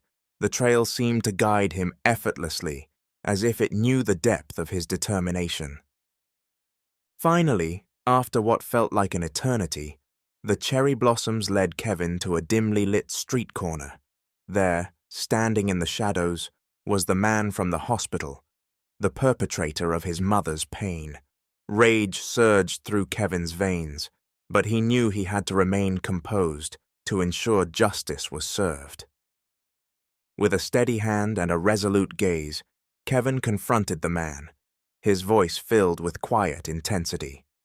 "You thought you could get away with what you did, but I won't let you harm anyone else.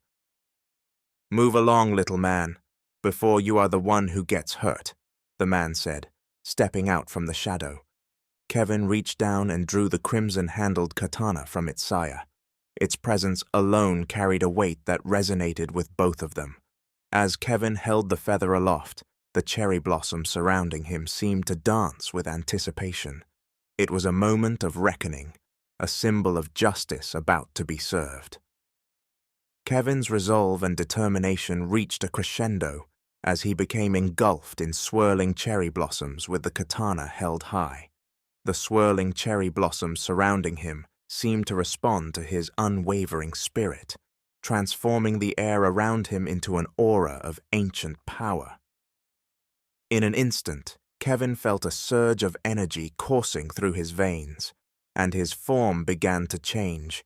His clothes rippled and transformed into traditional samurai armor, intricately adorned with symbols of justice and honor. A gleaming katana materialized in his hand, its blade reflecting the moonlight with a mesmerizing glow. The weight of centuries of samurai lineage settled upon Kevin's shoulders as he embraced his newfound identity. When everything dissipated, the man's eyes widened with recognition, a mix of fear and confusion evident on his face.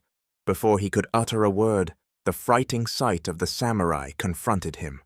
The man from the hospital stared in disbelief, his face pale with fear.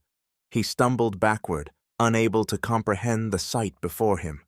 The transformation of Kevin into a formidable samurai, accompanied by the swirling cherry blossoms, was a sight that defied explanation.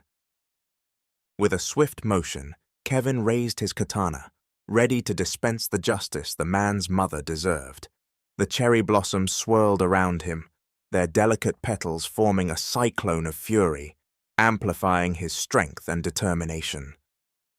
"Your actions have consequences," Kevin's voice resonated with authority, his words carrying the weight of generations of warriors. "You will pay for the crime and pain you caused your mother." The man trembled, his voice filled with remorse. I didn't realize." But Kevin was resolute, his eyes fierce and unyielding. The samurai within him was fueled by a sense of duty, a commitment to protect the innocent and avenge the wronged. "That sword isn't going to do shit against—" The man was left speechless after a decisive strike from samurais. Katana swiftly disarmed the man as he attempted to pull a pistol from his waistband.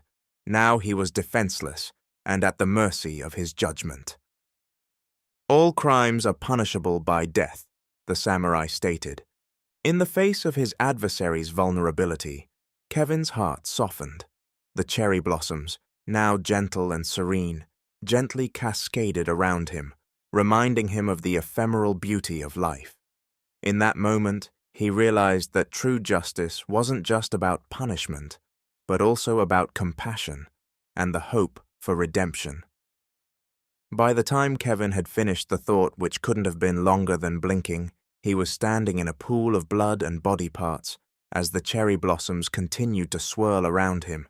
Kevin's samurai form gradually dissipated, his armor fading away, leaving him standing as himself once more. The air grew still, and the weight of the moment settled upon him as everything around smelled of old copper pennies. Kevin stared at the headless body, seemingly unmoved by the thought he had just moments ago had. The man from the hospital remained on his knees, with his head laying on the ground alongside his body. Cracks began forming in the concrete as thin roots emerged from the headless man's kneecaps, making their way through to the earth below. Kevin just watched as the body of such a terrible person turned into such a beautiful cherry tree with full blooms. Not giving the situation a second thought, Kevin turned and with a final glance over his shoulder, Kevin began his journey back home, his heart lighter, knowing that justice had been served and a path towards redemption had started to grow. Kevin hurriedly made his way to the store, the memory of his encounter with the man from the hospital still fresh in his mind. He knew he needed to bring something home for Mary, something to ease the tension that had been building between them. As he entered the store, he quickly scanned the floral section, searching for the perfect bouquet. Selecting a vibrant assortment of roses and lilies, Kevin paid for them and left, clutching the bouquet tightly in his hand. He couldn't shake off the adrenaline that still coursed through his veins, but he knew that his actions had been driven by a desire to protect those who couldn't protect themselves. Arriving home, he found Mary waiting for him, her expression a mix of worry and frustration. She crossed her arms, ready to voice her displeasure at his sudden departure earlier. Kevin took a deep breath, holding the bouquet behind his back. "I'm sorry, Mary," he began, his voice filled with sincerity. "I know I shouldn't have left like that without any explanation, but I went to the store to get these for you." With a flourish, he revealed the bouquet, the colorful flowers contrasting against the tension that had lingered in the air. Mary's anger softened, replaced by surprise and a glimmer of delight. Her eyes widened as she took in the sight of the beautiful blooms. A smile tugged at the corners of her lips, her frustration melting away. "Oh, Kevin," she whispered, her voice filled with affection. "They're gorgeous. Thank you." He reached out, gently placing the bouquet in her hands. Their fingers brushed, and in that moment, the lingering tension between them seemed to dissipate entirely. The love they shared was too strong to be overshadowed by a momentary disagreement. With a mixture of relief and gratitude, Mary stepped closer to Kevin, their bodies almost touching. Their eyes met, silently conveying the depth of their emotions. In that instant, any lingering resentment dissolved into a shared understanding of their unwavering bond. Passion ignited between them, fueled by the intense emotions that had swirled within their hearts. They embraced, their lips finding each other's, a tender and fervent connection that expressed their love and desire. Time seemed to stand still as they lost themselves in the intimacy of the moment, their bodies and souls entwined. In the warmth of their embrace, Kevin and Mary found solace and reassurance. The turbulent events of the day had led them to this moment of vulnerability and reconnection. As they surrendered to their passion, they rediscovered the strength that resided within their love, knowing that together they could weather any storm that came their way. And so, in the embrace of their shared love, they found healing, forgiveness, and a renewed commitment to cherish each other, not just in moments of passion, but throughout the ebb and flow of their lives together. As their bodies entwined, they felt a sense of renewal and unity. Their physical connection was a reflection of the deep emotional bond they shared during every touch, every kiss, and each was infused with a profound sense of connection. They reveled in the intimacy they had been missing, grateful for this opportunity to reaffirm their love. In the aftermath of their lovemaking, Kevin and Mary lay entwined, their bodies bathed in a gentle glow. They gazed into each other's eyes, their hearts filled with love and commitment. They knew challenges lay ahead, but their shared experience had reminded them of their resilience and the power of their connection. Chapter 19. Bloody Connections. Riley stood there, staring at Katie's badge that had been embedded in the tree, the sunlight reflecting off it, making it sparkle in an eerie way. He couldn't believe his eyes. How could a badge be fused with a tree? It was as if the tree had absorbed it and incorporated it into its structure. It was a bizarre sight, one that left Riley feeling unsettled. He took out his phone and snapped a few pictures of the badge and the tree. He knew he needed to document this strange phenomenon. Then he carefully cut the badge free, placing it in an evidence bag.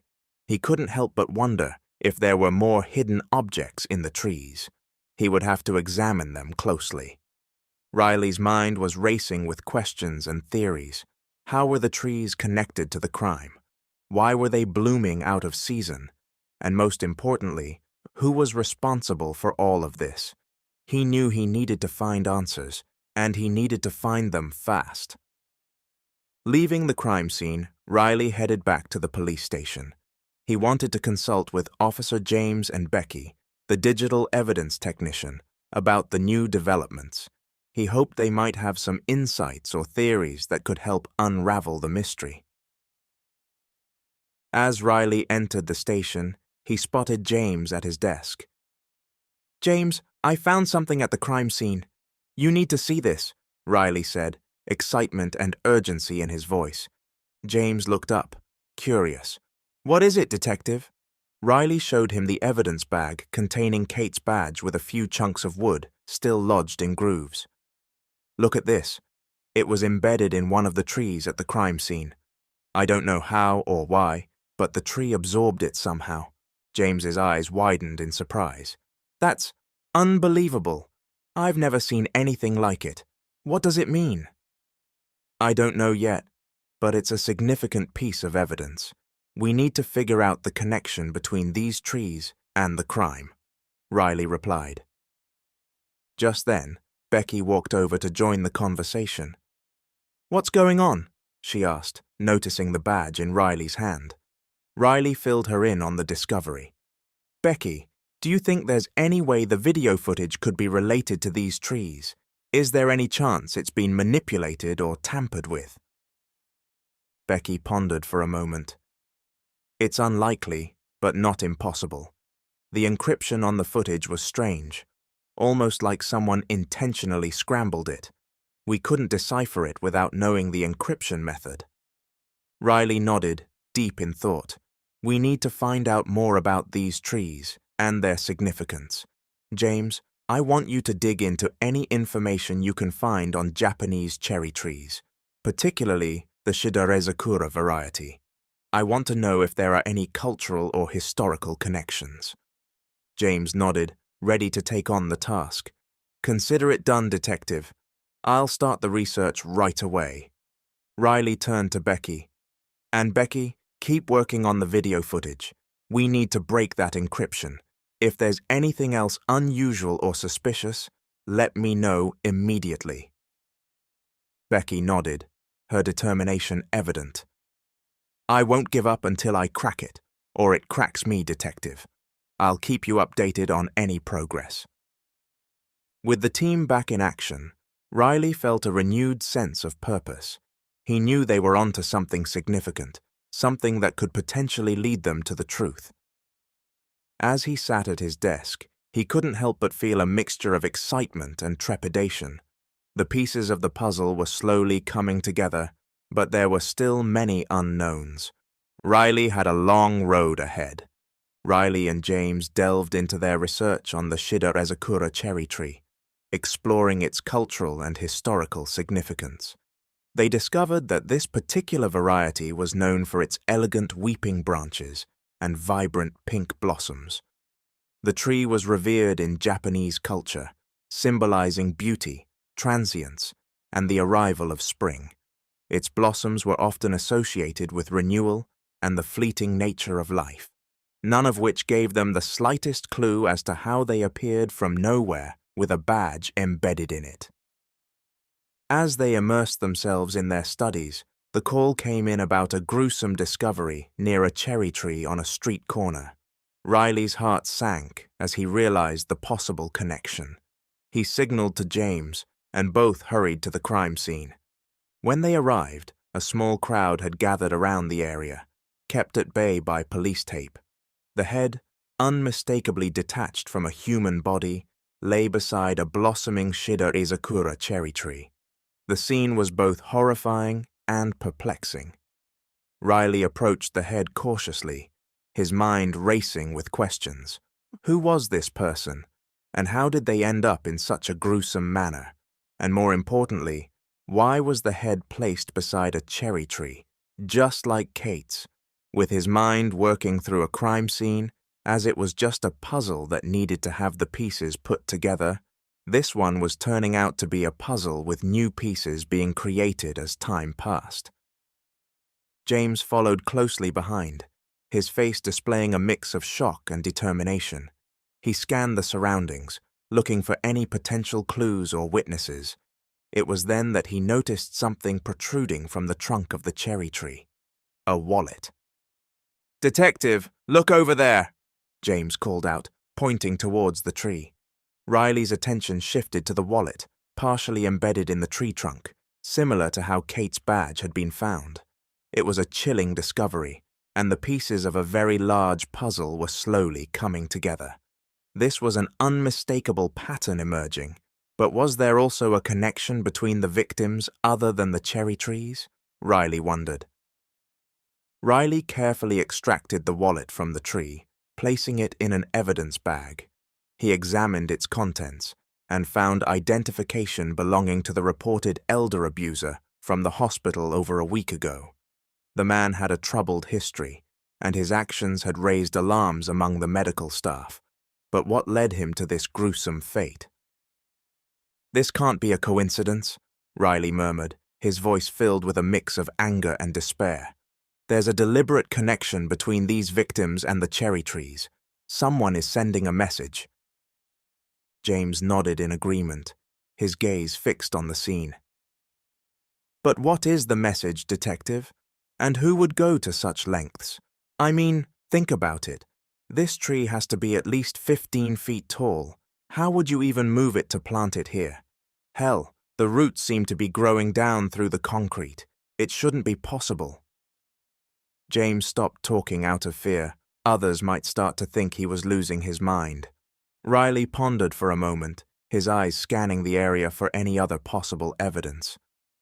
"We need to find more information on the victims, their backgrounds, and their possible connections to the cherry trees. There has to be something tying them together, something that can lead us to the perpetrator." As the forensic team arrived to process the crime scene, Riley and James took a step back, their minds racing with the urgent need to find answers. The stakes were high, and time was of the essence. They couldn't afford to let another victim fall prey to this twisted game. With the new discovery, the investigation took an even darker turn. Riley knew they were dealing with a cunning and dangerous individual who was orchestrating these macabre displays. The clock was ticking, and the pressure was mounting. They needed a breakthrough, and they needed it soon. Riley and James realized the importance of quickly gathering as much evidence as possible. They needed to uncover any surveillance footage that could shed light on the events surrounding the discovery of the severed head and the cherry tree. Riley turned to James and issued a clear directive. James, we need to pull video footage from any cameras in the vicinity, Riley said with urgency. Send them directly to Becky, our digital tech. She'll be able to analyze and enhance the footage for us.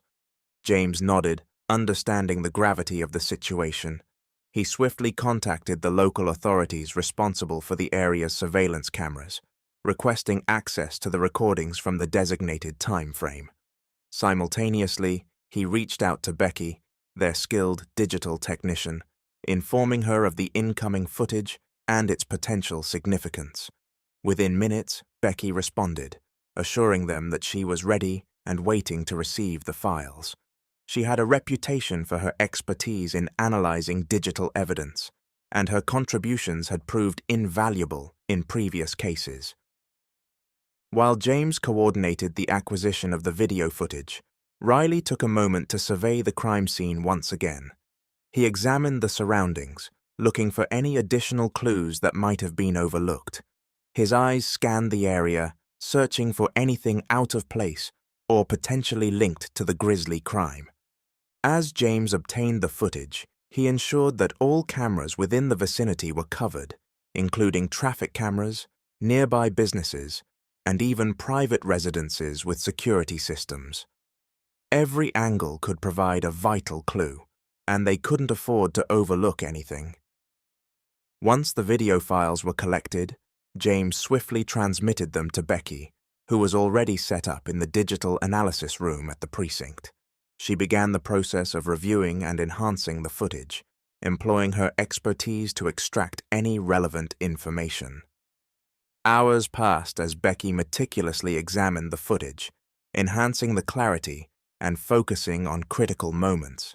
The tension in the room was palpable as Riley and James awaited the digital tech's findings.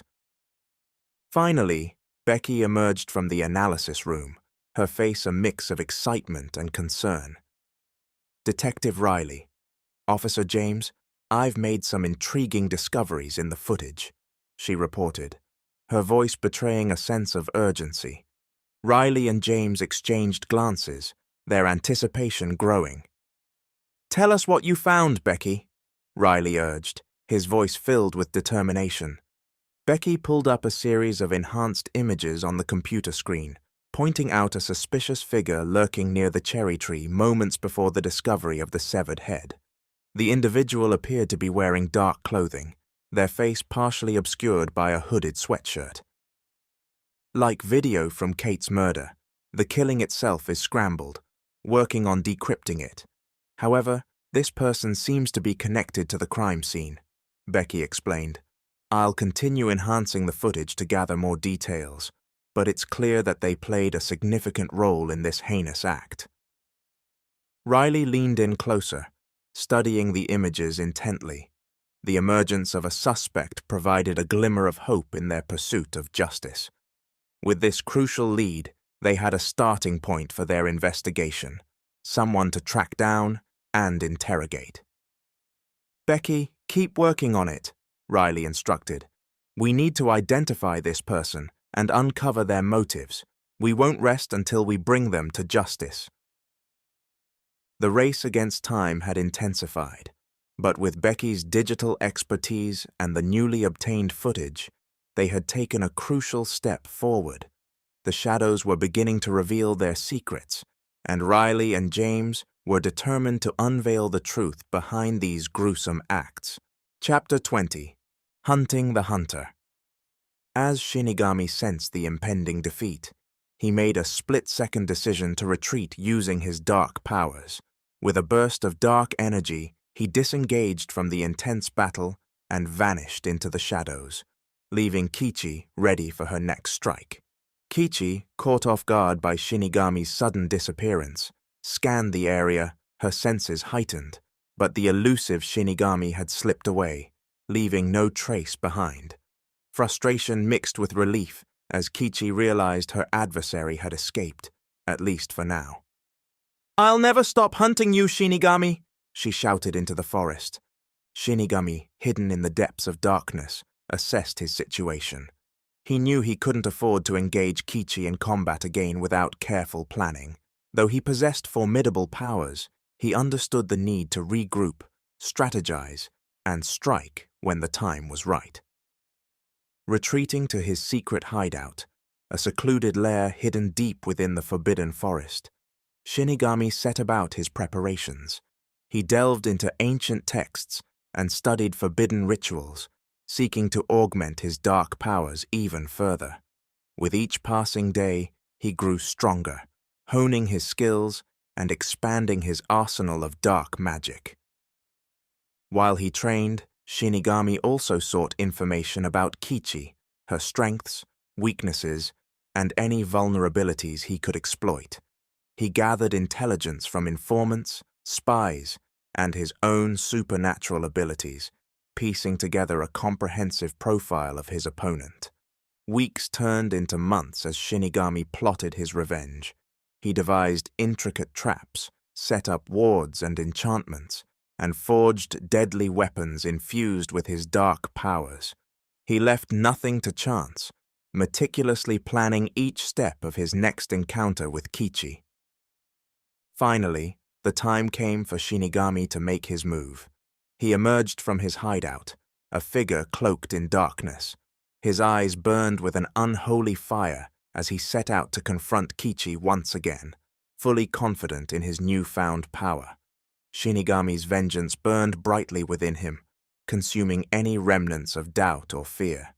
He knew that this time there would be no escape for Kichi. The battle that had started in the moonlit forest would reach its climactic conclusion, and Shinigami was determined to emerge as the victor.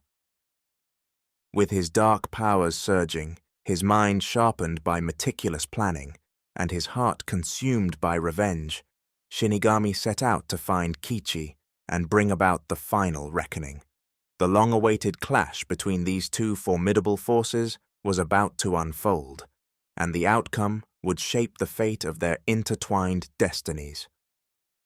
His search did not take long, since Kichi was near to finding him regardless. Wasting no time after each spotting the other, Shinigami unleashed all his newfound knowledge and deployed his dark weapons against Kichi. Their battle reached a fever pitch. However, to his dismay, Shinigami found that even with his enhanced powers, he was unable to defeat her. Kichi's strength and resilience seemed unwavering, and she pressed on with unwavering determination. Just as Kichi was about to deliver the final blow, Shinigami's attention was abruptly drawn to the fox that followed Kichi once again. Acting on instinct, he swiftly hurled his darkness-infused knife towards the creature, landing a precise strike on its rear. The fox let out a piercing cry of pain, its torment echoing through the forest. To Shinigami's astonishment, as the fox cried out, Kichi's energy visibly waned. She staggered back, clutching at her chest, where a bleeding wound appeared between her breasts. The wound seemed to sap her strength, and Kichi found herself weakening, falling to her knees from the sheer pain. Renewed with dark energy from his discovery, Shinigami rose to his feet, his determination reignited. With a wicked smile, he taunted Kichi, "So that overgrown rat is your weakness, is it?" His voice dripped with a mix of triumph and malice as he prepared to deliver the final blow. However, just as Shinigami moved in for the kill, a blinding red light engulfed the surroundings, momentarily blinding him.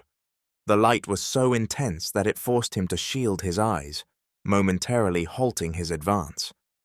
Confusion washed over Shinigami as he tried to make sense of the blinding radiance. His mind raced with possibilities, wondering what unforeseen force could be at play. Unable to see clearly, he hesitated, unsure of what awaited him on the other side of that searing light. As the blinding red light subsided, Shinigami was confronted by the enigmatic figure he had encountered months ago. Dressed in strange attire and wielding a katana similar to his own, the mysterious man from the bamboo forest stood before him once again. Reacting swiftly, Shinigami raised his katana, intending to strike down this interloper, but to his surprise, the stranger skillfully blocked his attack, their swords clashing in a display of evenly matched combat. The fight between them was fierce but brief, showcasing their equal prowess. However, Shinigami's focus remained fixed on his ultimate objective, ending Kichi's life. With a determined resolve, he turned his back to the stranger and sprinted towards Kichi, his anticipation of her imminent demise fueling his every step. Yet as Shinigami neared Kichi and prepared to strike, an inexplicable force seized his body, freezing him in place. Try as he might, he could not bring his katana down upon her. Confusion and frustration gripped him, and he questioned aloud, "What is this?" Suddenly, a resounding voice emerged in Shinigami's mind, growing louder with each passing moment. It was the voice of Makoto, the one who had been silently observing and barring witness to his evil doings. The voice declared, "This is me putting an end to your evil." With the body no longer under his control, Shinigami helplessly watched as Makoto took back control of his body, and instead of striking a lethal blow against Kichi, Makoto turned the katana in his hands and drove it into his own stomach. Shock and pain coursed through his being as he sank to his knees. Dark streaks of smoke emerged from the fatal wound like tentacles. In that moment, Shinigami realized that he had been manipulated, deceived by his own darkness. The voice of Makoto continued, "I said I would remain silent, and you may have full control of my body, long as you kill Daimyo Nobunaga. You have not. Your promise has been broken, thanks to the man from the Red Sun. I am able to regain control of my body and hold you accountable." With a tight grip, Makoto twisted the katana, causing Shinigami to scream in anguish. As the Thea body trembled with the agony of Makoto's blood, mixing with Shinigami's own darkness, Shinigami was consumed by a desperate need for salvation. The ancient shrine, with its healing powers, beckoned to him like a distant beacon of hope, even for on with such darkness. Yet even in this moment of vulnerability, Shinigami found himself at odds with Makoto's lingering control. Moments passed with Shinigami struggling to regain control, then it happened. Makoto's soul, weary and burdened, finally departed from the body, finding solace and peace in the embrace of the beyond. With his departure, Shinigami regained full command of his being, the darkness within him coalescing into a formidable force. He knew that he had to endure, to press forward, regardless of the pain and the twisted reality that enveloped him. Ignoring Kichi's presence, her suffering reduced to mere background noise, Shinigami mustered every ounce of his dark power. With the sword still impaling his midsection, he rose to his feet, his movements filled with an otherworldly determination, his eyes fixated on the depths of the dense woods, with the majestic silhouette of Mount Fuji standing tall in the distance. Step by step, Shinigami ventured into the darkness of the forest, his path obscured by ancient trees and an ominous aura that seemed to emanate from the very essence of his being. The towering presence of Mount Fuji, a symbol of unyielding strength and resilience, served as a constant reminder of the challenges that lay ahead. For most, but to Shinigami, it was nothing more than a directional marker. In this fleeting journey, echoes of his footsteps mingled with the whispers of the wind, as if the universe itself awaited the outcome of his relentless pursuit. With each labored breath, Kichi summoned every ounce of strength within her frail body. The pain from the wound inflicted by Shinigami years prior now reopened, coursed through her being, threatening to extinguish her life force. But Kichi was not ready to succumb to the darkness that loomed over her. She knew that her own survival was intricately tied to the well-being of the Fox Witch, the one who had healed her once before. Crawling across the forest floor, her body trembling with exertion, Kichi approached the injured Fox Witch. The supernatural aura that once surrounded the Fox Witch flickered, weakened by the dark powers infused in Shinigami's knife. Time was of the essence, and Kichi was determined to fulfill her part in the intertwined fate of herself and the fox witch.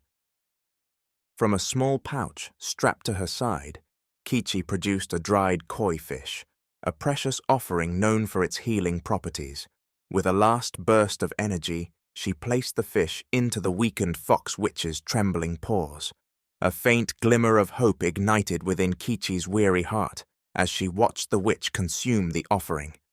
In an instant, the energy of the fish coursed through the fox witch's veins, revitalizing her fading powers. Kichi, her vision fading, felt a tingling sensation in her chest, and a renewed warmth spread through her body. As if guided by an unseen force, the wound between her breasts closed before her very eyes, leaving no trace of its existence. With the fox witch now healed and revitalized, the two joined forces, united by their shared purpose. With newfound determination, they set off on a quest to locate Shinigami, driven by the need to confront him and bring an end to the darkness that had plagued their lives for far too long. Chapter 21. Growing Darkness. Kevin sat at his workbench, his hands resting on the surface, his mind clouded with conflicting emotions.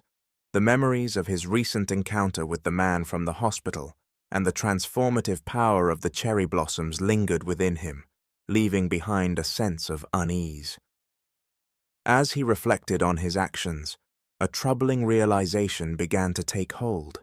There was a part of him, deep inside, that had found satisfaction in delivering justice and passing judgment on others.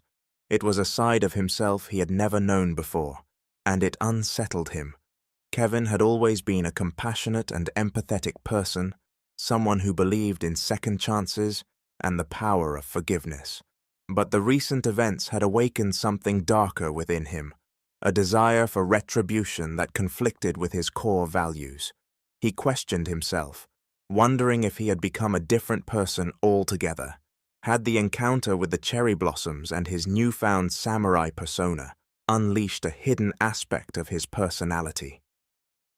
Deep down, Kevin knew that the pursuit of justice shouldn't be driven by personal satisfaction or a thirst for vengeance. It should be guided by fairness, compassion, and a desire to protect the innocent. He realized that he needed to regain control of his emotions and find a way to reconcile his conflicting desires. The more his thoughts on the subject continued, the stronger his desire to hold the katana in his hands became. Reaching out to it, Kevin's fingers touched the white silk handle of the katana. A surge of energy coursed through his body. Everything around him seemed to blur, and in an instant, he found himself transported by a red light to a different realm or time.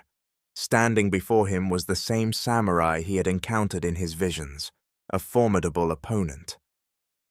Reacting on instinct, Kevin swiftly raised his katana, bringing it up just in time to block the incoming strike from the samurai. The clash of metal reverberated through the air, sending shivers down Kevin's spine. The weight of the encounter settled upon him, and he realized that he was now fighting for his life. The samurai pressed forward, launching a series of calculated attacks. Kevin focused, his mind clear and his movements precise. He parried, dodged, and countered with skill, each strike of his katana meeting the samurai's with unwavering determination. Kevin stood locked in combat with the samurai, and a sudden shift occurred. The air thickened, and a sinister presence engulfed the surroundings. The samurai's form became cloaked in an aura of malevolent darkness, his once noble countenance distorted by a sinister grin. The samurai's strikes became imbued with a malefic energy, leaving trails of shadowy tendrils in their wake. Kevin could feel the cold touch of the darkness as he parried each attack, but he refused to let it consume him. With every clash of their blades, he fought to push back the encroaching evil. As the battle raged on, the darkness intensified, attempting to break Kevin's resolve. Shadows swirled around him, whispering insidious doubts and fears, but he drew upon his inner strength, focusing his mind and heart on the light that burned within. Channeling his determination, Kevin unleashed a burst of radiant energy from his katana, piercing through the darkness and illuminating the battlefield. The light drove back the malevolent shadows, revealing glimpses of the samurai's true self beneath the veil of darkness. Suddenly, the samurai broke contact with Kevin and turned his attention to a woman in a purple dress with a bleeding stab wound in her chest. Kevin watched helplessly as he charged for her with katana held high to strike, but as he approached, his katana turned and came down into his stomach, shortly followed by dropping to his knees. Amazed by what had just happened, Kevin felt a pull from behind and a sound that seemed to be Mary's voice. As Kevin's vision cleared, he realized he was no longer in his shop, but back in the hospital. A sense of unease settled in his chest as he observed Mary and a doctor deep in conversation, their attention focused on images of his brain displayed on a monitor. The atmosphere in the room felt heavy with concern. Kevin's heart sank as he overheard the doctor's words. "It looks as though the dark area is getting darker, and it has only been a few weeks." The gravity of the situation struck him, and a wave of fear washed over him. He knew that this development couldn't be good news. Mary's expression mirrored his own worry as she turned to him, her eyes filled with a mix of concern and empathy. Kevin felt a lump forming in his throat as he tried to find the strength to ask the question that hung heavily in the air. "What does this mean?" Kevin managed to utter, his voice trembling. The doctor sighed, his face reflecting the seriousness of the situation. "I'm afraid it indicates a progression in the condition we've been monitoring. The dark area in your brain, which we initially believed to be stable, is now showing signs of worsening." Kevin's mind raced, trying to process the implications of the doctor's words. It felt as if the ground beneath him was crumbling, and a profound sense of vulnerability consumed him. He had hoped for a different outcome, a glimmer of hope that the situation would improve. The doctor continued, his voice compassionate, yet tinged with a somber tone. "We will need to conduct further tests and consultations with specialists to better understand the progression and determine the best course of action. We'll do everything we can to provide you with the most effective treatment options." Kevin nodded, his thoughts swirling with a mix of fear, confusion, and determination. He glanced at Mary, finding solace in her presence, knowing that they would face this new challenge together. They had been through so much already, and he drew strength from the bond they shared. As the doctor and Mary delved into a discussion about the next steps, Kevin's mind wandered. He thought back to the encounter with the samurai and the crimson katana, the surge of power he had felt. It now seemed like a distant memory, a momentary respite from the harsh reality he faced. Was it real, or was my mind playing tricks on me? He thought, given the new information. Kevin refused to succumb to despair. Deep within him, a flicker of resilience ignited. He resolved to fight, not just against the physical ailment that threatened his well-being, but also against the despair that could consume his spirit. He would seek every available option, explore alternative treatments, and hold on to hope with unwavering determination. While the conversation between the doctor and Mary continued, Kevin took a deep breath, steeling himself for the challenging journey that lay ahead. Though the road seemed uncertain and the darkness threatened to engulf him, he clung to the belief that within him there was a strength that could withstand even the most formidable trials. Chapter 22. Rivalries. Becky's digital expertise proved invaluable once again, as she managed to retrieve missing footage from a camera located farthest from the crime scene. Becky informed the others of her observation about the video corruption becoming worse near the crime scene, instantly caught the attention of both Riley and James. They listened intently as she explained her findings, suggesting that it wasn't a mere encryption issue, but rather a form of magnetic interference. Guys, I've been analyzing the video footage we collected, and something interesting stood out to me. Becky began, her voice filled with a mix of excitement and curiosity. As I closed in on the footage taken closer to the crime scene, the video corruptions became more severe. It's not just a matter of encryption, it's as if some form of magnetic interference is causing the distortion. Riley and James exchanged puzzled glances, intrigued by Becky's discovery. Magnetic interference was not something they had considered before, and it opened a new avenue of investigation. "What do you mean by magnetic interference, Becky?" James asked, his curiosity evident. Becky paused for a moment, organizing her thoughts. "Well, it's just a theory at this point, but I believe there might be some electromagnetic field or magnetic anomaly in the vicinity of the crime scene.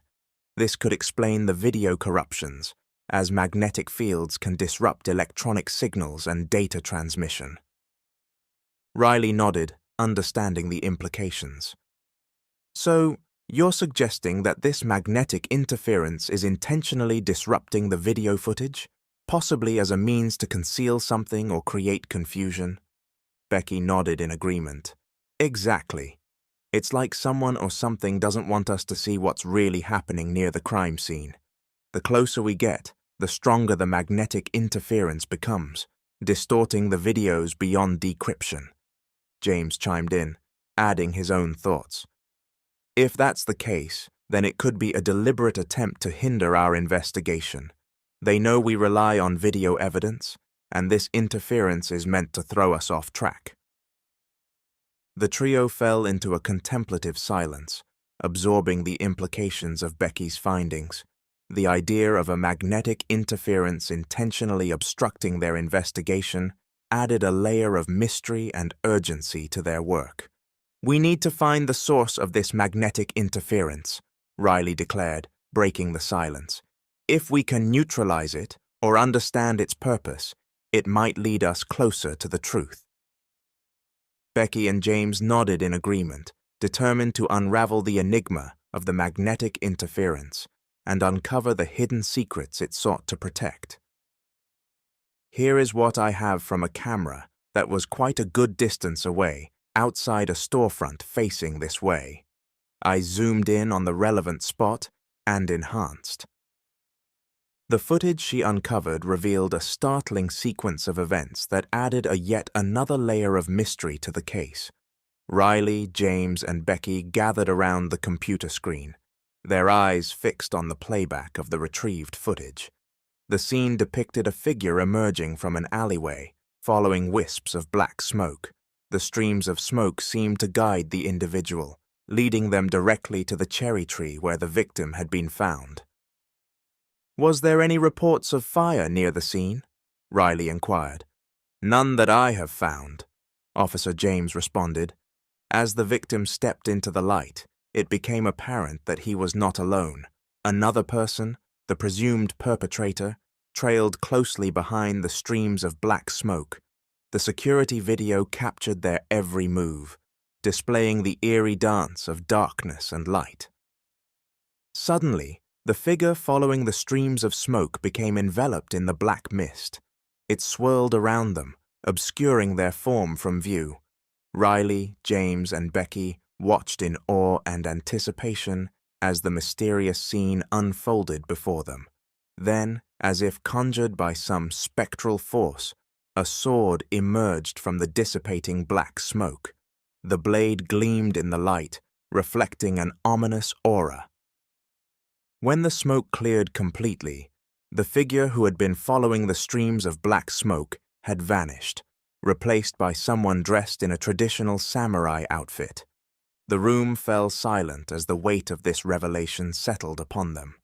A samurai, a symbol of skilled combat, now seemed to be connected to both murders they were investigating. The chilling events captured on the security footage suggested an otherworldly presence at play.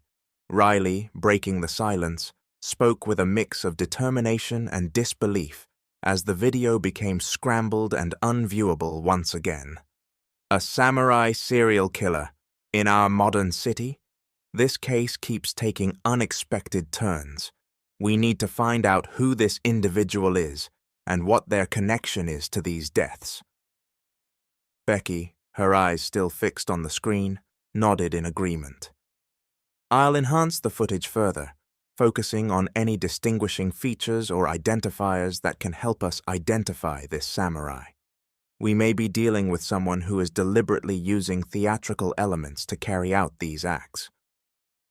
As the investigation delved deeper into the realm of the inexplicable, Riley and his team realized that they were up against a cunning and elusive adversary. Unmasking the samurai and unraveling the motives behind these gruesome crimes became their primary objective. With each new piece of information, the puzzle grew more complex, shrouded in an air of mystique. As the bewildering sequence played out on the security video, Detective Riley, Officer James, and Becky found themselves confronted with an enigma that defied rational explanation after seeing the sight of the samurai, the strange black smoke. "The tree wasn't there!" Officer James exclaimed, breaking the stunned silence that had enveloped them. Riley nodded in agreement, his mind racing to make sense of the situation. "Just like with Kate's murder," he added. "It wasn't there, and then it appeared out of nowhere." Becky, the astute digital technician, shared their confusion. How is it possible to move and plant such a large tree in a matter of an hour? She pondered, her voice filled with genuine bewilderment. Their attention was once again drawn to the video as the image cleared, revealing the aftermath of the bizarre occurrence. The tree stood tall and vibrant, while the body of the perpetrator had vanished without a trace. Riley's eyes narrowed as he analyzed the scene. "It happened in much less than an hour," he pointed out, his voice filled with a mixture of concern and determination. "By the time we arrived, the tree was already there, and the body was gone.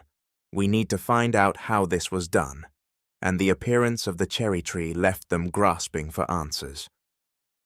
Officer James noticed something else in the video and couldn't contain his curiosity. "What's that? Is that a dog?" he asked, pointing at the screen. Becky's gaze followed James's finger, and she quickly realized what he was referring to, then saw a person into the screen. It was the guy approaching in the hoodie from the screenshot image she had shown them earlier. "That's no guy, and that isn't a dog," she remarked, her voice tinged with intrigue. "By the way that person walks, it's a woman with a fox." Riley's eyes widened as he observed the mysterious figure on the screen. "That's the same person we saw in the other video," Becky added, her excitement palpable. "Find a camera with a better angle," Riley commanded, his voice filled with urgency.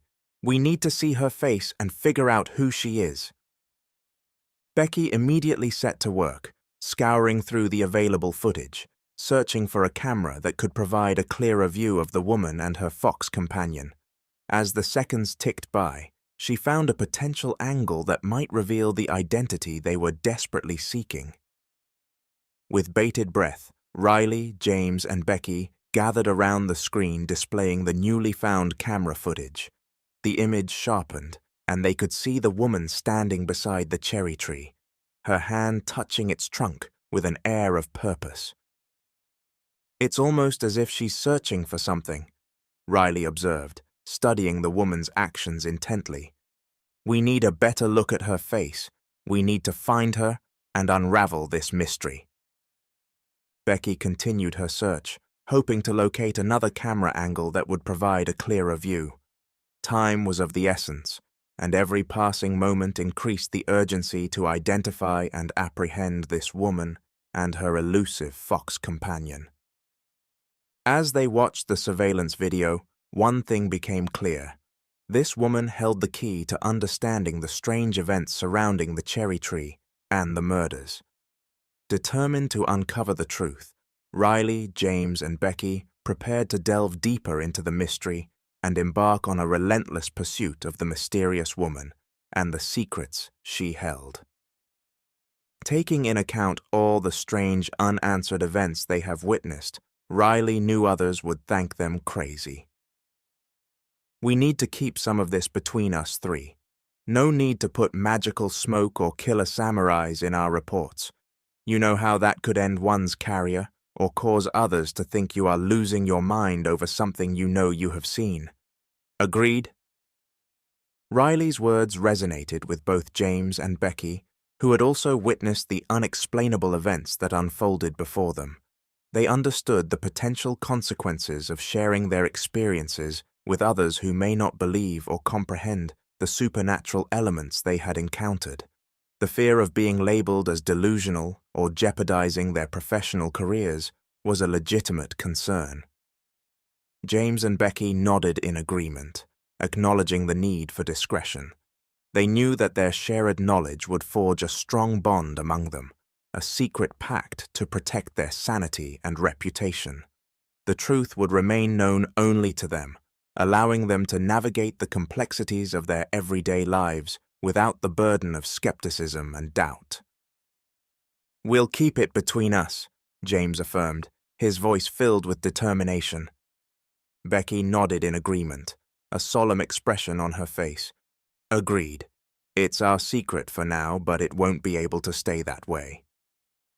Riley felt a sense of relief, knowing that they were all on the same page at least for now. With this understanding, they could support each other through the aftermath of their extraordinary encounters and continue to lead their investigation without the weight of disbelief bearing down on them. Riley knew Becky was correct, that sooner or later they would have to inform others of the events, but he wanted more information and understanding of what was taking place before that time came.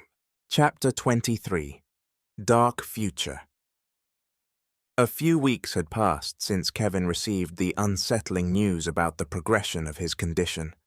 Despite the initial shock and fear, he found himself gradually regaining a sense of normalcy in his life. With the support of Mary and a renewed determination to cherish each moment, Kevin focused on the things that brought him joy.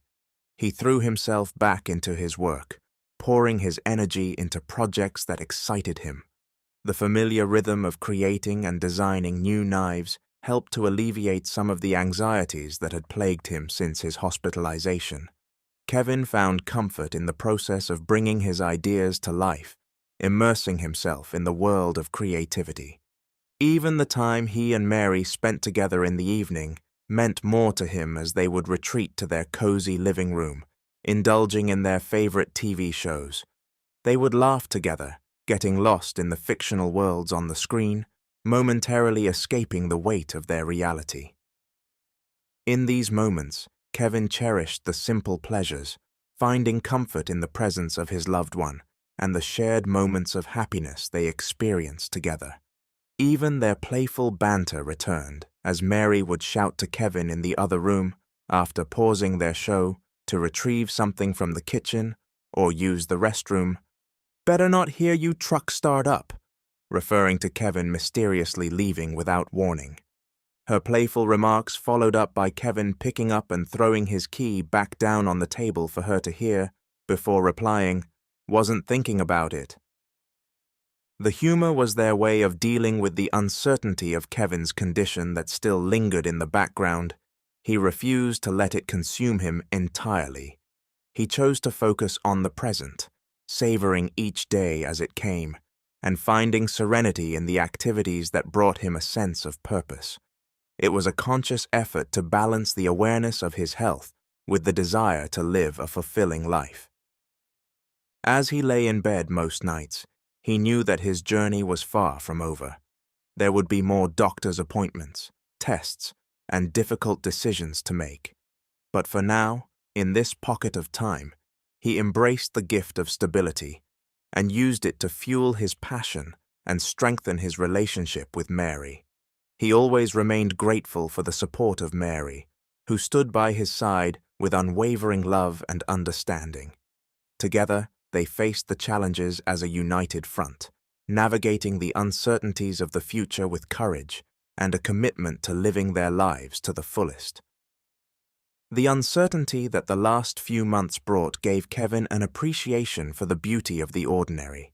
The laughter, the shared moments, and the pursuit of passions became his anchors, reminding him that even in the face of uncertainty, life could still hold meaning and joy. Even with all the good he experienced over the last few weeks, Kevin still felt the pull of the crimson katana.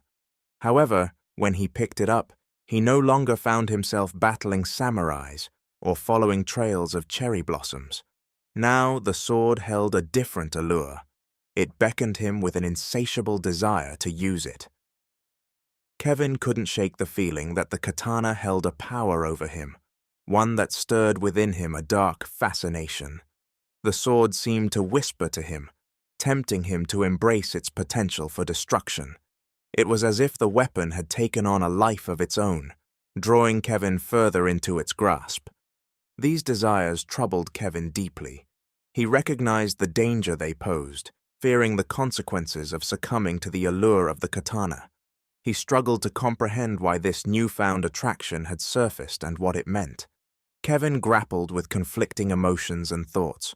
Was the katana merely a symbolism of something dark inside me that only now surfaced? What is its significance? Was it a reflection of my inner turmoil, a manifestation of the darkness within me? Or was it a catalyst for self-discovery, pushing me to confront the shadows he had long ignored? These questions weighed heavily on Kevin's mind, challenging his resolve and pushing him to confront uncomfortable truths. He delved deep into introspection, determined to decipher the nature of his attraction to the crimson katana. With the crimson katana always at the forefront of thought, Kevin came to the conclusion that it represented a duality, an embodiment of both light and darkness. It symbolized not only strength and empowerment, but also the potential for destruction and harm.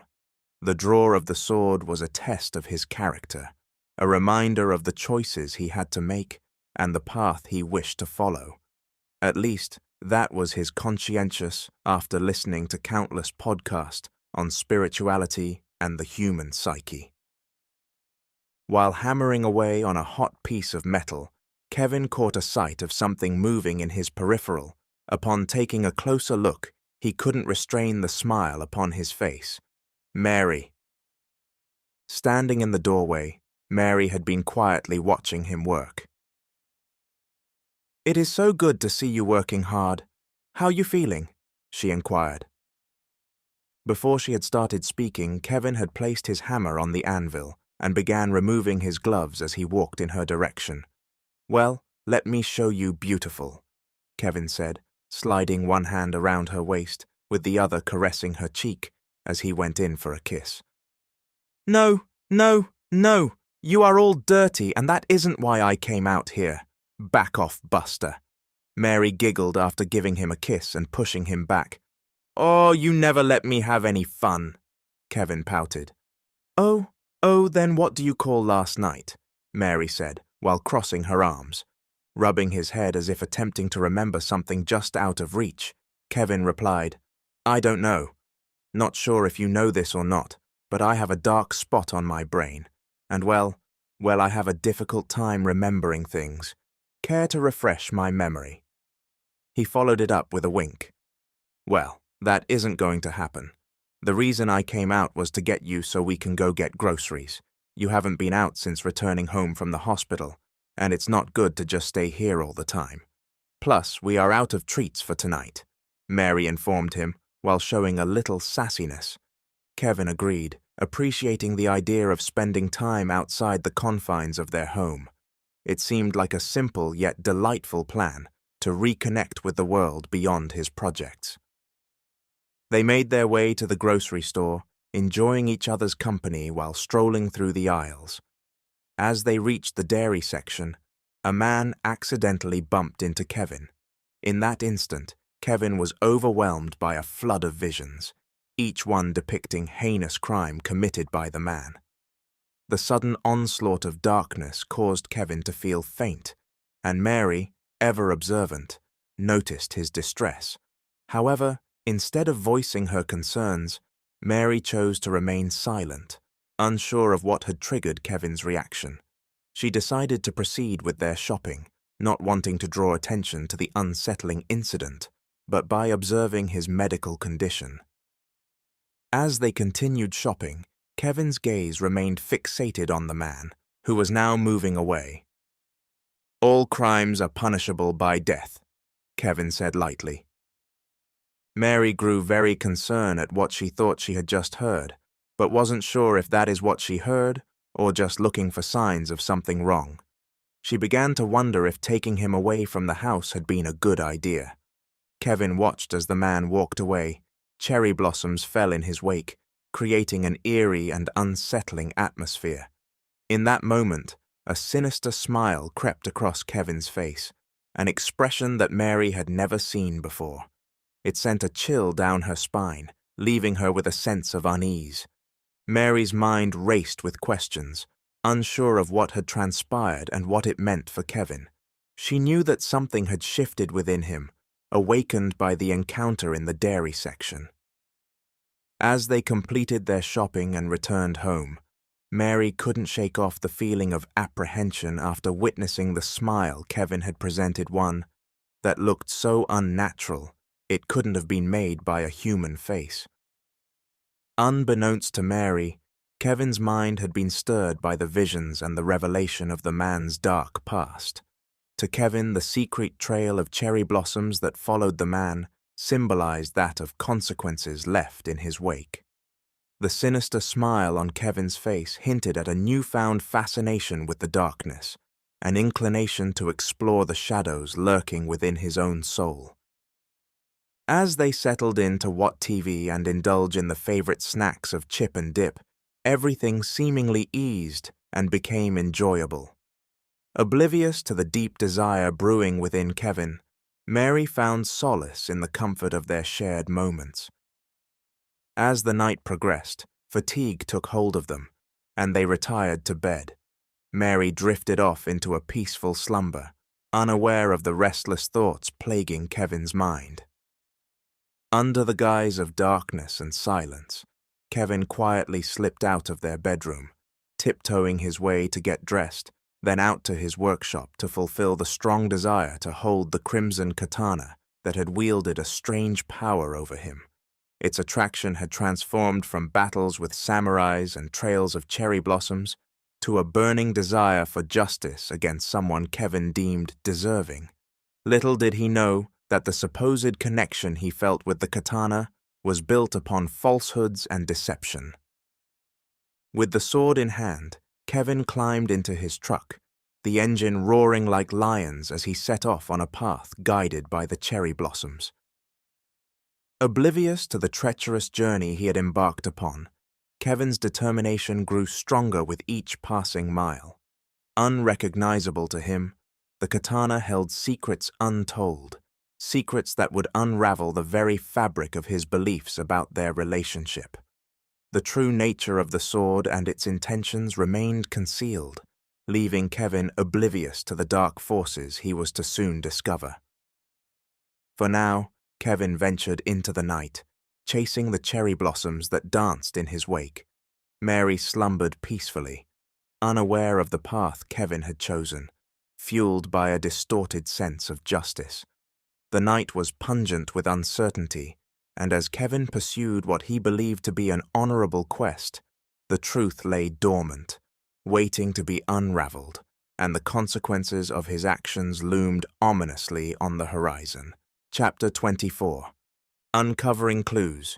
Riley had the forensic team try and pull fingerprints from the trunk of the cherry tree, even though he knew it was a long shot, and this wasn't a crime series TV show where they do impossible tasks. The forensics team was able to get a partial print not from the tree, but a small piece of paper that they had spotted falling out of the mysterious women's pocket in the crime scene video.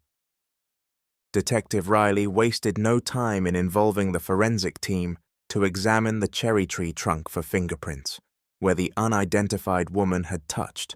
While it seemed like an unconventional request, and that he knew it was a long shot, and this wasn't a crime series TV show where they do impossible tasks, Riley understood that in a case as puzzling as this, every lead had the potential to unravel the mystery. Reluctantly, the forensics team carefully processed the area where the woman had touched the tree trunk. To their surprise, they discovered a partial fingerprint. However, it wasn't on the tree itself, but on a small piece of paper that had fallen out of the mysterious woman's pocket in the crime scene video. Riley's excitement grew as he realized that this tiny piece of evidence could hold valuable information. He urged the forensics team to prioritize the analysis of the fingerprint, hopeful that it could lead them closer to identifying the woman and uncovering the truth behind the inexplicable events. Meanwhile, Becky, the skilled digital technician, worked tirelessly to enhance the video footage, zooming in on the moment the paper fell from the woman's hoodie pocket. By enhancing the image quality and adjusting the contrast, she aimed to provide a clearer view of the rest of the paper their fragment was part of and its contents. After a considerable effort, Becky managed to reveal some writing on the paper.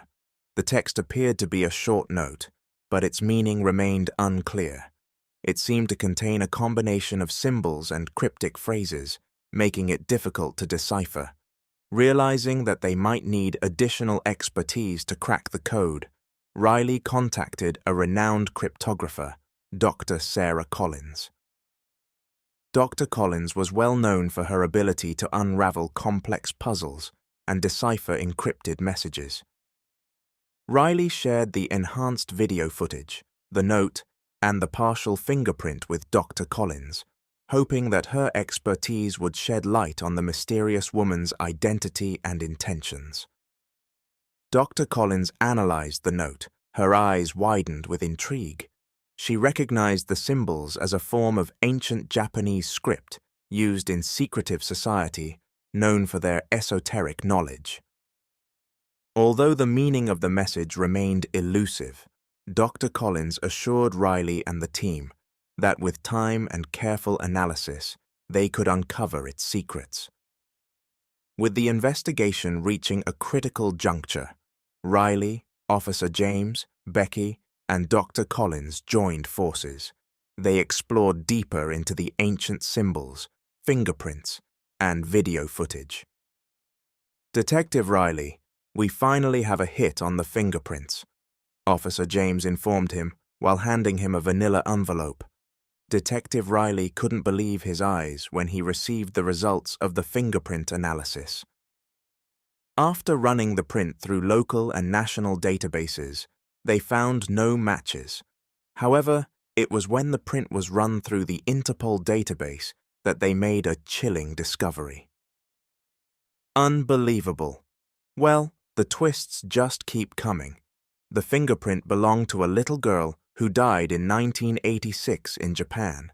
It also says her passport was just used to enter the country just a few months ago, Riley informed James, as the revelation sent a shiver through Riley's body.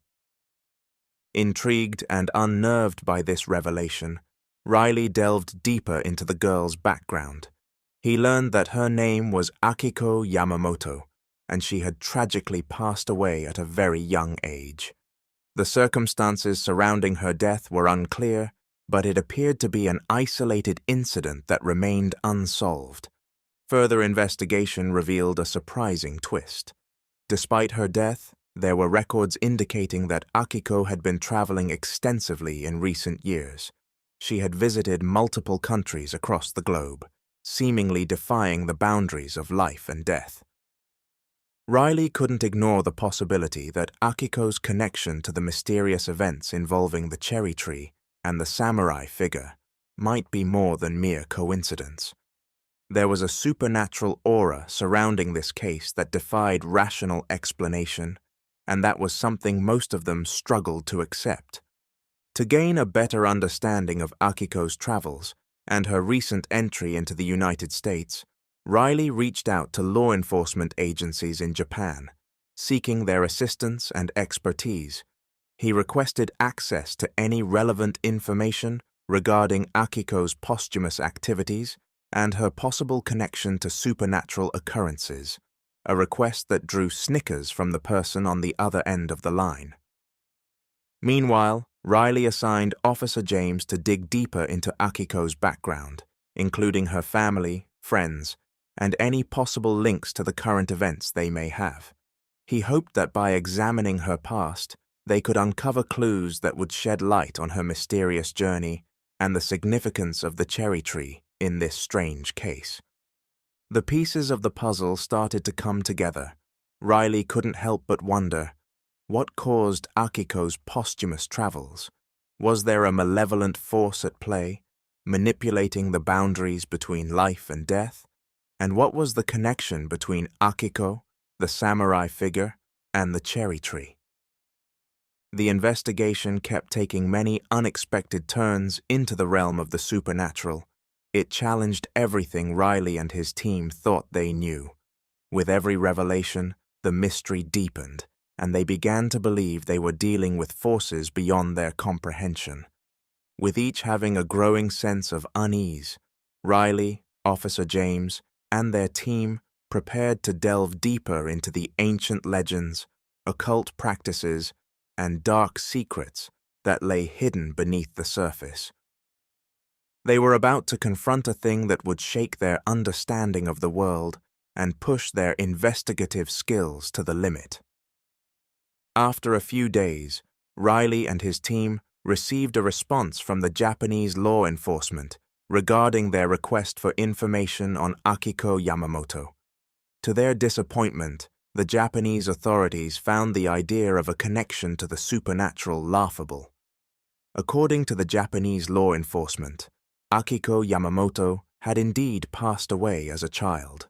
They had spoken with her elderly mother, who confirmed that Akiko had been a victim of unexploded ordnance left over from World War II. It was a tragic incident, but there was nothing otherworldly about it.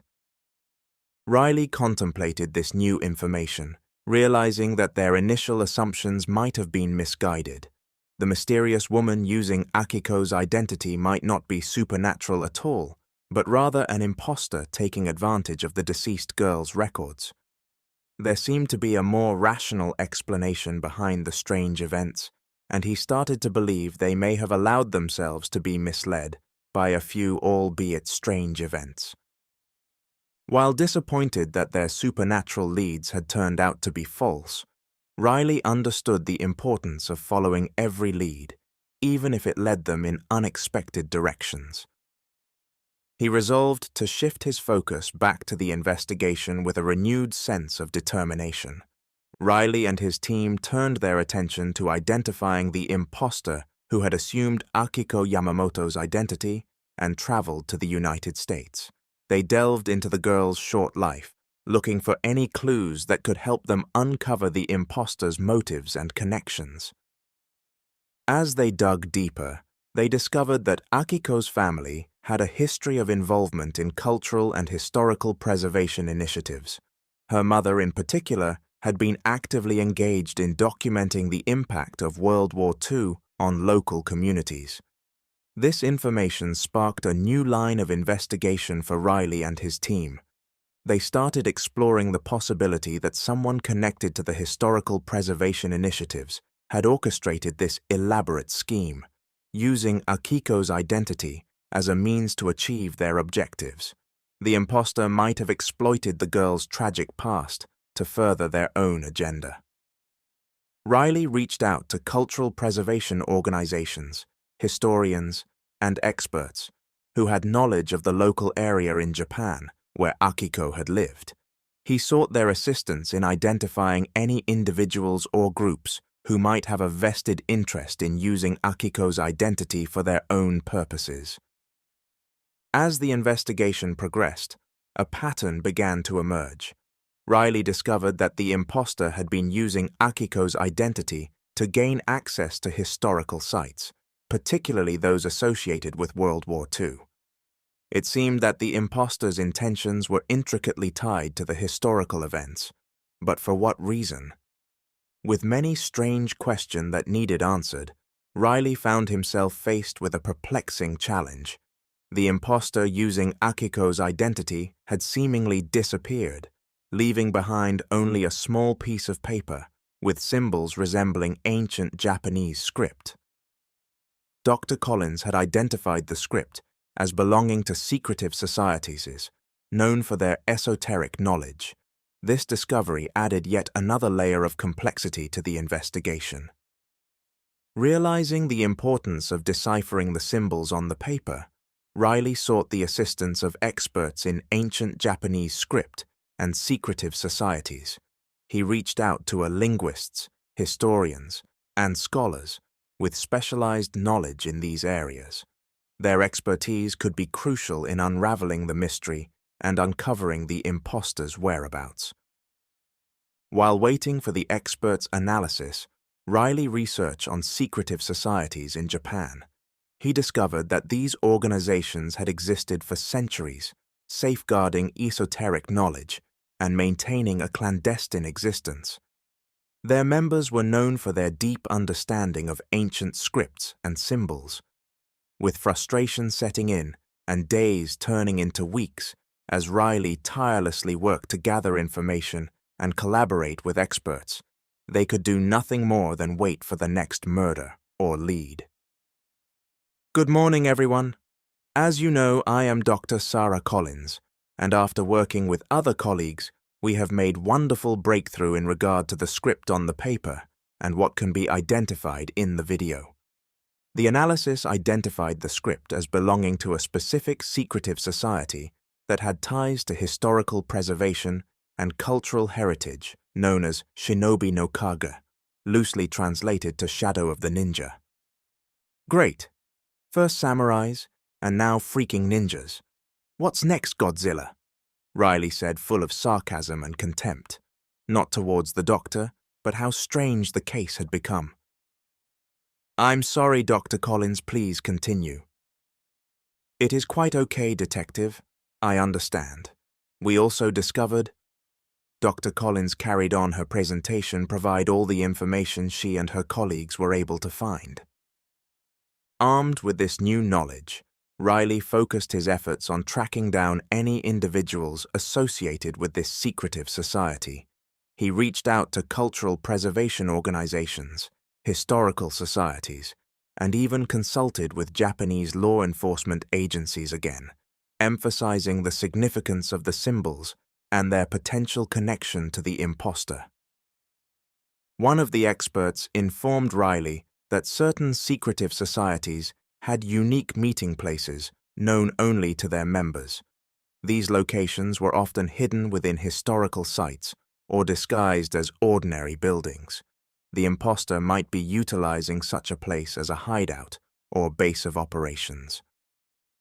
With that in mind, Riley and his team conducted extensive investigations, scouring historical sites, examining records, and interviewing individuals with knowledge of these societies. They followed every lead, hoping to uncover a hidden location or gain insight into the imposter's movements. Just as they began to think they were heading down a dead end on one of the interviews, a historian mentioned a rumored meeting place associated with the Shinobi no Kage secretive society in question.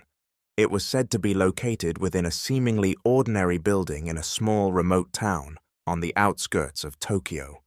The building's facade disguised its true purpose, making it difficult to identify.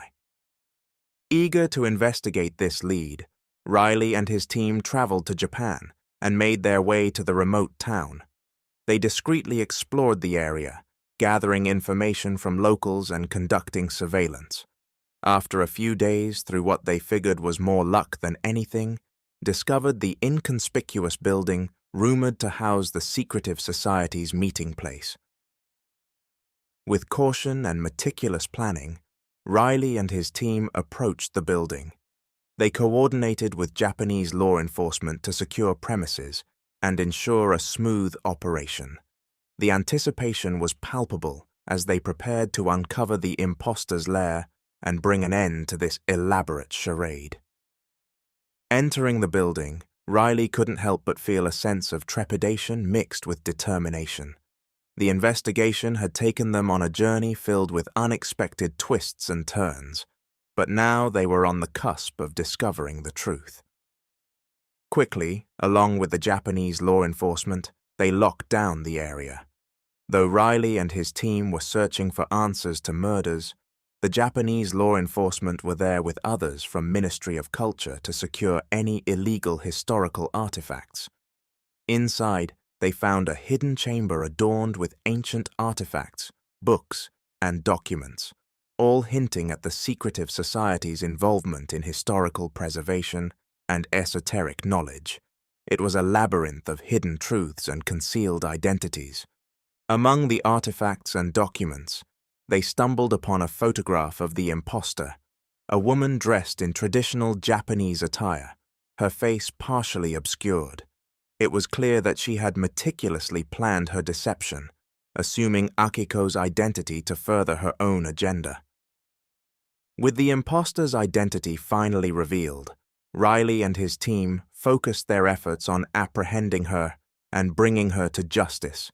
They coordinated with Japanese law enforcement, ensuring that all necessary measures were taken to capture the imposter without endangering innocent lives. Unfortunately for Riley and his team, it appeared those of the Shinobi no Kage had been informed of their discovery and left the facility long before their arrival. Though after a short search of documents with Akiko's name, Riley received crucial information indicating that the imposter was not in Japan, but had returned to Rockbrook City. The revelation surprised the investigative team. Before departing, Riley shared his concerns about Akiko's, but when he mentioned she had a pet fox, all Japanese officers' eyes looked in his direction. "What?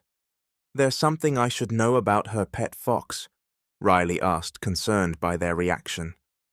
One older officer reluctantly began to speak. In Japanese folklore, foxes were often associated with trickery and mischief. As you can tell, that many still regard some as much more. Some also believe there are two separate types of fox witches, the Kitsune Tsukai and the Kitsune Mochi. The witch foxes offer magical services. They are a powerful trickster, imbued with powers of shape-changing, possession, and illusion. They are very nefarious, many times disguising themselves as women in order to trap men. It is also believed that once a fox enters the employ of a human, it almost exclusively becomes a force of evil to be feared. If this woman you seek has a fox companion, well, I suggest you find a new job. Oh, and don't call our office. The officer and his men had already began leaving before he added the "don't call" remark, finding it difficult to process what he had just learned from the officer, that there were legends and beliefs surrounding fox spirits known as Kitsune. Riley used his time on the flight back home to research farther. He discovered the Kitsune were believed to possess supernatural abilities and could assume human form. These creatures were associated with both positive and negative traits, depending on their intentions. With this new information, Riley realized that the imposter may have been utilizing the fox companion as a means of deception or disguise. He understood that they needed to be cautious and prepared for many possibilities, but shape-shifting fox witch caused him to laugh. Upon Riley and his team returning to Rockbrook City, they intensified their efforts, gathering additional evidence and working closely with locals to track down any leads related to the imposter's whereabouts, feeling that she was the best way to discover who the murderer in the samurai armor could be. Still, Riley couldn't totally disregard the fox angle of the case, so he reached out to experts in Japanese folklore and consulted with individuals who possessed knowledge of Kitsune. Their insights provided valuable guidance that he felt could help shape the investigation.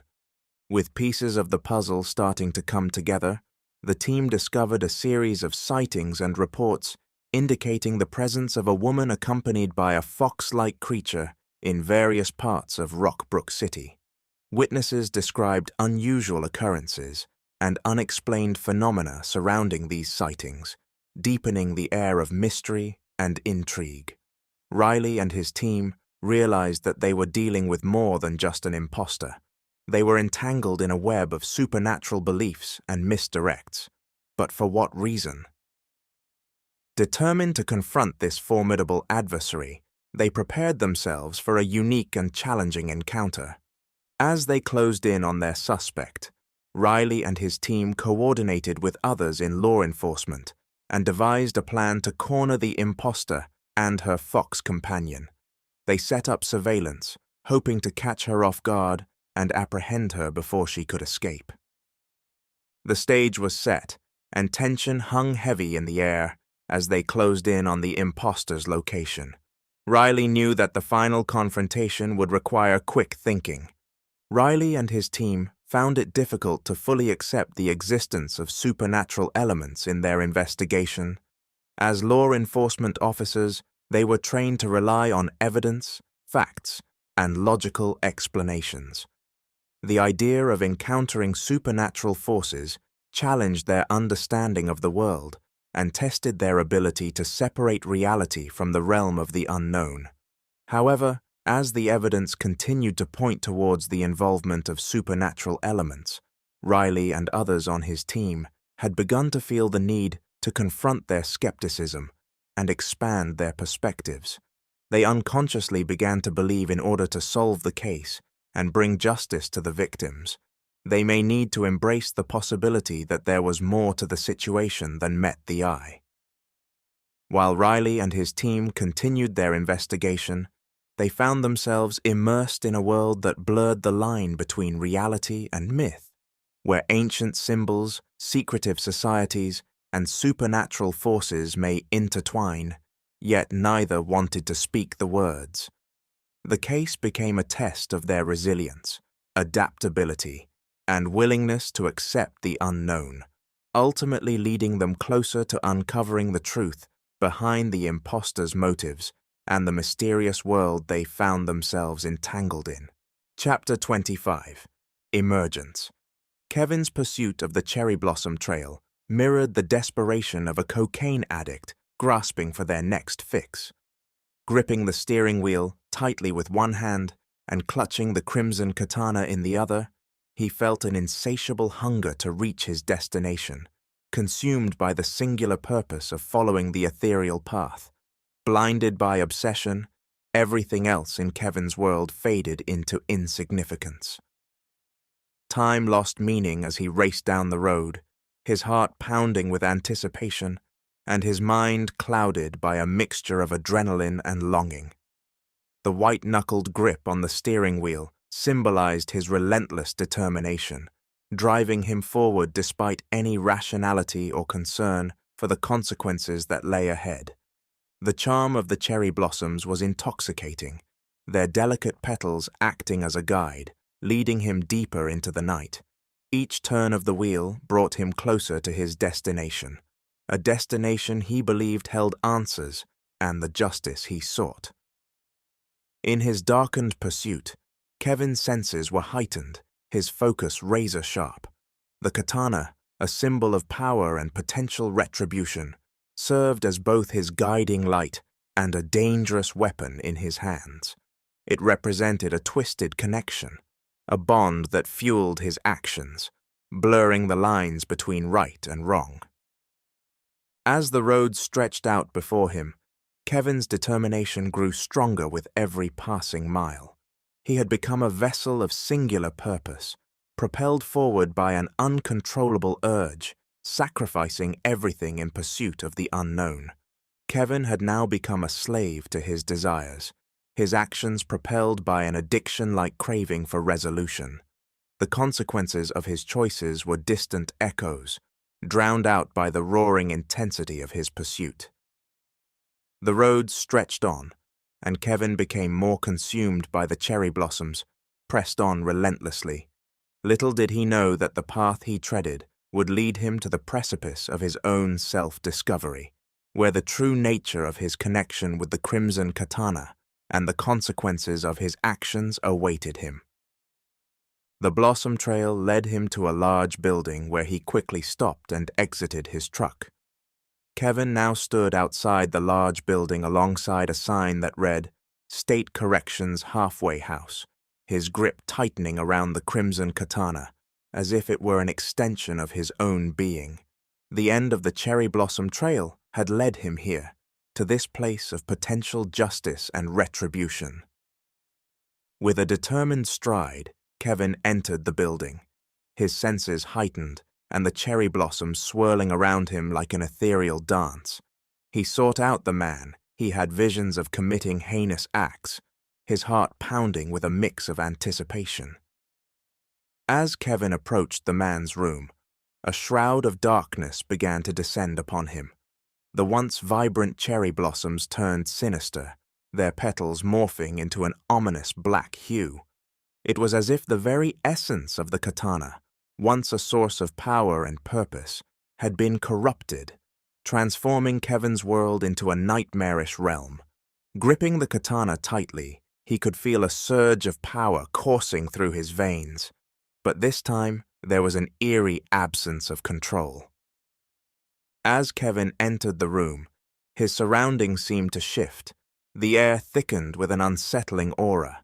The once vibrant cherry blossoms transformed before his eyes, their beauty now tainted by a suffocating darkness. The whispers that had accompanied him in the realm of the samurai echoed once again, insidious voices that reminded him of his previous battles. Confusion and doubt filled Kevin's mind. Hadn't he been defeated? Was my struggle against the samurai a lost cause? The realization that he had unwittingly surrendered himself to the influence of the katana sent shivers down his spine. He had become a mere vessel, a pawn in a game he could no longer control. Helplessly, he watched the transformation unfolding before him, signaling a shift in the balance of power. The facade of justice had twisted into something far more sinister, and Kevin could only bear witness to the darkness that now consumed him. The katana, once a symbol of potential righteousness, had become an instrument of his own demise. All around him, whispers grew louder, merging with the blackened cherry blossoms. Kevin grappled with the realization that he had been lured into a trap. The forces he thought he could wield had turned against him, snaring him in their wicked grip. In this moment of despair, he questioned if his defeat against the samurai had been just the beginning of a far more sinister journey.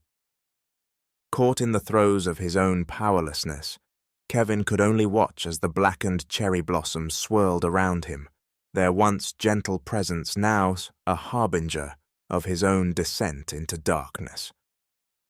The outcome of his encounter with the sleeping man remained uncertain, as the consequences of his actions and the true purpose of the crimson katana revealed themselves in the shadows. Kevin stared into a nearby mirror. Horror and disbelief washed over him as he witnessed his own transformation. His body twisted and contorted, morphing into the form of a demon masquerading as a samurai. The realization that he had become a vessel for this demonic entity sent chills down his spine. "How did this happen?" Kevin's voice trembled as he voiced his inner turmoil, seeking answers that seemed elusive. Yet, the demon samurai, now in control of his being, responded with sinister satisfaction, his voice dripping with malice. "I knew, even during our previous encounter centuries ago, that my katana would eventually find its way into your hands," the demon sneered, his eyes gleaming with wicked intent. "Makoto, brave as he was, foolishly believed he could defeat me. Little did he know that in his desperate struggle, he unwittingly tore his own soul from his body." The demon's words sent shivers down Kevin's spine. The realization dawned upon him that the spirit of the demon had been forged into the very blade he held. Bound to the katana, the demon's essence had remained intertwined with its lethal metal, waiting for an unsuspecting host to unleash its dark power once more. Kevin's mind raced with a maelstrom of emotions. Betrayed by the promise of justice, he had unknowingly fallen into a trap, becoming a vessel for the very darkness he sought to combat. The katana, once thought to be a force of righteousness, had instead become a conduit for a malevolent being, manipulating Kevin's fate. The demon samurai, reveling in his newfound control, continued to taunt Kevin, relishing the torment he now held over his host. The struggle for control became a battle of wills, as Kevin fought against the overwhelming influence that threatened to consume him entirely. Caught between his own desires and the sinister force that held him captive, Kevin's future hung in the balance. The twisted dance of the demon samurai within his own body was horrifying, and caused him to want nothing but to retreat to the farthest reaches of his own mind to escape. Even more so when he realized the extent of his helplessness. The once beautiful cherry blossoms now formed into black smoke tendrils, dragging the occupants of each room into the hallway. Within minutes, 18 men had been lined up on their knees, held captive in a vice-like grip, their heads forced to bow to one side, leaving them completely at the mercy of the demon samurai. The scene played out like a macabre ritual, with the demon samurai placing the edge of the crimson katana to the first man's neck, applying enough pressure to cut deep into his flesh. Slowly, the demonic samurai began to walk alongside his captives, slowly and deliberately allowing the katana to make contact with each one. Showers of blood spread from each neck as the blade passed, while sounds of laughter echoed throughout the halls. "All crime is punishable by death. Well, no need for a crime, just need to quench the thirst of my blade, and it's thirsty," the demon said, letting out a frighting laugh. Dread washed over Kevin as the demon's voice boomed through the hallway, a chilling proclamation that sent shivers down his spine. "I am Shinigami," the demon declared, his voice echoing with a haunting resonance. The weight of those words hung heavy in the air, carrying an ominous significance. Shinigami, the Japanese word for the god of death, evoked a sense of terror and finality. Kevin's mind raced, trying to comprehend the true nature of the demon he had unknowingly unleashed. He grasped at the fading fragments of his own identity, desperately seeking a way to resist the darkness that threatened to consume him entirely. But with each passing moment, the demon's control over him tightened, leaving Kevin to confront the harsh reality that he had become an instrument of death and despair. Chapter 26. Untold Struggles. Kichi, whose name meant good fortune, carried a heavy burden throughout the centuries. Despite her name and the fortunate circumstances she struggled with the inability to bid her father, Daimyo Hideyoshi, a proper farewell, or express her gratitude to him. History only remembered her father as an old man who passed away while sitting at the entrance of a cave, his lands slowly deteriorating. The reason behind his actions remained a mystery to the world, but Kichi held the answer. In truth, Kichi knew that her father had saved her life by seeking the aid of the Fox Witch. However, what her father didn't realize was that the pact he made with the Fox Witch came at a steep cost. Subsequently, Kichi was forever forbidden from seeing or communicating with him again. The separation was a painful one, as Kichi cherished her father and longed to express her love and appreciation for his sacrifice. Though Kichi carried the knowledge of her father's selflessness, she was unable to alter the recorded history or reveal the truth to the world. Instead, she endured the weight of her secret and the eternal void left by her father's absence. The struggle of not being able to say goodbye or convey her feelings tormented her over the great many centuries. Nevertheless, Kichi carried on, determined to make the most of her life and honor her father's sacrifice in her own way. After enduring the heart-wrenching loss of her father and experiencing a perilous encounter with the Shinigami, Kichi's life took a new turn, fueled by a deep desire to protect and preserve the esoteric knowledge that was at risk of being lost or misused. She founded a secret organization known as Shinobi no Kage, meaning Shadow of the Ninja, was established with the purpose of safeguarding ancient wisdom, mystical arts, and secret teachings. It served as a clandestine repository of knowledge, dedicated to maintaining its secrecy from those who might seek to exploit it. The organization comprised a select group of skilled individuals who possessed exceptional abilities, both in combat and in the realms of hidden knowledge. Under Kichi's leadership, Shinobi no Kage operated from the shadows, ensuring that important artifacts, scrolls, and texts were protected and kept away from those who could use them for nefarious purposes. They sought to maintain balance in the world, using their skills and knowledge discreetly to intervene when necessary. Her drive to protect the secrets of the past became the driving force behind Shinobi no Kage. The organization operated with utmost secrecy, employing covert methods and maintaining a network of trustworthy individuals who shared their mission. While Kichi couldn't rewrite history or alter the records of her father's life, she found solace and purpose in the establishment of Shinobi no Kage. Through this organization, she honored her father's memory by dedicating herself to the preservation of knowledge and the protection of the hidden arts, ensuring that they would endure for generations to come. As the modern age of technology dawned upon the world, maintaining secrecy for Shinobi no Kage and concealing Kichi's identity became increasingly challenging. The advancements in surveillance and information sharing made it more difficult for clandestine organizations to operate covertly. Despite their best efforts, Kichi received a secret encoded message revealing that their facilities in Japan had been raided not only by Japanese law enforcement, but also by American authorities. The realization that their operations had been compromised meant that Kichi's time as Akiko's, the alias she used to conceal her true identity, was drawing to a close. The pressure of being exposed to the world weighed heavily on her, but in that moment, another revelation consumed her thoughts. After nearly 5 centuries of tireless searching, she had discovered evidence that Shinigami, the entity responsible for her father's death and her subsequent separation, still walked the earth.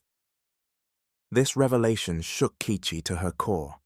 Throughout her long and eventful life, her deepest desire had been to remove Shinigami from history and existence, to ensure that no other lives would be lost or families torn apart by its malevolence. This newfound evidence ignited a burning determination within her, overshadowing the imminent threat to her organization and her own identity. With her focus solely fixated on her ultimate goal, Kichi resolved to confront Shinigami once and for all. She knew that this quest would be the culmination of her life's journey, the pinnacle of her existence. Everything else paled in comparison to the opportunity to rid the world of the entity that had caused her immeasurable pain and suffering. With the weight of centuries on her shoulders and a resolute fire in her heart, Kichi set out, driven by a determination that surpassed the obstacles in her path. The modern age of technology may have made secrecy more difficult, but nothing could deter her from her singular purpose: to remove Shinigami from existence, bringing closure to her own tragic tale, and potentially protecting countless others from its malevolent grasp. Despite the peculiarities surrounding the crime scenes, Kichi's intuition and accumulated knowledge led her to firmly believe that Shinigami was indeed responsible for the events. The presence of cherry trees and the relatively low number of victims perplexed her, but she couldn't shake the feeling that these details were intentionally crafted by Shinigami to confound and misdirect.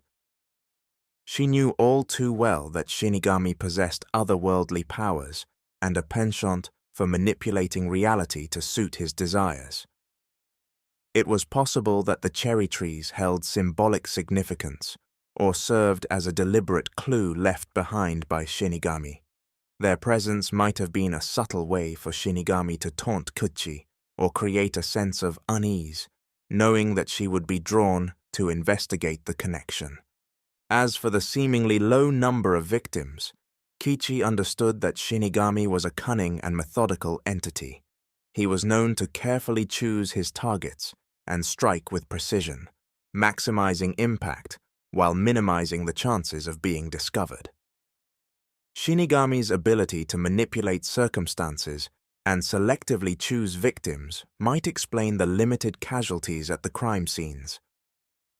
Though the specifics puzzled her, Kichi remained resolute in her conviction. She had encountered the evil presence of Shinigami in the past and witnessed the devastation it caused firsthand. The patterns and underlying darkness she sensed at the crime scenes resonated with her past encounters, leading her to conclude that Shinigami's influence loomed over the events. Driven by her deep-rooted desire to rid the world of Shinigami's existence, Kichi would continue her investigation probe deeper into the mysteries surrounding the cherry trees and the connection to the limited number of victims. She knew that uncovering the truth behind these enigmatic elements would bring her closer to her goal of confronting and defeating Shinigami once and for all. Utilizing her vast network created over centuries, Kichi sent messages out to all aspects of the Shinobi no Kage, looking for any information or events that may be related to Shinigami within the last year. With it having been more than 100 years since she had requested such information, many know nothing of him. After a few days with not even a hint of information, her phone rang. Even though it was heavily encrypted, she still wanted verification that the correct person was at the other end. Ring, ring, ring. "What year did it snow?" Kichi asked when answering the phone. Knowing to most it would sound like a ridiculous question, but Kichi had devised a mathematical answer to any word she asked about. Only trusted members knew the process of finding the correct answer. 7,742, the voice on the other end of the call stated. "What do you have for me?" Kichi asked, trying to not show her excitement. "It's good to hear your voice again. Haven't heard from you in many years. Hell, I am surprised I even remember the formula for the code." The man at the other end of the line laughed. "It is good to hear from you as well, Chris. Sorry we haven't been able to chat in a while. Time gets away from me." "As it does for us all, but no apologizing, life is good. I understand. Not sure how much this helps, but an older gentleman that operates a shop in Tokyo sold an old rusty sword through an online auction. It was so purely rusted even the Japanese Minister of Culture denied issue it and registration card. It was in that poor of shape with rust holes from one side to the other." Chris paused to look at his notes.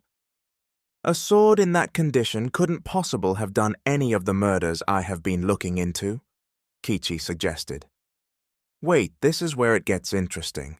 A few weeks after the buyer received it, he called asking a question about where it was found.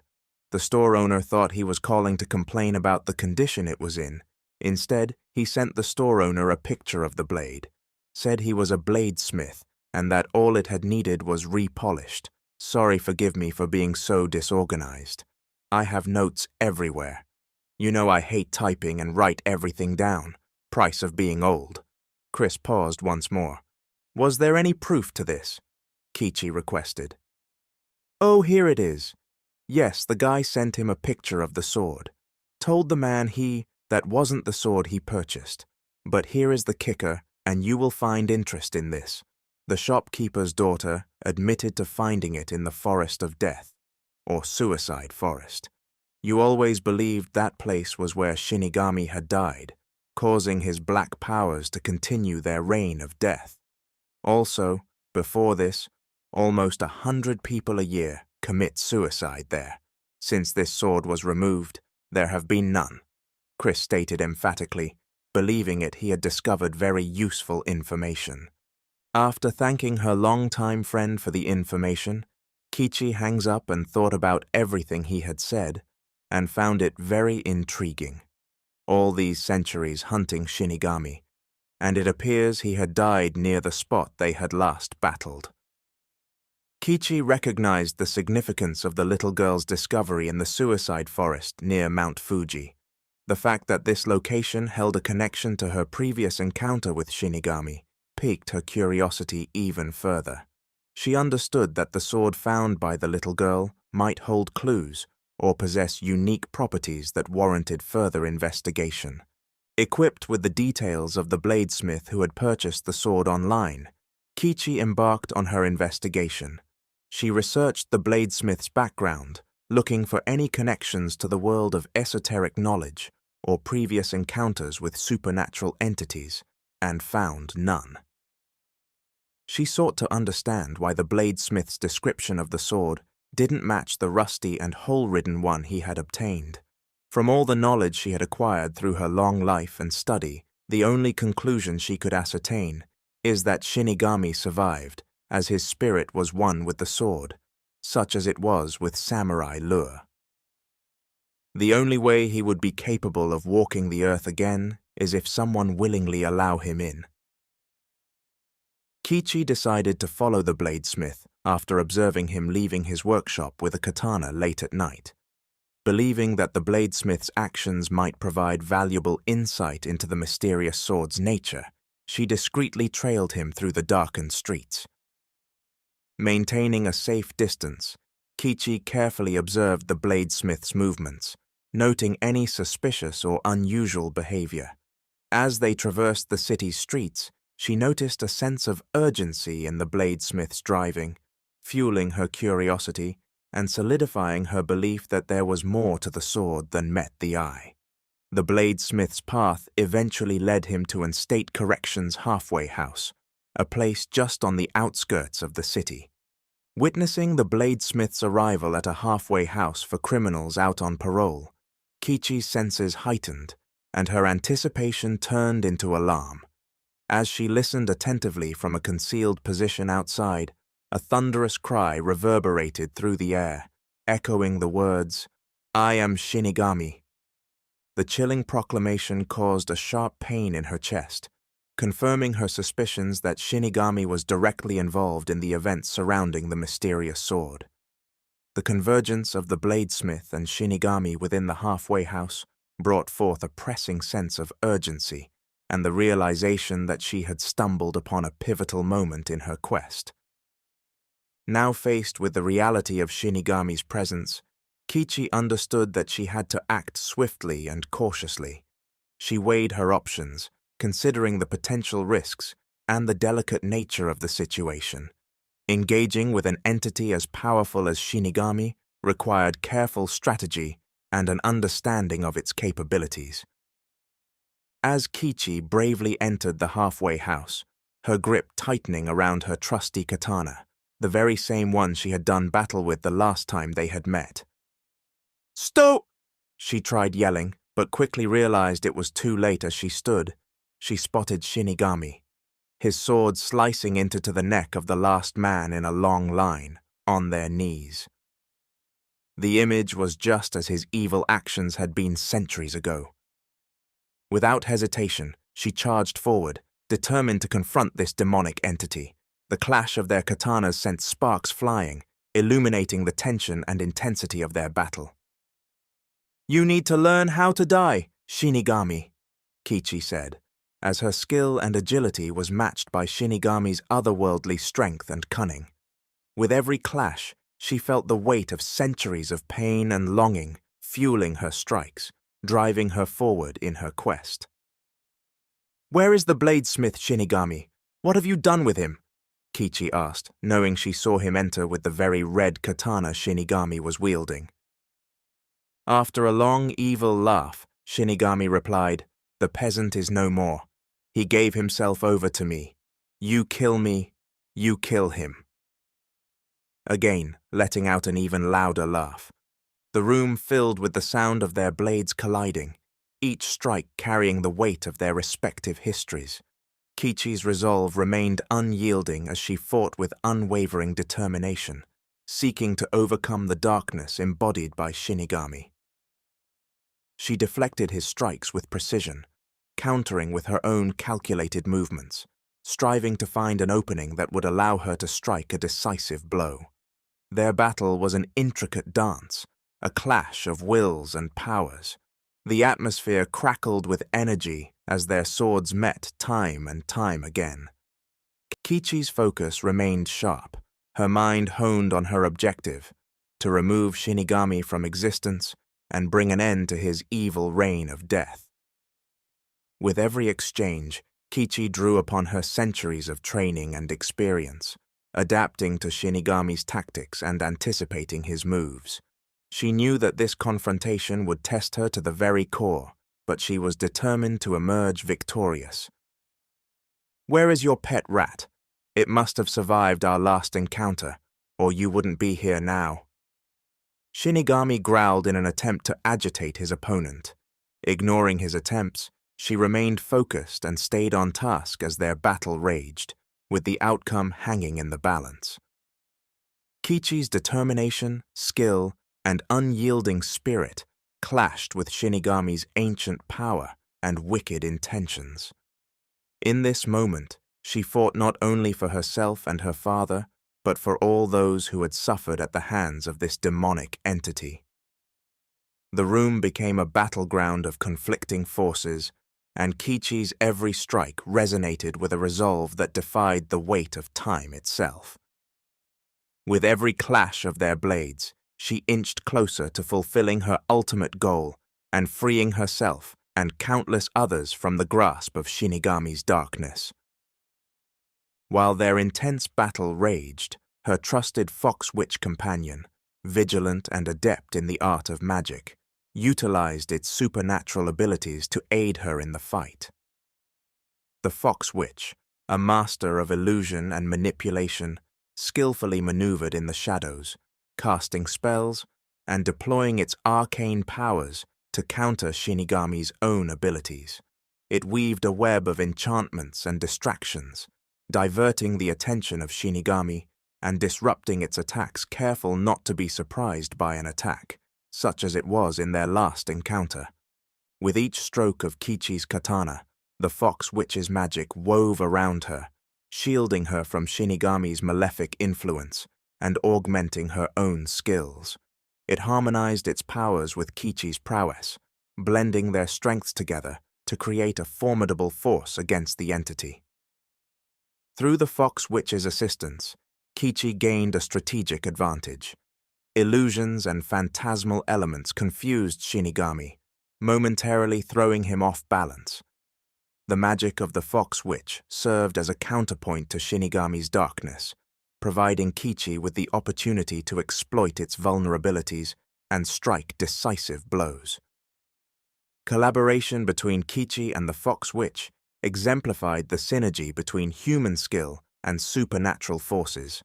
Their combined efforts created a dynamic interplay of swordplay and magic, each complementing and bolstering the other. As the battle unfolded, the presence of the fox witch infused Kichi with a renewed sense of strength and resilience. It acted as her unseen ally, ever watchful and ready to intervene when needed. The intricate dance between Kichi's katana and the fox witch's enchantments brought them closer to their shared objective of overcoming Shinigami's influence. With the fox witch's magical prowess supporting her every move, Kichi fought with renewed determination, fueled by the knowledge that she was not alone in her quest. Together, they formed a formidable team, their unity serving as a testament to their unwavering dedication in the face of darkness. In the midst of their synchronized battle, Kichi and the fox witch pressed forward, their combined efforts serving as a beacon of hope in the struggle against Shinigami. They fought with a fierce resolve, their synchronized actions aimed at vanquishing the demonic samurai for good and ensuring that the legacy of suffering it had left behind would be no more. Intensity grew by the seconded between Kichi, the fox witch, and Shinigami as it unfolded. Little did they know that an outsider had alerted the authorities. The strangeness of the 911 call had caught the attention of Detective Riley, who was promptly dispatched to the scene. Accompanied by Officer James, they rushed to the halfway house, unaware of the supernatural forces at play. Upon entering the chaotic scene, Detective Riley and Officer James both began shouting commands. "Everyone down! Get down now! I said, get—" Little did they know they were now thrusted into a realm far beyond their understanding. The clash between Kichi and Shinigami momentarily halted as Shinigami turned its attention toward the newcomers. In a swift and violent motion, Shinigami extended a dark, ominous tentacle, hurling Detective Riley against the wall with an unfathomable force. The detective's body collided with the solid surface, leaving him dazed and momentarily incapacitated. Officer James, witnessing the devastating attack on his fellow officer, reacted with a mixture of shock and horror. Before he could even process what was happening, Shinigami swiftly closed the distance, impaling Officer James with its katana. The blade pierced through his body, leaving him grievously wounded and gasping for breath as blood gushed from the wound. Kichi, fueled by urgency, witnessed the brutal assault on the officers. The revelation that innocent lives were now caught in the crossfire added another layer of weight to her mission. As Detective Riley struggled to regain his senses and Officer James fought for his life, Kichi braced herself to resume battle with Shinigami. The gravity of the situation intensified, as the fight not only carried the weight of her personal vendetta, but also the responsibility to save the lives of those affected by Shinigami's ruthless actions. Kichi swiftly positioned herself between Officer James, lying wounded on the floor, and Detective Riley, still recovering from the forceful impact against the wall. With unwavering determination, she shielded them from any further attacks by Shinigami, her katana held poised and ready. In a critical moment, 2 additional police officers burst through the doorway, their guns drawn. Reacting swiftly to the dangerous situation, they unleashed a barrage of gunfire upon Shinigami. The bullets found their mark, creating dark voids of smoke wherever they struck. The onslaught of bullets forced Shinigami to retreat, the intensity of the gunfire momentarily disrupting its advances. However, even as Shinigami recoiled, an eerie transformation began to take place. Cherry trees, symbols of life and beauty, emerged from the bodies of those he had slain. The juxtaposition of life springing forth from death sent chills down the spines of those present, a haunting example of supernatural power at play. While the officer's intervention provided a temporary respite, the situation remained perilous, as the newly arrived officers now turned their attention to her, screaming for her to get down on the floor. Kichi recognized that the battle was far from over. She understood the ephemeral nature of Shinigami's retreat and the necessity to press on, to continue the pursuit of justice and the eradication of this entity. With a steady resolve, Kichi stood firm, her eyes scanning the transformed surroundings. The presence of the cherry trees and the lingering threat of Shinigami served as a stark reminder that the fight would not end until the roots of darkness were completely severed. Chapter 27. Interrogation.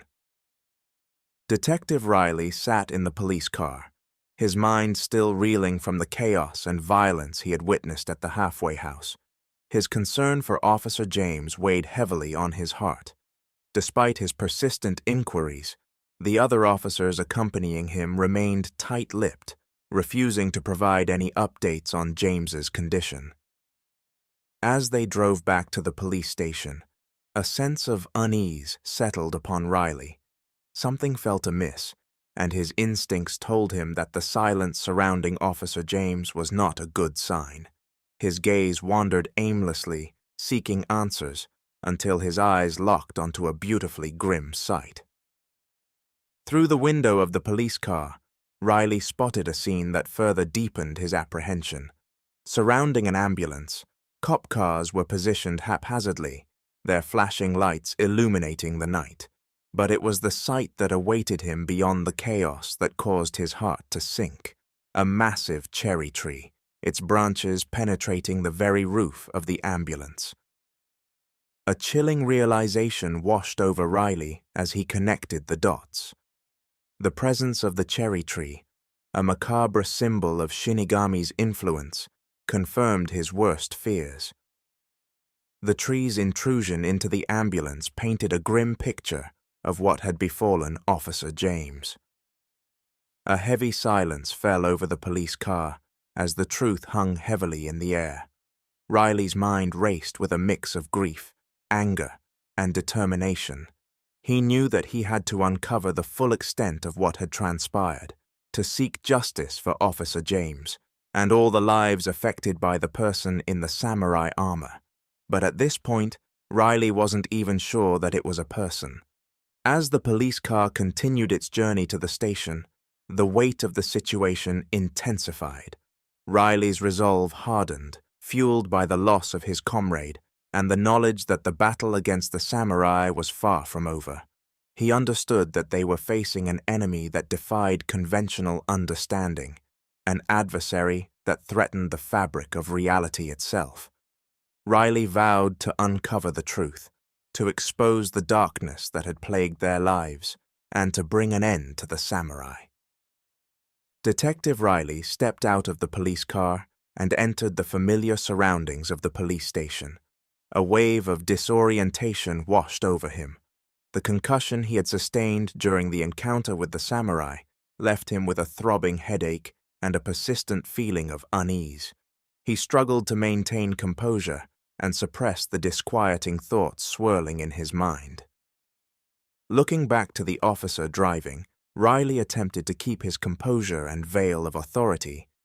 "Edward, when you're finished parking, bring the prisoner to the interrogation room."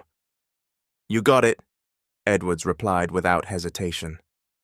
Walking through the halls, Riley couldn't shake off the vivid memories of the battle that had unfolded. The images of black smoke, the clash of swords, and the haunting presence of the cherry trees were etched deeply into his consciousness. It felt like a waking nightmare, and he questioned his own sanity in the face of such surreal experiences. He knew that he had to gather information, to find answers to the unsettling events that had transpired. However, he also grappled with the fear of sounding unhinged or delusional when sharing his account with his colleagues. How can I explain the involvement of this mysterious woman wielding a sword, the supernatural abilities displayed by the samurai, or even the fact that there was a samurai? No, now he even thought he might be crazy. Doubts and apprehension gnawed at Riley, threatening to unravel his resolve. The line between reality and fantasy blurred, leaving him trapped in a disorienting limbo.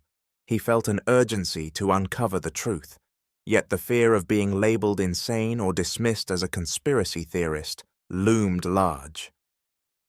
Taking a deep breath, Riley attempted to calm himself, seeking comfort in the familiarity of his surroundings. He knew that he couldn't let his own uncertainties hinder his investigation.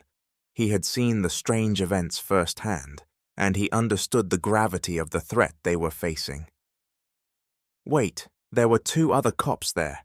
They even shot the samurai, Riley thought, feeling a little bit more secure that others wouldn't think him crazy about what he saw. Riley sought out the other 2 officers to get their thoughts on the encounter. Detective Riley sat down with the 2 officers who had been present during the encounter. A glimmer of hope ignited within him. The knowledge that he wasn't alone in witnessing the inexplicable events bolstered his confidence and validated his own perceptions of the supernatural. As they began to recount their version of the events, Riley listened intently, eager to hear their perspective. "Detective, we are sorry we couldn't get there sooner. Wish we could have done more." Officer Schneider expressed, "Yeah, James was a great guy. We know he greatly enjoyed working with you," affirmed Officer Brammer. Quickly, Riley turned his attention to Brammer. "So you 2 spoke of the case we were working on?" With a look as though he had been caught doing something wrong, Brammer snapped back. No, no. James never divulged any information about the case, just expressed his delight working with you. That's it.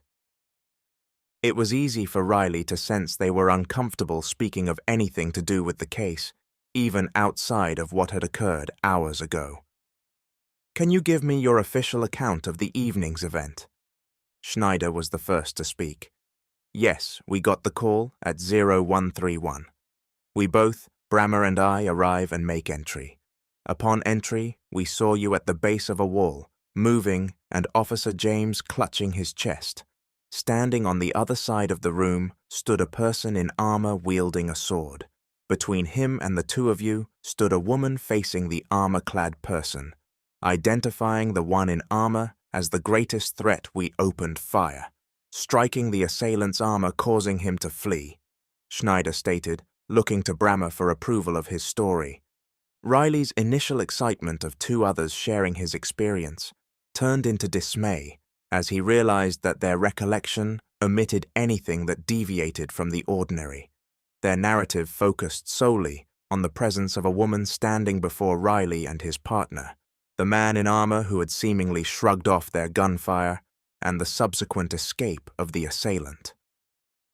It became apparent to Riley that the officers were deliberately withholding the details that would expose the true nature of the encounter. Fear of being labeled as crazy or facing disbelief from their colleagues had driven them to sanitize their accounts, conforming to the boundaries of conventional reality. Determined to uncover the full truth of the situation, Riley knew he had to gain their trust.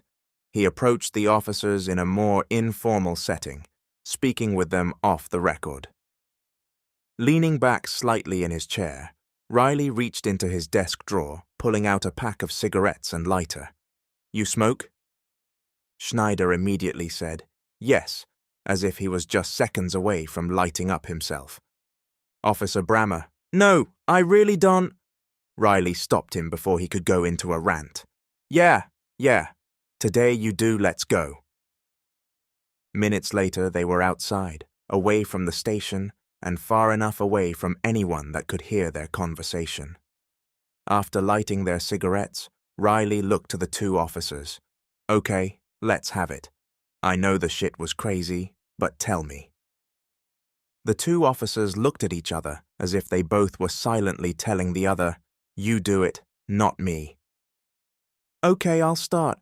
You shot a smoky samurai, Riley said, attempting to not roll his eyes or laugh as he did. In this safe space, away from the judgmental eyes of their peers, the officers began to open, revealing the extraordinary aspects of what they had witnessed. Riley listened attentively, realizing the immense significance of their shared experiences. The supernatural abilities displayed by the samurai, the clash of swords, and the presence of the mysterious woman were no longer confined to his own perception. They were tangible events that had left an indelible mark on the lives of those involved. The officers' reluctance to repeat their account to others spoke volumes about the extraordinary nature of their encounter.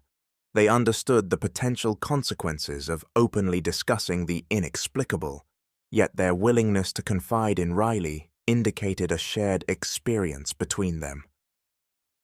Sir, Detective Riley, Officer Edwards shouted from the back door of the station to where the three of them stood.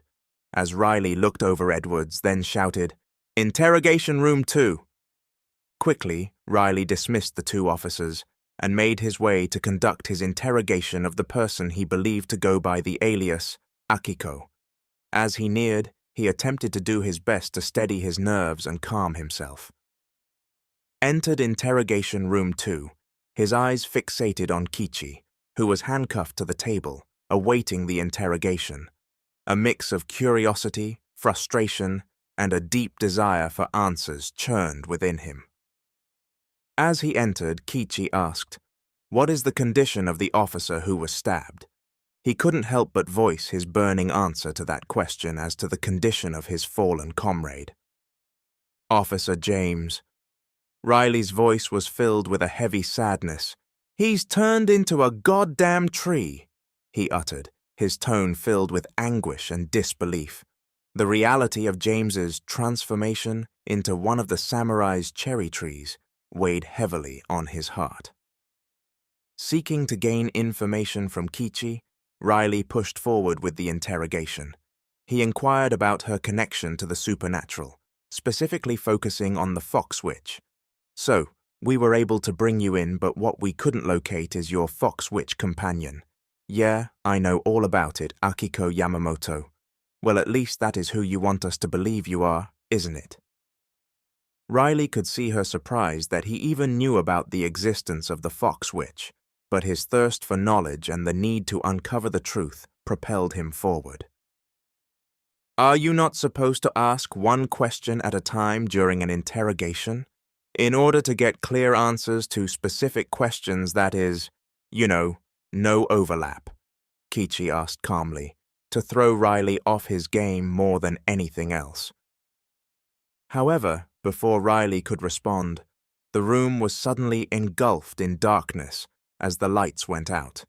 A chilling silence descended, punctuated only by the faint sound of their breathing. Riley's heart quickened, realizing that this sudden disruption could be more than just a mere electrical malfunction. In the darkness, Riley's training kicked in. He reached for his flashlight, hastily flicking it on to shed some light on the situation. Illuminated by the beam, he could make out Kichi's figure, her features masked by shadows. The intensity of the moment heightened his senses as he braced himself for the unknown. With caution in his voice, Riley called out, "What the hell is going on? Is this your doing, Akiko?" He was determined to find answers, to uncover the truth hidden within the darkness that had enveloped them, but the room remained silent, Kichi offering no immediate response. The air was thick with anticipation, and Riley knew that he had to remain vigilant, ready to face whatever awaited them in the darkness. The battle against Shinigami had escalated, and he realized that the forces they were dealing with were far beyond his comprehension. As Riley waited for Kichi's answer, his grip tightened around his flashlight. The flickering beam cast eerie shadows, dancing across the room's walls, as if mirroring the uncertainty and danger that lay ahead.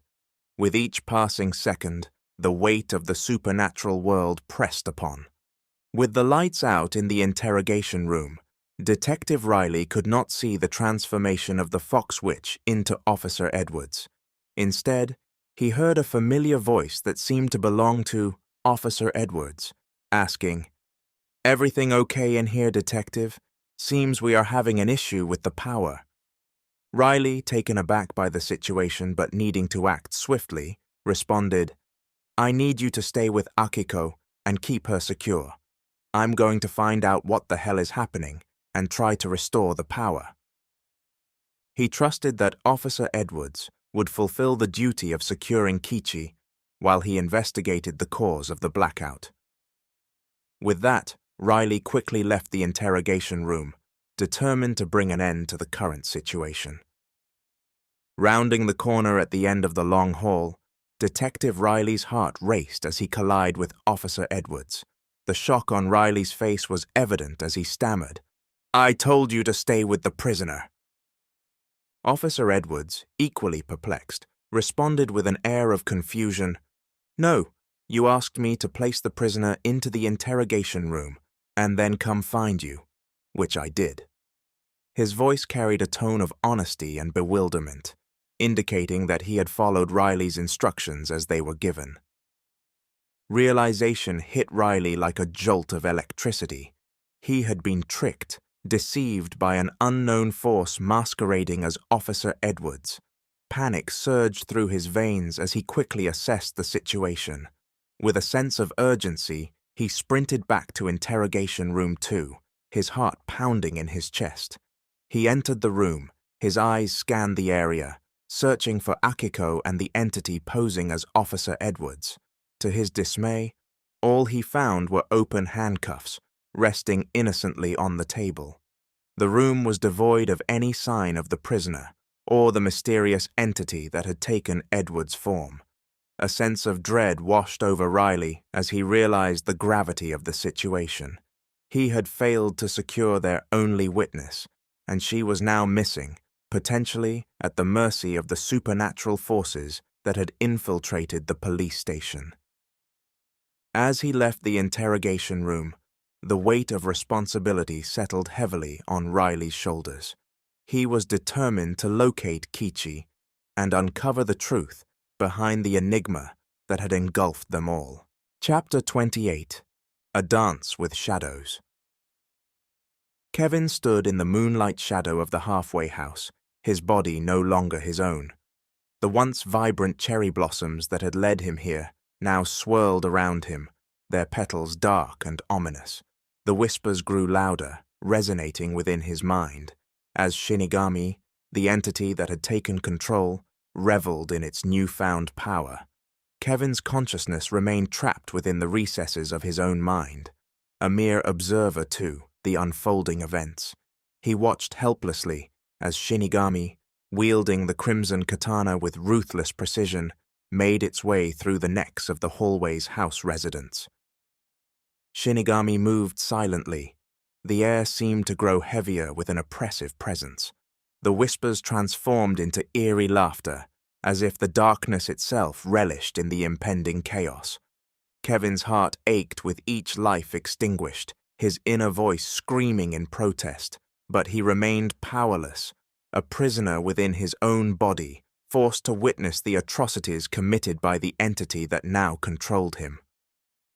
While the massacre continued, Shinigami's presence grew stronger, feeding off the fear and despair that permeated the atmosphere. It reveled in the chaos, embracing its role as an agent of destruction. Yet, amidst the horror, a glimmer of resistance flickered within Kevin's consciousness. He refused to relinquish himself entirely to the darkness. With every ounce of his will, he fought against the grip of Shinigami, struggling to regain control over his own body and destiny.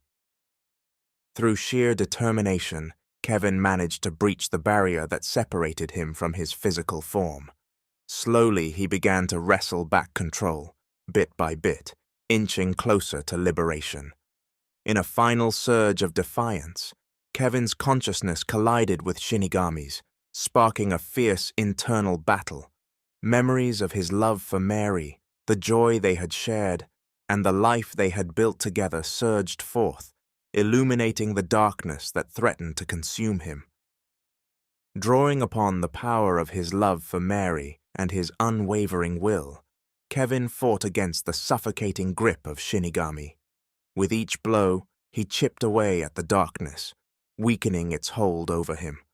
The battle raged on, both forces locked in a struggle for dominance. Sweat dripped down Kevin's brow as he exerted every ounce of his strength, refusing to succumb to the temptation of power and destruction. In a moment of clarity, Kevin's resolve solidified. He would not be defined by the darkness that had temporarily consumed him. With a final surge of energy, Kevin expelled Shinigami from his being, reclaiming control over his body. The crimson katana clattered to the ground. Breathing heavily, Kevin surveyed the aftermath of the carnage, his heart heavy with guilt and sorrow. The cherry blossoms, once symbols of beauty and tranquility, lay scattered on the ground, their essence tainted by the darkness that had unfolded. Kevin's heart raced as he hurriedly made his way back to his truck, mindful of avoiding any encounters with the police. The night air felt heavy with tension, and the weight of his recent actions bore down on him with every step. With a mix of relief, Kevin slipped into the driver's seat and started the engine. The engine's rumble seemed to drown out the turmoil within him, offering a temporary respite from the chaos that had unfolded. On the drive home, Kevin's mind raced, replaying the events at the halfway house over and over. The guilt and regret gnawed at him, threatening to consume his thoughts. He couldn't shake off the images of the innocent lives lost and the havoc wreaked by Shinigami's dark presence. Arriving back at his house, Kevin parked the truck and sat in silence for a moment, contemplating his next move. The weight of the truth hung heavily in the air, and he knew that he would have to face the consequences. Kevin reached for his phone and dialed Mary's number. The phone rang, each ring echoing in the empty space. After a few moments, Mary's voice filled the line, laced with concern, confusion, and sleepiness. "Kevin, is everything okay?" she asked, her voice tinged with worry. Taking a deep breath, Kevin's voice trembled slightly as he responded, "Mary, we need to talk. There are things I need to tell you. I've made some terrible mistakes." Sensing the urgency in his voice, Mary's concern deepened. "Kevin, what happened? Where are you? Are you in danger?" "I'm safe for now, but I need your support," Kevin replied, his voice filled with remorse. "I've been consumed by darkness, Mary. I lost control of myself, and people were hurt because of me." Mary listened in disbelief and stunned silence, her mind racing to comprehend the gravity of Kevin's words. She had sensed a change in him, but the extent of his confession left her reeling. With a voice filled with compassion, she responded, "Kevin, I don't understand everything right now, but I believe in you. We'll face this together. Now where are you?" "In my truck. I'll be in just a second." Shortly after entering their home, Mary gave him a hug and kiss before putting on a pot of coffee. Kevin poured his heart out to Mary. He held nothing back. He recounted the surreal experiences, the visions, and the battles that had consumed him over the past few months. He shared the struggle he had faced with the Crimson Katana and how it had seemingly taken control over him, leading him down a dark and dangerous path. With each word, Kevin's voice trembled with a mixture of fear, vulnerability, and a desperate need for understanding. He watched Mary's face closely, hoping to find a flicker of belief or empathy amidst the incredulity that he expected. Mary listened intently, her eyes widening with each revelation. It was an extraordinary tale, one that tested the boundaries of her own understanding of reality. Conflicting emotions played across her features: concern, confusion, and a hint of disbelief. Silence hung in the air for a moment as Mary absorbed the weight of Kevin's words. Then, with a calmness that surprised even Kevin, she reached out and gently took his hand.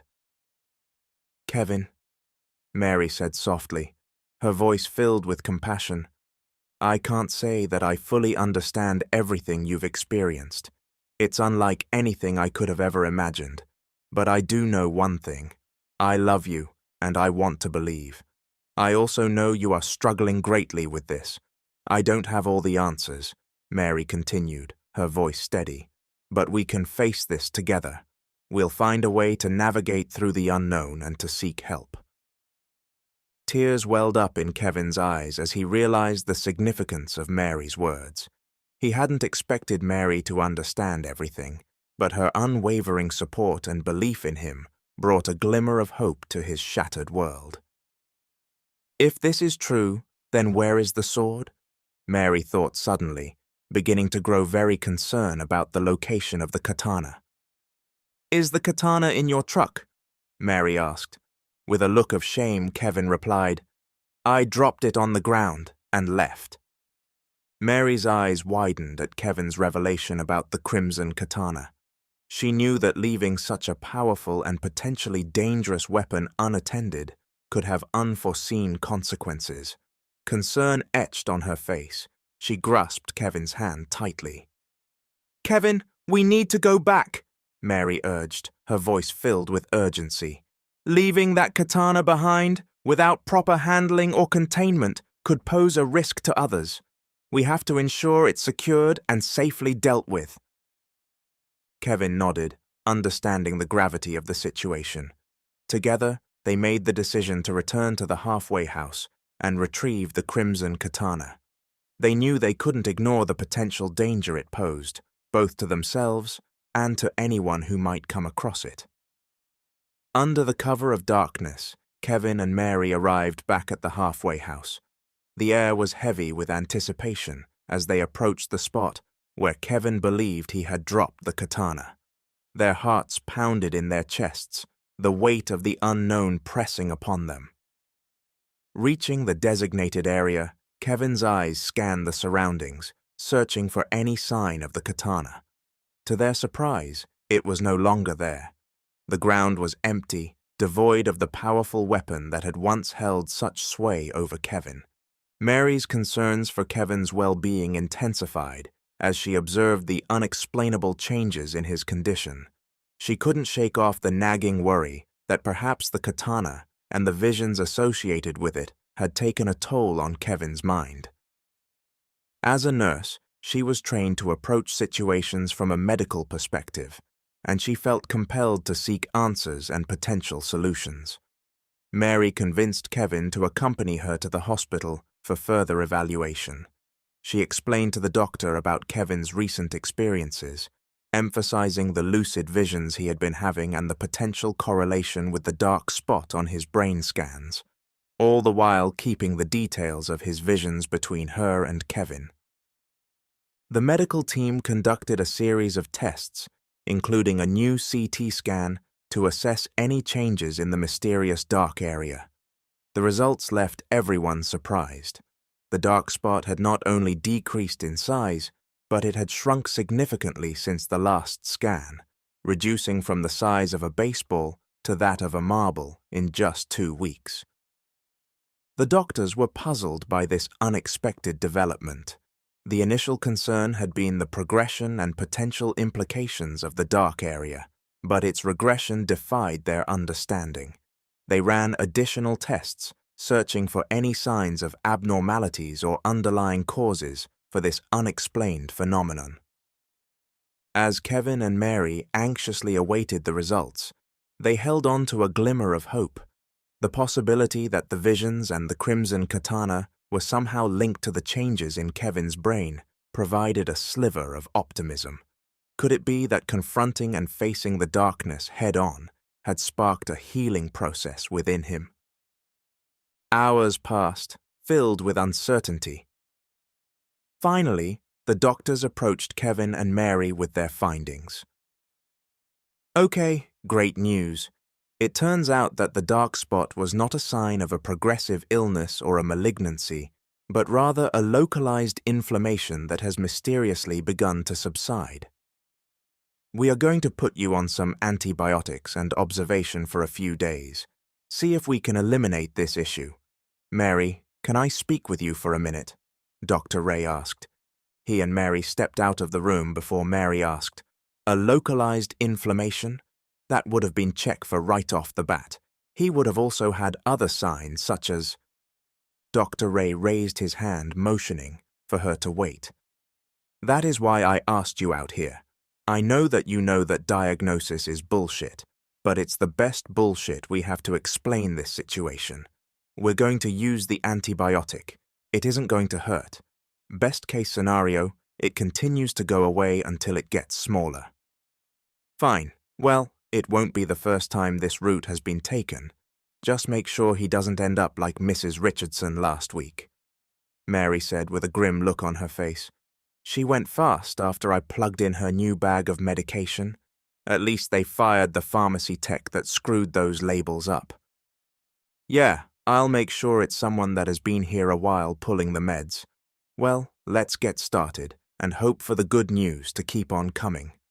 While the medical professionals couldn't definitively explain the connection between Kevin's visions and the regression of the inflammation, they surmised that the mind's intricate and complex interplay with the body might have played a role in this unanticipated healing. Relief washed over Kevin and Mary as if a weight had been lifted off their shoulders. It was a bittersweet realization that even though they may never fully comprehend the events they had experienced, Kevin's health was improving. Chapter 29. The Escape. In the darkness that enveloped the interrogation room, Kichi could sense the presence of the Fox Witch. Though unable to see, her instincts told her that the entity was there to aid her. With each passing second, Her determination grew stronger, fueled by a burning desire to escape the clutches of the police station and find Shinigami. The fox witch, its ethereal form weaving through the shadows, extended a paw-like appendage towards the handcuffs restraining Kichi. With a surge of mystical energy, the metal binding snapped open, freeing her wrists. Kichi's heart quickened with newfound hope as she rose from the table, her senses heightened, ready for what lay ahead. Silently, the fox witch guided Kichi through the dimly lit corridors of the police station, avoiding any potential encounters with officers or security personnel. Its ability to blend seamlessly with the darkness provided them with a distinct advantage as they stealthily navigated through the building. Kichi and the fox witch moved with purpose. Their objective was clear: to retrieve Kichi's katana, the weapon that had been her loyal companion throughout her centuries-long journey. The evidence room was a labyrinth of shelves, filled with boxes and crates, containing a multitude of items seized from various investigations. With the fox witch's assistance, Kichi navigated the maze-like room, their steps careful and quiet. The fox witch's supernatural abilities allowed it to detect the specific energy resonating from Kichi's katana, guiding them towards its location amidst the sea of confiscated objects. Finally, they reached a dimly lit corner of the room, where Kichi's katana rested inside a secured case. The fox witch focused its ethereal power, manipulating the lock mechanism with a touch of its paw. The case clicked open, revealing the gleaming blade that had accompanied Kichi through countless battles. Grasping the katana firmly in her hands, Kichi felt a surge of familiar energy coursing through her veins. The weight of the weapon was both comforting and empowering, instilling her with a renewed sense of purpose. She knew that with her katana in hand, she possessed the means to confront Shinigami once and for all. As they made their way back through the police station, Kichi and the fox witch moved swiftly and discreetly, avoiding any potential obstacles or encounters with officers. Their escape was aided by the chaos and confusion that had descended upon the facility. The darkness that had cloaked the interrogation room during their encounter had left the building in disarray, providing them with the perfect cover. Emerging into the night, Kichi and the fox witch disappeared into the shadows, their steps guided by a singular determination to find Shinigami. Together they decided that tracking down the bladesmith was the key to finding Shinigami once again. They staked out his home and shop, patiently waiting for any sign of his return. After hours of surveillance, Kichi received a call from her network within Shinobi no Kage, providing them with crucial information about the bladesmith's whereabouts. After going through the verification process, Kichi began speaking. "What do you have for me, Elizabeth?" one of Kichi's most trusted computer trackers. "Oh, this was an easy one, darling. A one Kevin J. Blake was admitted for hallucinations and something about spots on his brain. Sounds like you might be tracking a nutter there, Keck. Your nutter is located at Rockbrook Regional Hospital, second floor room 2910. Elizabeth was great at hacking computers for information but annoying at conversationalist. "Thanks much, we'll get together sometime soon, okay?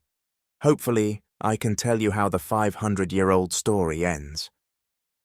Even though Kichi found her annoying to have a conversation with, she couldn't help but enjoy them. "Ooh, my girl is finally going to get her daddy some sweet revenge.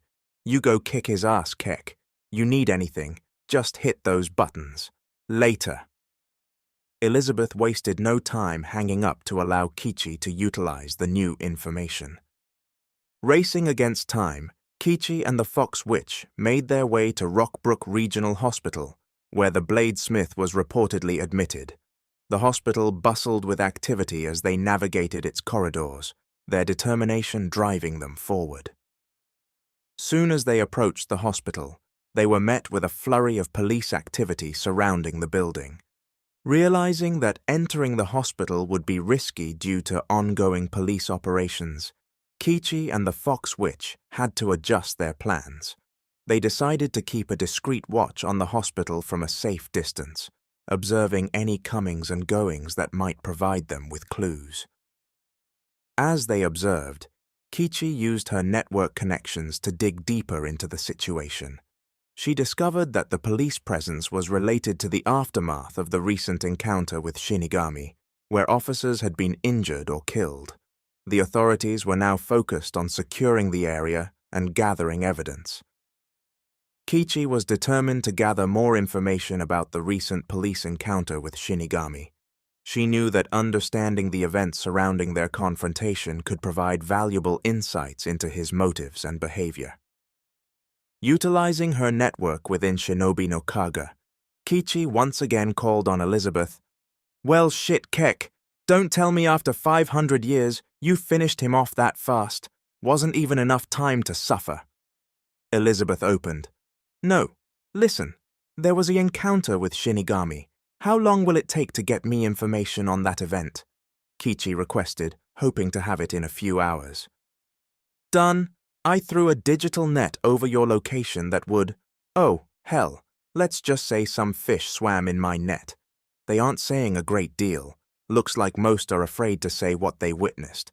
According to their text messages, they definitely don't want to enter something about leaving black smoke and people turning into trees. Well, they don't want to put any of it into reports. Sending you the address now. Looks like the guy might be dead. Died of an overdose? Sure, this is your guy?" "I was until you said he might be dead of an overdose. Got your text. Thanks, let me know if you get another hit like that. Thanks." Kichi replied, grateful for members that could anticipate. Whoa, what do we have here? Someone just filed a report. It reads, "The encounter had taken place in a secluded area, shrouded in darkness. Several officers had responded to a distress call, reporting suspicious activity. As they arrived at the scene, they were met with a chilling sight, the figure of a samurai figure, cloaked in black smoke that seemed to move at his direction, his presence emanating an aura of death. The confrontation had escalated quickly, with the person announcing loudly, 'I am Shinigami,' and 'All crime is punishable by death.' Oh, it's your boy Kek. Sorry, displaying supernatural abilities that defied explanation. He had effortlessly evaded gunfire, moving with an otherworldly grace. The officers had fought valiantly, but their weapons seemed futile against his seemingly invincible armor. After 15 minutes of fighting and 4 officers fallen, the perpetrator fell to the ground, becoming unresponsive. Sorry, Kek. It doesn't look like you get to kill this bad guy. Kichi remained silent and thought hard about the information she had just received. This isn't right, it can't be. An entity such as Shinigami doesn't just fall over dead. Wait, does it say, what happened to the crimson katana? Elizabeth could be heard humming while her fingers danced over her keyboard. Yes, evidence locker. Logged in 3 minutes ago. Boom, that'll play. Hey, is Red with you? Tell her I have a fridge full of koi for her next visit. Looking over at the Fox Witch, who could hear everything, Kichi knew she would be addressing Elizabeth, and she did. Dear, I have gone thousands of years with no name, and will not go by one that is merely descriptive now. However, depending on how fresh the koi is, we can talk. Elizabeth could be heard gasping for air on the other end of the line. Oh, Red, it will be in a bucket of the freshest water. See you soon, Red. Thanks again, Elizabeth. Couldn't do it without you. Not waiting for a goodbye, Kichi hung up. Because though the Fox Witch didn't speak much, Elizabeth could get her talking non-stop. As Elizabeth relayed the report for them, Kichi's mind raced, piecing together the puzzle. She realized that Shinigami's powers surpassed the capabilities of a mere mortal. His armor and resilience hinted at a deeper, ancient connection. one that held the key to his immortality and dark powers. With that knowledge, Kichi thought, how is it he would drop dead from an overdose? He wouldn't have allowed his host to have that type of control. No, he wouldn't have, Red answered, since she had the ability to share Kichi's thoughts from the day they bounded. Didn't Shinigami say the bladesmith gave control over to him? Something must have not worked since the bladesmith is here, and Shinigami is killing on the other side of the city. Kichi found everything very intriguing. The one thing that connects the two events is the Shinigami's crimson katana. A drug addict must have found it, and Shinigami was able to take over until the addict's body overdosed. We must find that sword. Chapter 30. Unraveling the Clues. Detective Riley received an unexpected call from Becky, a diligent colleague who had been tirelessly sifting through video surveillance footage from the crime scene and nearby businesses, where Officer James had tragically lost his life. Intrigued by the prospect of new leads, Riley anxiously picked up the phone. Becky informed Riley, "Hey, I think we have something here, a recently obtained video clip from a nearby business.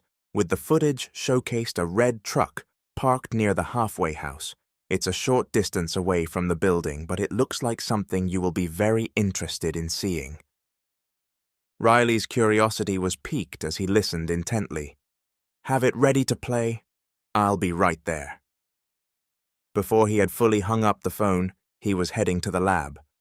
Once he entered Becky's work area, Riley spotted her standing with the remote, ready to press play for the video on the monitor. Becky did just that, and the two stood silent, studying the screen, while Riley's anticipation grew.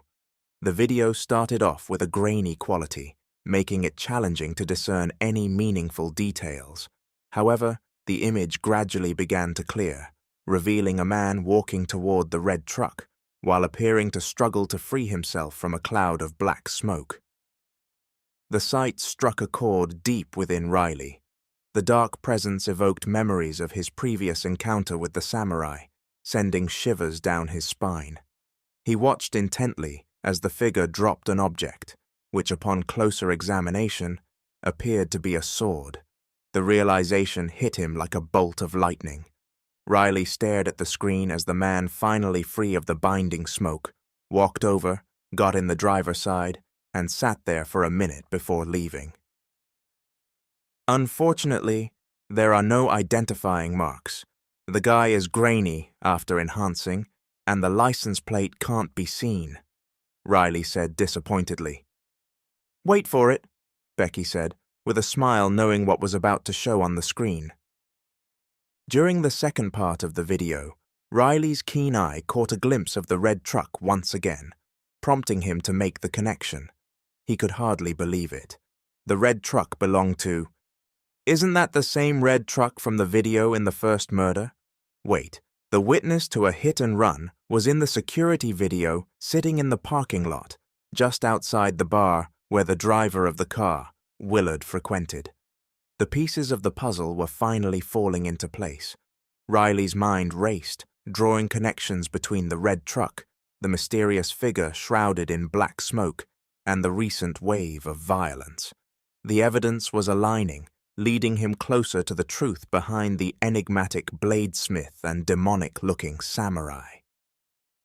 While Riley continued to watch, he was astonished to see Mrs. Blake exit the red truck alongside Kevin. A mix of confusion and concern washed over him as he tried to make sense of the unexpected event. Normally, wives don't go to crime scene with a murderous husband, Riley thought. Detective Riley's continued to watch the video footage provided by Becky. What are they doing together? Riley wondered aloud, his mind racing with possibilities. As the footage played on, another detail caught Riley's attention.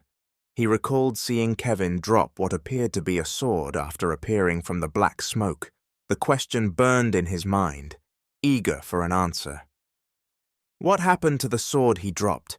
He asked Becky, hoping for a clue that might shed light on the mysterious disappearance. Becky's response was disheartening. "I don't know," she admitted.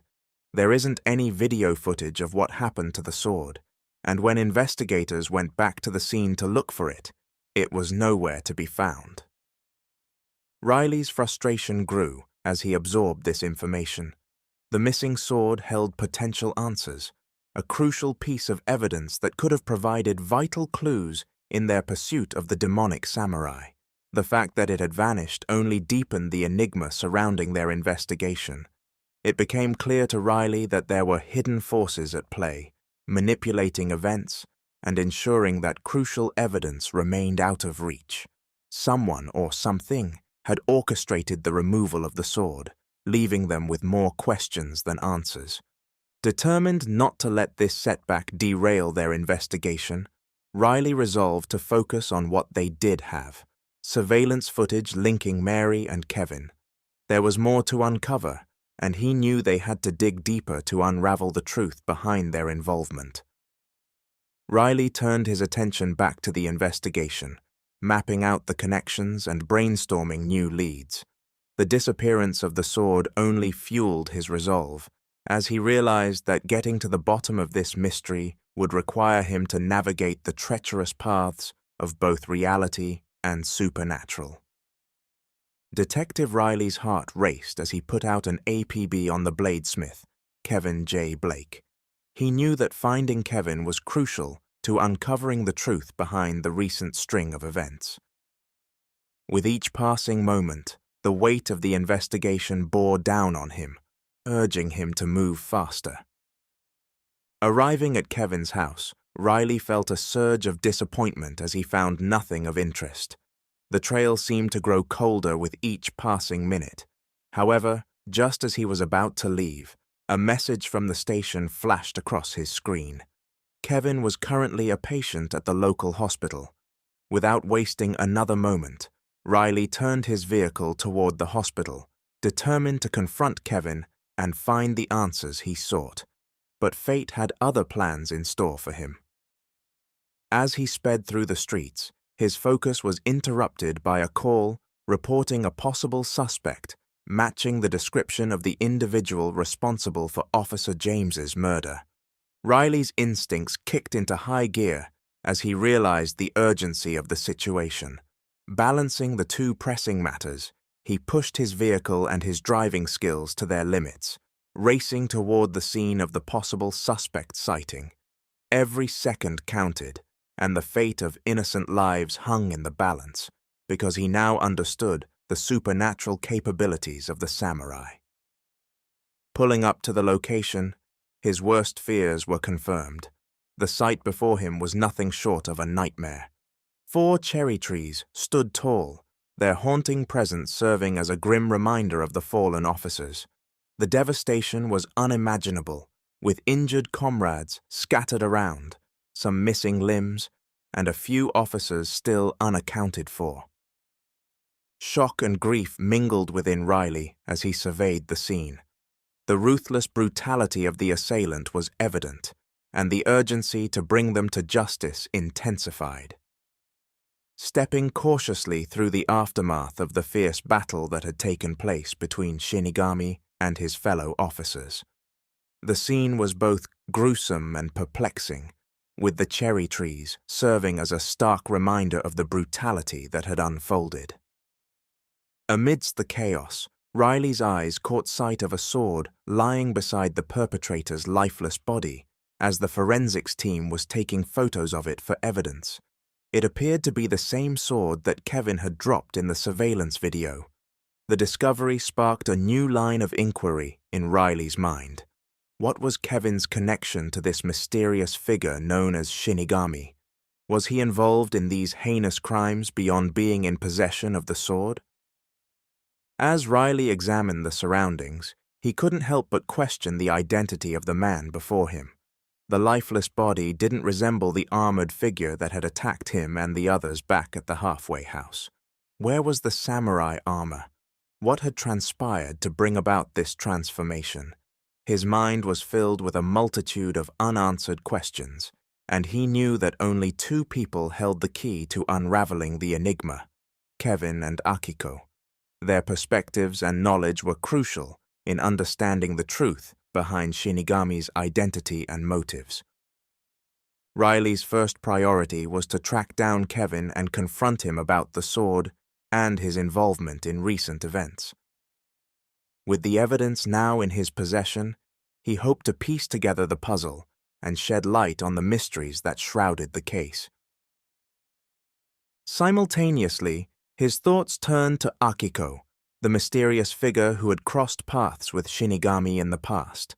She held secrets that could unravel the truth and provide vital insights into the nature of their adversary. Riley knew that seeking her out was imperative in his quest for answers. As he navigated the aftermath, Riley's determination grew stronger. The pursuit of justice demanded unwavering commitment, and he was prepared to do whatever it took to bring clarity to the chaos that had consumed their lives. With the sword as evidence and the weight of his experiences guiding him, Riley embarked on a dual journey, to find Kevin and to seek out Akiko. The pieces of the puzzle were scattered before him, waiting to be assembled. Chapter 31. Illusions. Kichi and Red, working on the information provided by Elizabeth, devised a plan to gather more clues. Red utilized her powers as a fox witch to create a convincing illusion, transforming Kichi into the likeness of Detective Riley. Disguised as Riley, Kichi ventured into the police station, her appearance allowing her to move unnoticed among the officers. Taking advantage of the illusion, Kichi made her way to the evidence room, where she located and checked out the crimson katana. The weapon, with its mysterious aura, seemed to hold vital clues that could lead them closer to uncovering the truth behind Shinigami's existence. Now in possession of the crimson katana, Kichi, still disguised as Riley, headed to the morgue. She needed to investigate the body of the man who had last wielded the sword, as it held potential answers to her suspicions. The man's sudden death had raised questions, and Kichi was determined to uncover the truth behind his demise. Examining the body, Kichi's intuition proved correct. The man had indeed been a drug addict and had succumbed to a heart attack. Things began to fit together, revealing a more complex web of events. It became apparent that Shinigami's influence extended beyond the realm of supernatural battles and rooted into the lives of ordinary individuals. Kichi and Red knew they were on the right path to discovering Shinigami's weakness and destroying him. Now they felt their next step was to question the bladesmith, find out just how he conjured Shinigami. They arrived at Rockbrook Regional Hospital, their anticipation mounting as they got closer to their goal of questioning the bladesmith. With the crimson katana in hand, they felt a renewed sense of purpose, knowing that they were one step closer to discovering Shinigami's weakness and ultimately bringing an end to his reign of darkness.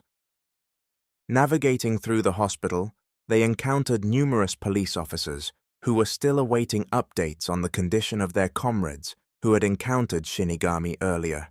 The weight of the ongoing battle hung heavy in the air, but they remained focused on their mission. Reaching the vicinity of the bladesmith's room, they paused to listen to the conversation between him and his wife. The sound of their cheerful exchange piqued their curiosity, raising questions about the bladesmith's involvement in conjuring Shinigami and the true nature of his connection to the enigmatic figure. Taking a deep breath, Kichi and Red stepped forward, entering the room. The bladesmith and his wife turned their attention towards them, their expressions shifting from joy to surprise. Kichi maintained her disguise as Detective Riley, her voice reflecting the authority and determination of the character she was impersonating. "Good evening," Kichi greeted them, her voice mirroring the cadence and tone of Detective Riley. "I hope I'm not interrupting anything important." The bladesmith's eyes widened in recognition, his wife glancing back and forth between Kichi and Red, a flicker of concern crossing her face. Kichi knew that their presence in the room would raise suspicions, but time was of the essence, and they needed answers.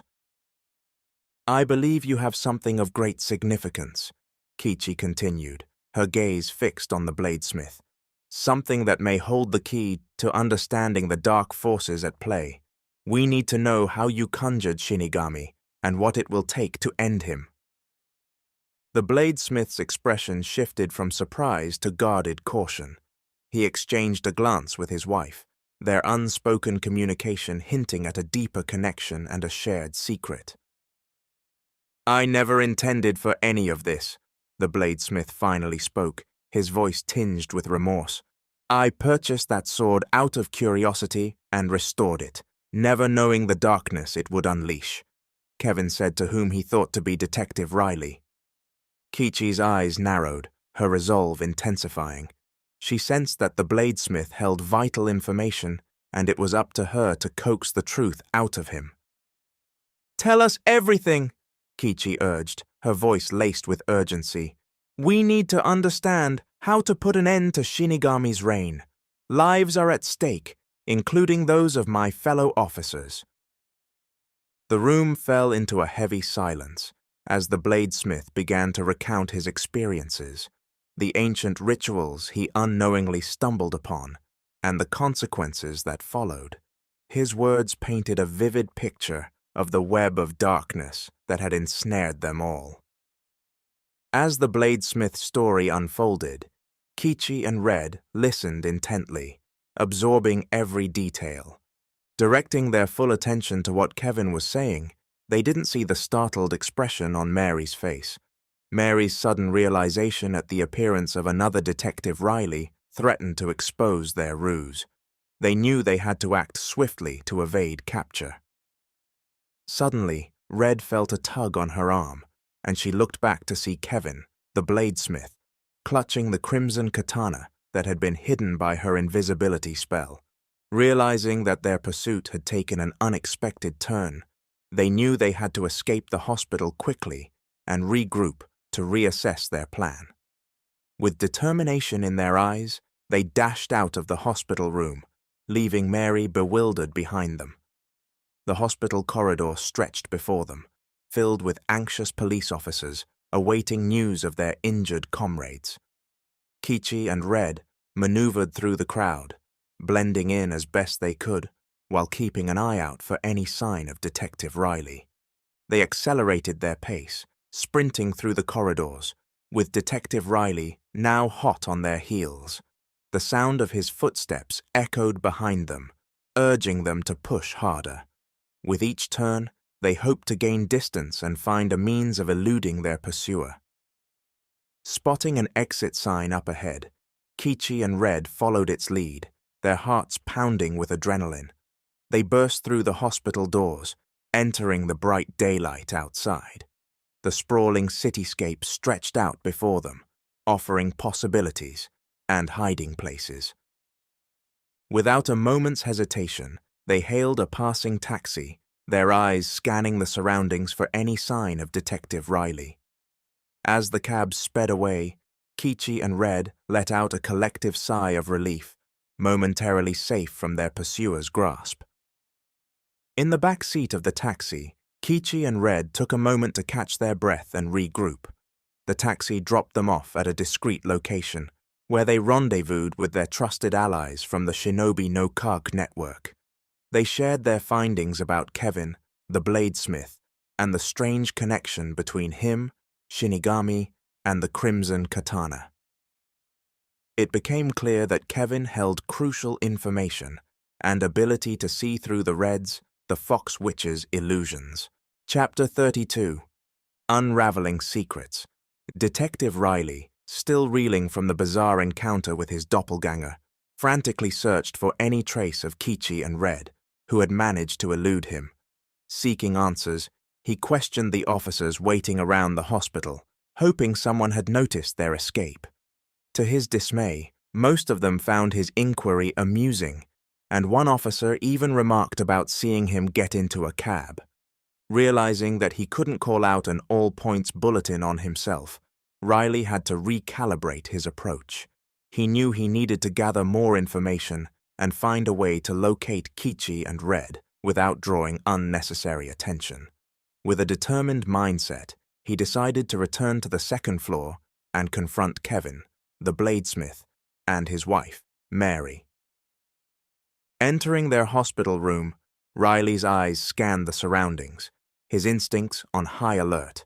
Mary greeted him with a puzzled expression, unaware of the chaos that had unfolded moments ago. Kevin, on the other hand, seemed uneasy, his demeanor betraying a hidden secret. Riley began his questioning, trying to piece together the events and the connection between Kevin, the Crimson Katana, and the mysterious Shinigami. He carefully observed their reactions, searching for any signs of deception or hidden knowledge. Mary, oblivious to Kevin's possession of the sword once again, provided Riley with limited information. Her answers were vague, and Riley sensed that she was withholding something crucial. Deep down, he knew that Kevin held the key to unraveling the mysteries surrounding Shinigami's existence and the true nature of their encounters. As Riley pressed further, a tension filled the room. It became clear that Mary was aware of something she was not sharing. The air grew heavy with unspoken truths, and Riley realized he needed to approach this from a different angle. Deciding to take a more subtle approach, Riley shifted his focus to Mary, attempting to establish a rapport and gain her trust.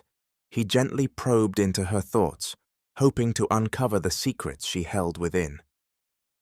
Gradually, the walls began to crumble, and Mary's guarded facade began to crack. With each word exchanged, Riley became increasingly convinced that Mary possessed vital information that could lead them closer to Shinigami's true identity and his connection to the bladesmith. He couldn't help but wonder if Kevin's involvement in the creation of Shinigami was more complex than initially suspected.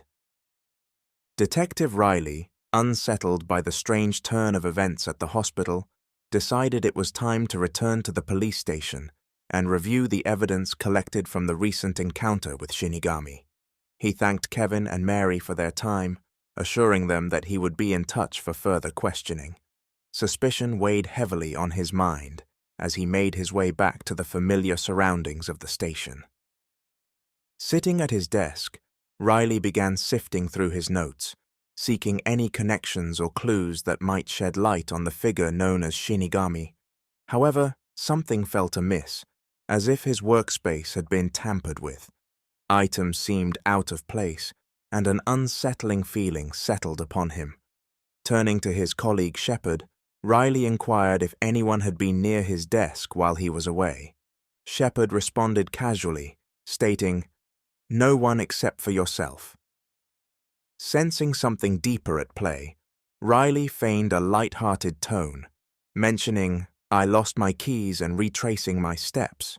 Shepard, seemingly unaware of the gravity of the situation, mentioned, "Maybe you forgot them with the dead guy where you were at the morgue earlier." The mention of the morgue caught Riley off guard, his mind racing to understand the significance of that particular location.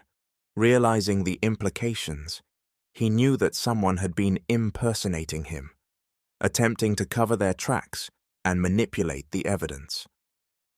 Seeking more information, Riley engaged the forensic expert, who informed him that he had indeed visited the cop killer's body and had also been to the evidence room. The pieces of the puzzle started to come together, revealing a cunning plot to divert suspicion and manipulate the investigation. With a renewed sense of urgency, Riley knew that time was of the essence. He had to uncover the identity of the imposter and understand their connection to the events surrounding Shinigami. The web of deception was growing wider, and he was determined to untangle it. Gathering his team, Riley shared his suspicions and instructed them to comb through the station's surveillance footage, searching for any clues or unusual activities during his absence. Every detail mattered, and the surveillance footage from the police station revealed a shocking revelation. It was not Detective Riley captured on camera, but the cunning Akiko assuming his identity, seamlessly moving from one location to another freely within the station. The intricate web of deception deepened as Akiko surreptitiously investigated the murder weapon and left with it, leaving Riley and his team astounded. Watching the surveillance footage, Riley's mind raced with questions. How the hell did Akiko manage to infiltrate the station undetected, and what was her true connection to Shinigami? Riley knew he needed help and was determined to find the officers who had witnessed the terrifying encounter with Shinigami firsthand. He knew that they alone could provide him with the assistance he desperately needed, as they had also seen the supernatural darkness that consumed their comrades. His search for the two didn't take long before discovering the officers were considered missing in action during the recent battle with Shinigami. The whispers of their fate echoed through the corridors, with others recounting how they had witnessed the officers being struck down by the crimson katana, transforming into cherry trees in a chilling display of Shinigami's power. Every minute that went by instilled greater fear of the next call coming in, the next call for anything strange. With the number of people he could confide in dwindling, Riley turned to Becky, the digital forensic expert. He knew that her expertise and meticulous approach would be crucial in uncovering any overlooked evidence or leads. Riley pleaded with her to revisit the surveillance footage and leave no stone unturned. Understanding the gravity of the situation, Becky dedicated herself to the task at hand. She meticulously analyzed the footage, scrutinizing every frame for any hints or clues that might have been missed. Hours passed as she pored over the vast amount of data, determined to find a breakthrough. While Becky delved into the digital realm, Riley himself returned to the crime scene where Officer James had tragically lost his life. It was a somber and haunting place, marked by the memories of the battle that had taken place. With a careful eye, Riley combed through the area, searching for any overlooked evidence that could shed light on the case. As he examined the scene, Riley's instincts kicked in, honed by years of experience. He noticed subtle details that others might have missed: the scuff marks on the pavement, the faint trace of something unusual in the air. Each discovery fueled his determination to uncover the secrets hidden within this macabre puzzle. For hours, both Riley and Becky continued their relentless pursuit for a break in the case. Riley's heart raced as he received the call from Becky. She had made a breakthrough in their investigation, and the screenshots she sent promised to unravel the mystery that had plagued them for so long. With a mix of anticipation and dread, Riley opened the files and saw the segment of the security video that captured the struggle between Kevin and the black smoke. As he studied the screenshots, his eyes widened in realization. During the chaos, the image of the samurai faded away into the very essence of the dark smoke itself. A wave of shock washed over Riley, followed by a surge of disbelief. The pieces of the puzzle were falling into place, forming a picture that was both horrifying and surreal. Kevin J. Blake, the seemingly ordinary bladesmith, was the very embodiment of the demonic mass-murdering samurai known as Shinigami. The implications of this revelation were staggering. It meant that their search for Shinigami had led them directly to the one they least suspected.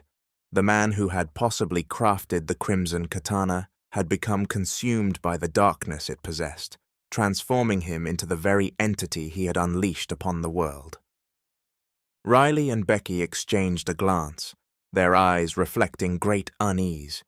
They knew that their task had become even more daunting, for now they had to confront the bladesmith-turned-demon himself. But they were not alone in this fight. They had each other, and together they would uncover the truth. Armed with this newfound knowledge, Riley and Becky set their sights on Kevin J. Blake, now known as Shinigami. They would use every resource at their disposal, employing their skills, intellect, and unwavering resolve to expose his identity and put an end to his rampage. Detective Riley's heart pounded in his chest as he made the decision to confront the bladesmith turned demon, Shinigami, alone. He knew that calling for backup would only put more lives at risk, as the supernatural powers possessed by Kevin J. Blake made him an incredibly dangerous adversary. As he walked the dimly lit halls of the hospital, the weight of his mission pressed upon him. Screams echoed through the corridors, fueling his determination to put an end to the terror once and for all. The hospital seemed eerily quiet, adding to the tension that hung in the air. Following the sound of the scream, Riley quickened his pace, his senses heightened. He knew that time was of the essence, and every second counted. The hallway led him to a room bathed in shadows, and as he cautiously entered, his eyes widened at the sight before him. There, in the center of the room, stood Shinigami, his form distorted by the dark smoke that enveloped him. The crimson katana gleamed ominously in his hand, a weapon of pure evil. A young nurse trembled in fear, her eyes locked on the figure before her. Riley's eyes widened in astonishment as he witnessed the incredible battle unfolding before him. Kichi, empowered by the assistance of Red, the Fox Witch, fought with unmatched speed and skill against the formidable Shinigami. The clash of their weapons reverberated through the hallway, and the air crackled with an otherworldly energy.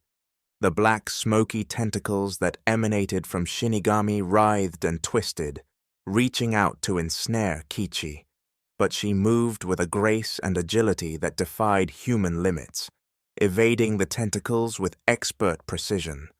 With each swing of her katana, she sent arcs of white cloud-like smoke towards Shinigami, pushing back against his darkness. Red, her eyes glowing with determination, channeled her Fox Witch powers, summoning the protective white smoke that aided Kichi in her battle. The ethereal mist swirled around Kichi, acting as a shield against Shinigami's relentless attacks. It seemed to possess an ancient power, pushing back against the dark forces that threatened to consume them all. Riley, transfixed by the spectacle, understood the magnitude of the battle unfolding before him. Kichi, with her unwavering determination and the aid of the Fox Witch, stood as humanity's last hope against the malevolent Shinigami. It was a clash between light and darkness, and the outcome would shape the destiny of their city. As the battle raged on, Kichi's movements became even more fluid, her strikes imbued with an inner strength that seemed to defy the limits of her mortal body. She fought with a fierce resolve, fueled by her determination to protect the innocent and bring an end to the reign of terror. Meanwhile, Shinigami grew increasingly desperate, his attacks becoming more erratic and wilder. The black smoky tendrils thrashed and twisted, attempting to overpower Kichi and break through the defense of the white cloud-like smoke.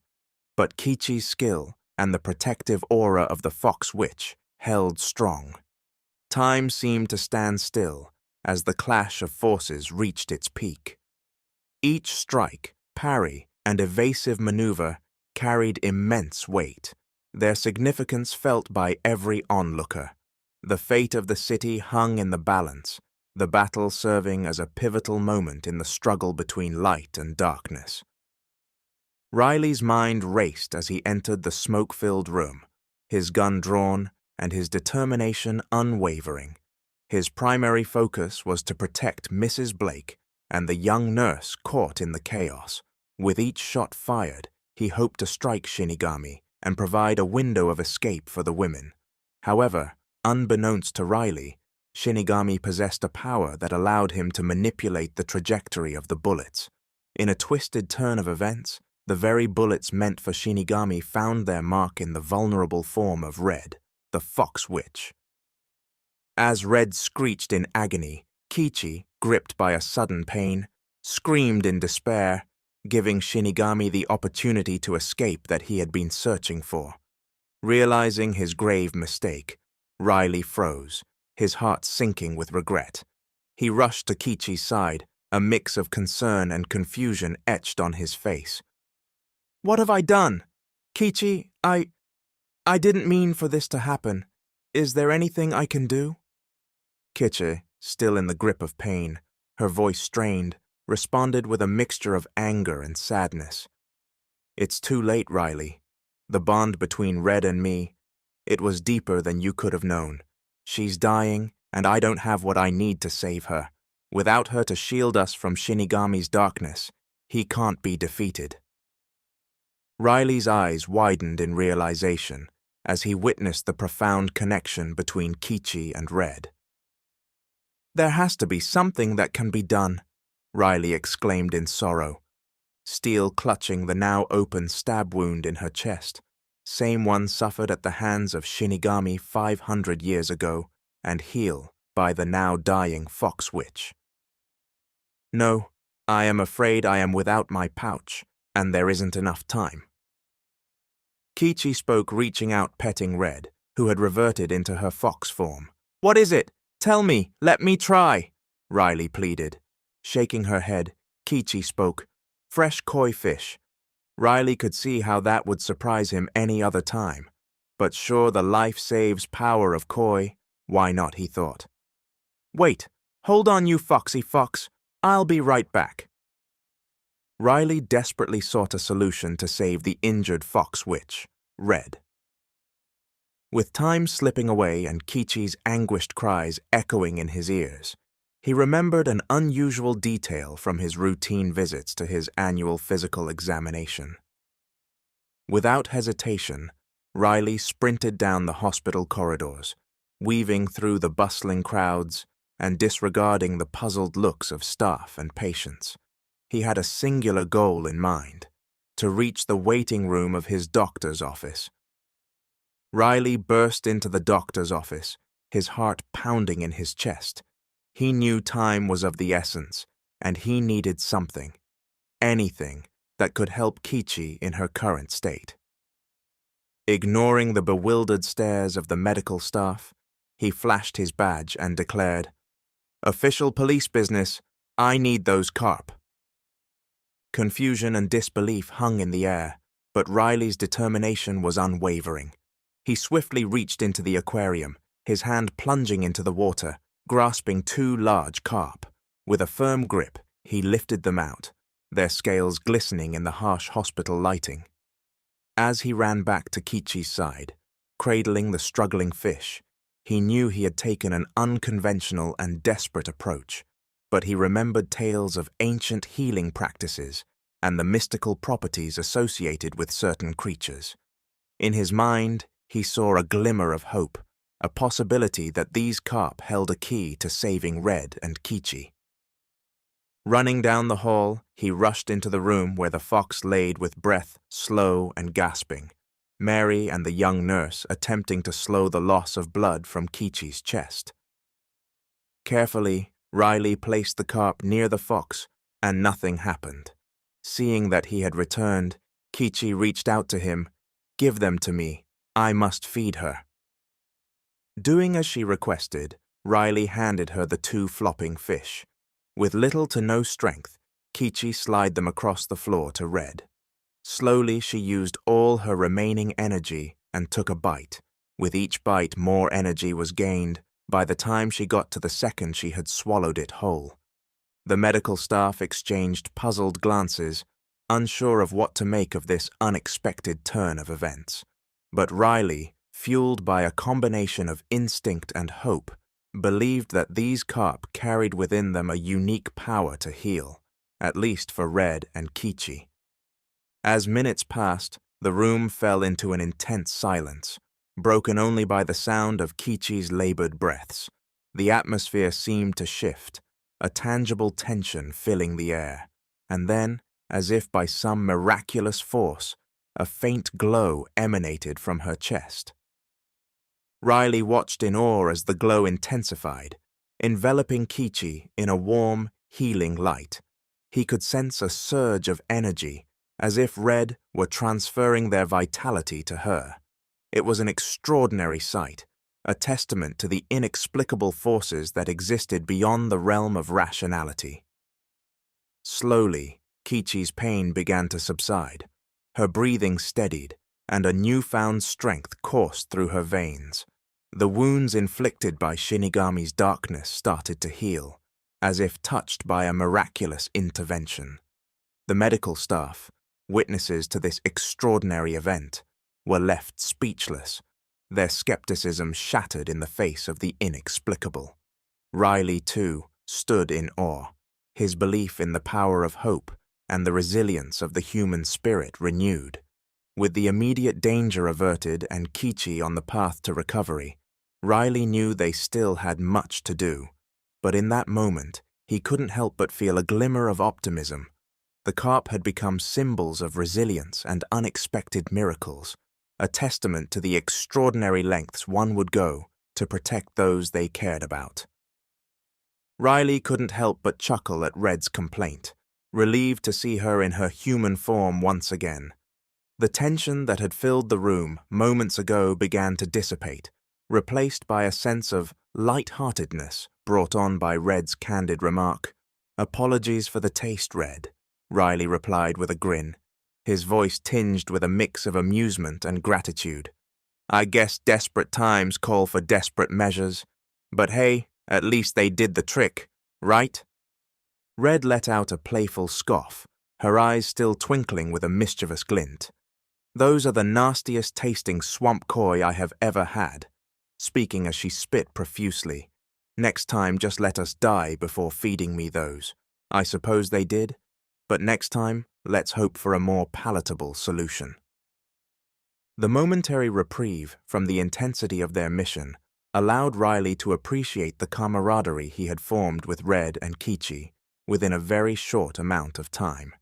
Their banter provided a brief respite, a reminder that even in the face of darkness, there was room for laughter and light-heartedness. As Red continued to complain about the taste of the carp, Kichi's strength steadily returned.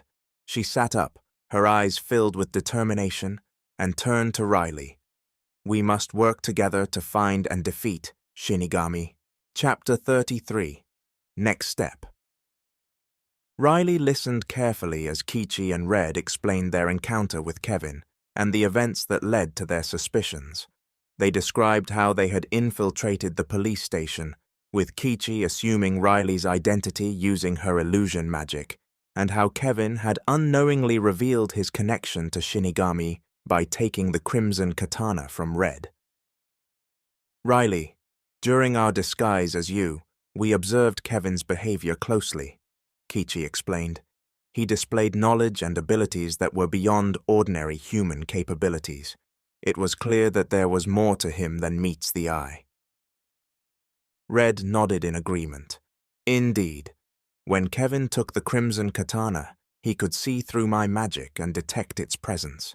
That was the moment we realized he was linked to Shinigami on a deeper level. It was as if the sword resonated with him, drawing out the darkness within." Riley absorbed their words, connecting the dots in his mind. So, when Kevin had the sword in his possession, it somehow activated his connection to Shinigami. It explains how Shinigami got past dozens of police, and why it doesn't look like Kevin. It's like Shinigami's essence infused him, giving him otherworldly abilities. Kichi nodded solemnly. "Exactly. This connection between Kevin and Shinigami is what we must understand and exploit to our advantage. By severing that link, we can weaken Shinigami and empower Kevin to regain control over his own body." With this new information, Riley's determination grew stronger. "We need to find a way to break that connection, to separate Kevin from the influence of Shinigami. It won't be easy, but with our combined efforts and the knowledge we acquire, we can uncover a way to free Kevin from this darkness." Riley, Kichi, and Red exchanged worried glances as Mary revealed that Kevin had once again obtained the crimson katana and had intended to harm her. "He has never raised a hand at me. Raised a 3-foot razor bladed up to hit me with it while saying all crimes are punishable by death." "What did I do?" Mary began to cry. The room filled with an unsettling tension, and were filled with compassion for Mary, but they could sense the imminent danger that lurked around them.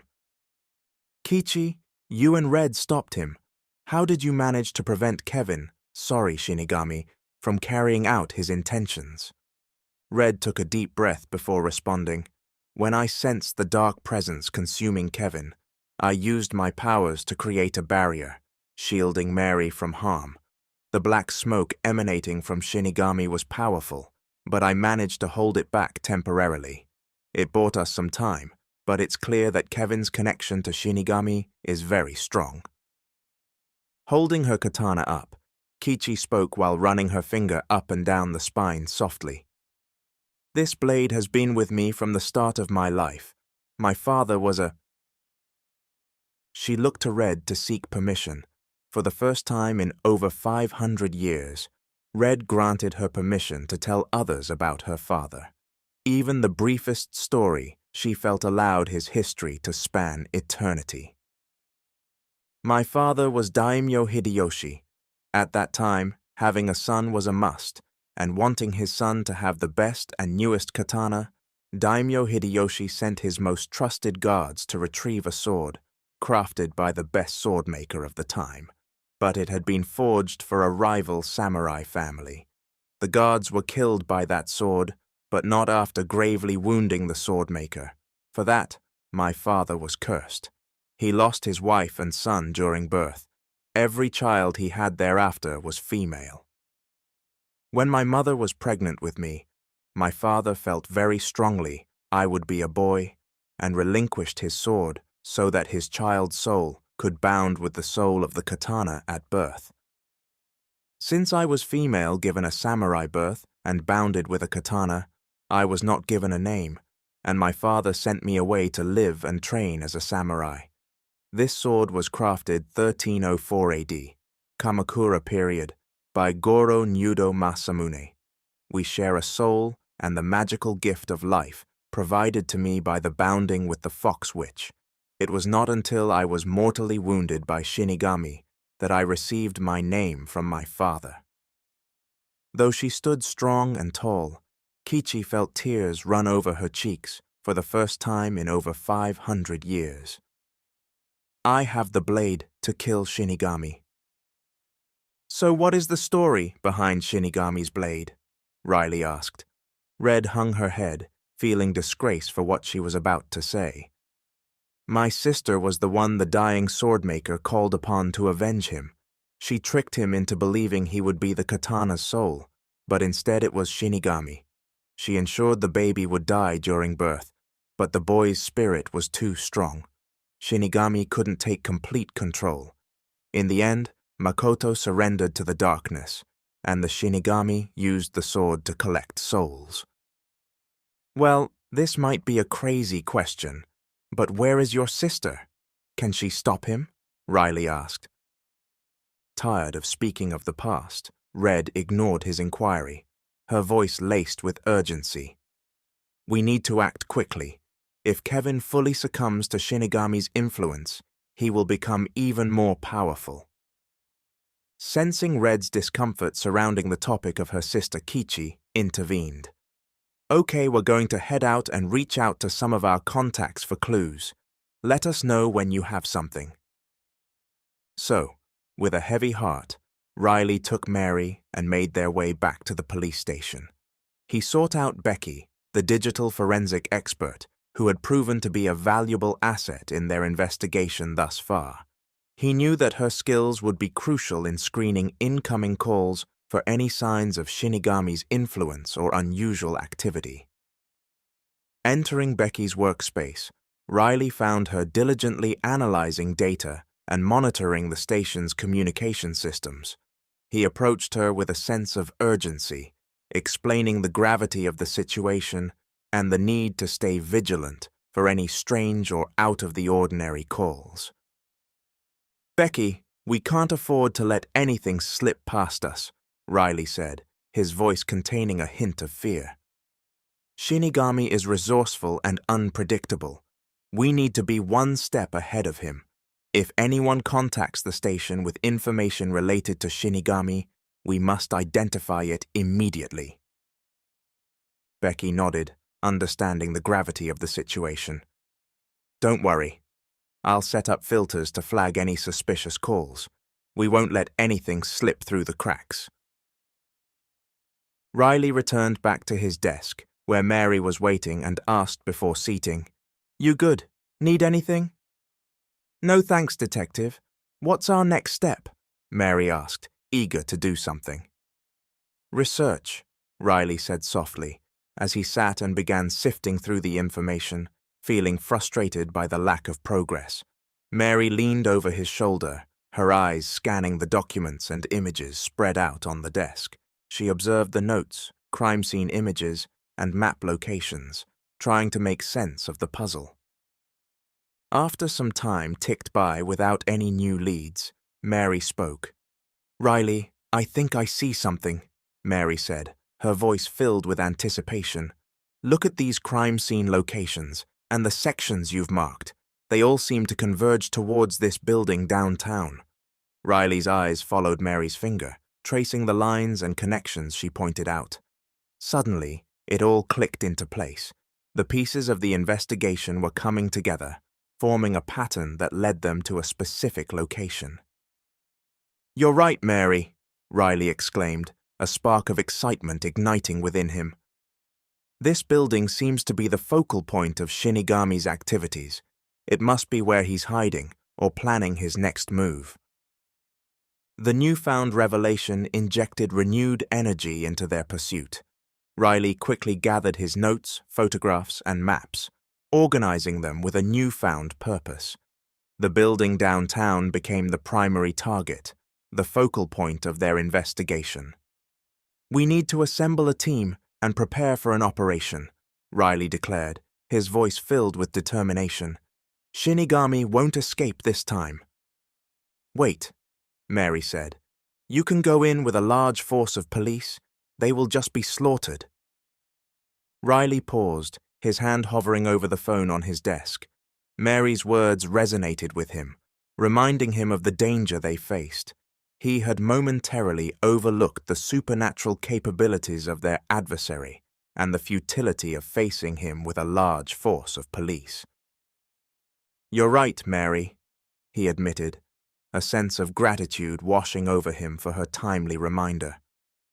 "Sending in a large force would only result in more casualties. We need to approach this strategically and with the right resources." Riley picked up the phone and dialed a number, his fingers tapping against the desk in anticipation. After a brief conversation, he ended the call and turned to Mary. "I'll contact our new partners," Riley informed her, speaking softly to prevent others from hearing. "We need to rely on Kage and Red's expertise in dealing with supernatural entities. They've been through this before and understand the danger we're facing." Without wasting any time, Riley reached for his phone and dialed Kichi's number. The phone rang, and after a few moments, Kichi's voice came through. "Kage, it's Riley. We've made a significant discovery, and we believe we've located Shinigami's hideout. We need your assistance. Can you and Red meet us downtown? It's crucial." There was a brief pause on the other end of the line before Kage responded. "We're on our way, Riley. Tell us the location, and we'll be there."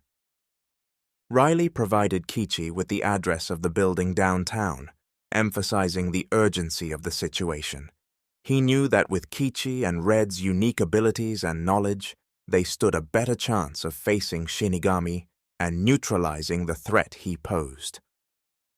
As Riley hung up the phone, he turned to Mary.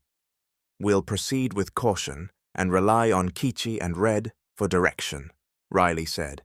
"Together, we'll confront Shinigami and put an end to his reign of terror. This is our best chance to save innocent lives."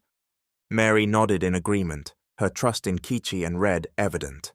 They had formed an unlikely alliance, driven by a shared purpose and the resolve to protect others from the darkness that lurked within Shinigami.